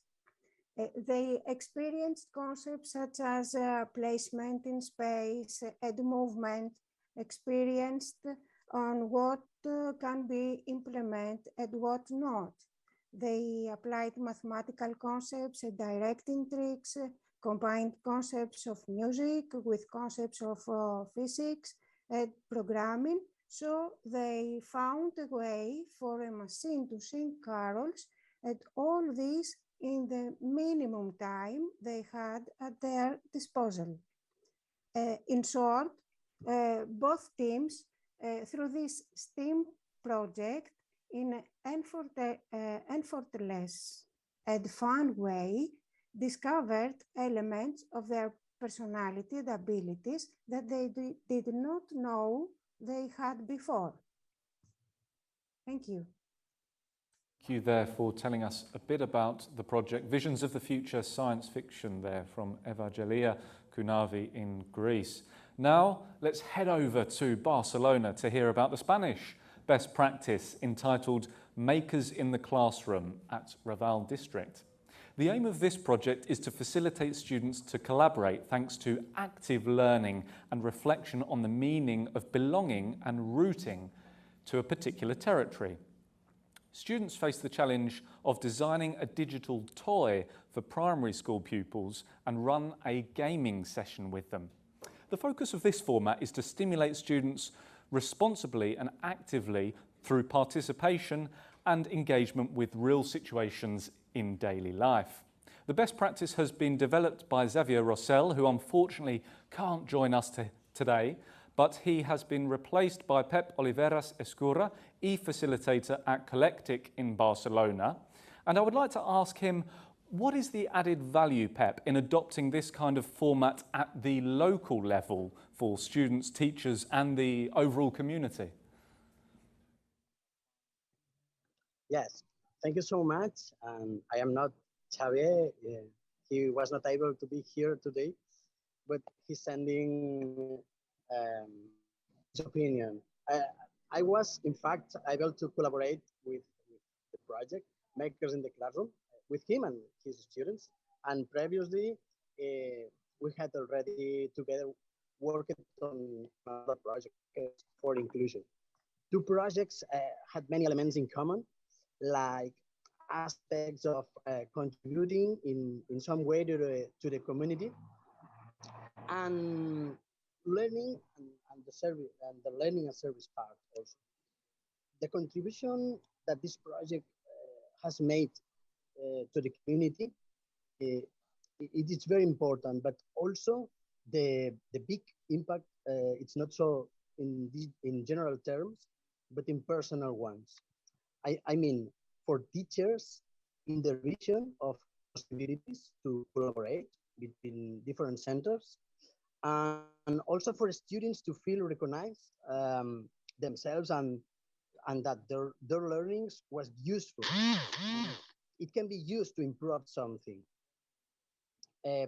This type of methodologies and ideas, in fact, generate a very positive dynamics that feedback and with another's project and another experience. I had also the pleasure to continue collaborating with Xavier and his students in other projects like coding, applying this methodology with the learning and service and trying to do useful things with his knowledge. Wonderful. Thank you very much there to Pep Oliveras Escura. Thank you so much. Thank you very much for stepping in as well and presenting the best practice from Spain. And as well, many thanks to all of our innovator teachers there for presenting their projects that are all in many different ways actually changing the landscape of STEAM education in the EU.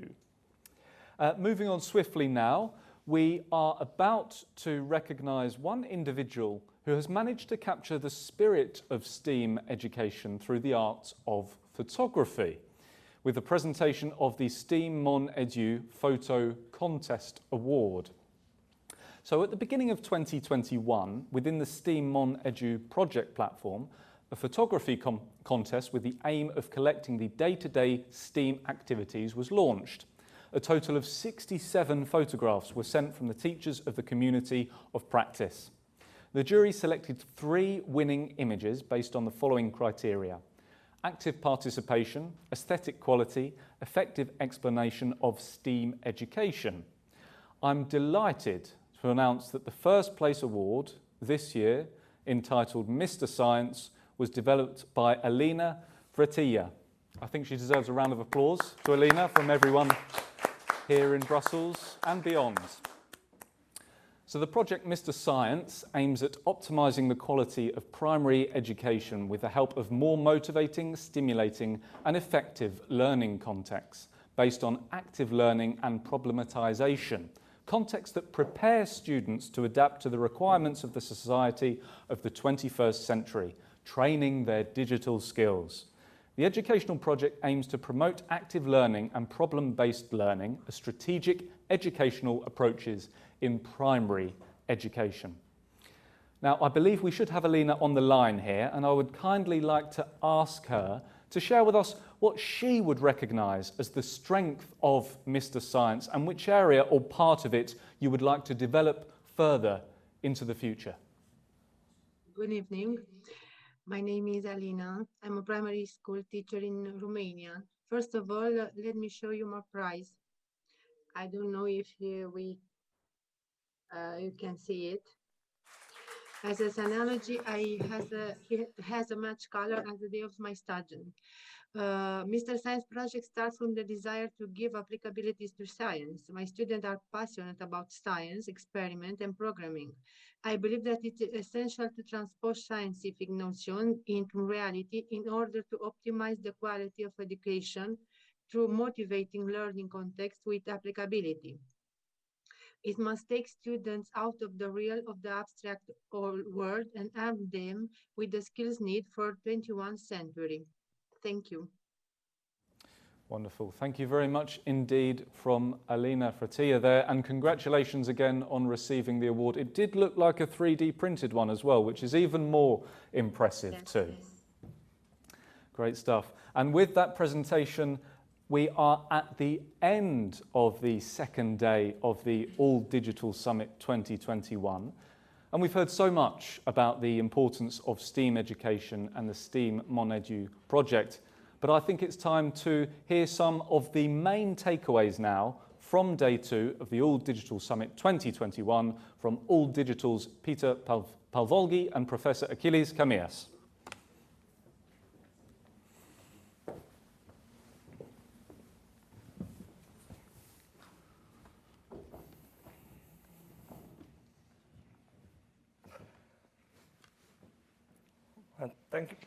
Thank you very much for staying with us so late. This has been a long day. We have talked about STEAM education, the adoption and impact of STEAM education through the STEAM On Edu project. And I would like to thank to all the contributors of today, in particular Anusca Ferrari from DG Iacob for her keynote intervention, also Professor Anastasios Mikropoulos from University of Ioannina for his keynote speech. Eric Bollhausen, who joined us in person from EKA, and all the project partners from the STEAM On Edu project from Greece, Italy, Romania, Spain, who were with us today in person or online, and the representatives of other projects in the team of STEAM education. Achilles, I think it was a very rich program. What are your main takeaways from today? Well, as you say, Peter, it was an exhausting but not exhaustive program. We're happy that we managed, with the help and the contribution of all these very nice and insightful people, to learn more about STEAM and STEM education, to discuss some of the core issues, to hear about policies. Everything, all the aspects were integrated into today's event. This was our plan, and I think we achieved it, and we are happy about that. So let me, first of all, thank All Digital for organizing this excellent event, the staff and the technical team that supported us, but also my colleagues from Greece and my partners in the STEAM On Edu project for achieving all these great results that we had the opportunity and joy to present to you today. It would be a failure for us if you don't find some use of these results in the future. So feel free to access our website and exploit the results we achieved in our project. Now, regarding the takeaway message, that's a very good question, and well, I'm not a fan of takeaway messages, and because there are many messages to take with us. But if you want just one message, I would stick to what came out of the panel, that together with lifelong learning, STEAM is about lifelong yearning. We have to keep on STEAMing, as we say in our project. I have some takeaways, quotes from speakers, which I'd like to mention a few, and of course it's not going to be exhaustive list. Anusca Ferrari from DGX said this morning that I believe that supporting STEM education will empower people in their choices, not only for a career in the field, but in general for their daily lives. And we need to invest in STEM field because these competencies are very important for the progression and sustainability of our economy and our well-being. I very much like when Professor Anastasios Mikropoulos explained why we need STEAM education, because we want students and teachers to be able to solve real-world problems. And for that, they need creativity and motivation, which art can introduce. And that's why art came into STEM. And Eric Bollhausen's message, when he addressed our digital, he wanted to put the challenge he wanted to put in front of our digital, as we have a huge network, he said, and we gather different actors. We are very well placed to contribute to lifelong learning strategy, which covers all sectors and pedagogical approaches. And it's all about networking. So challenge accepted then. Challenge accepted. I would like to close this day by mentioning some highlights of tomorrow, because we are going to meet again tomorrow at 9 o'clock, and we are going to celebrate the Social Academy project. And it's going to be the final event, the third day of the summit. And we learn about fostering digital competencies of young people from disadvantaged backgrounds by implementing a collaborative educational activities based on the Social Academy co-creation methodology. So we are inviting you all to join us tomorrow. And before we end, I would like to make an announcement, which is rather a celebration. O Digital, as an organization, was born exactly 11 years ago. And today we celebrate our birthday. And what a surprise, we even have a cake.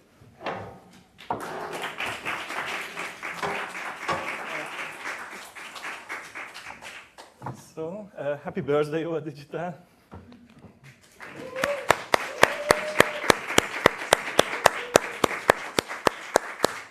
Happy birthday, O Digital, yes. May you live to be 100. So, thank you very much. And welcome, join us again tomorrow.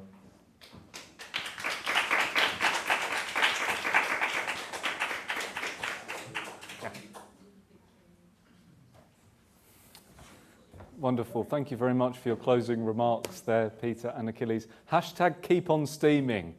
That should be with us for next year, I think. Wonderful. And that does indeed mark the end of day 2 of this year's All Digital Summit. For those of you who'd like to re-watch today's session, stay tuned to our social media accounts where the recording will be posted in the coming days. And yes, as Peter and Achilles said, tomorrow we will be honing in on fostering digital competencies of young people from disadvantaged backgrounds with the Social Academy project. Join us back here for that tomorrow at 9 a.m. Thank you very much.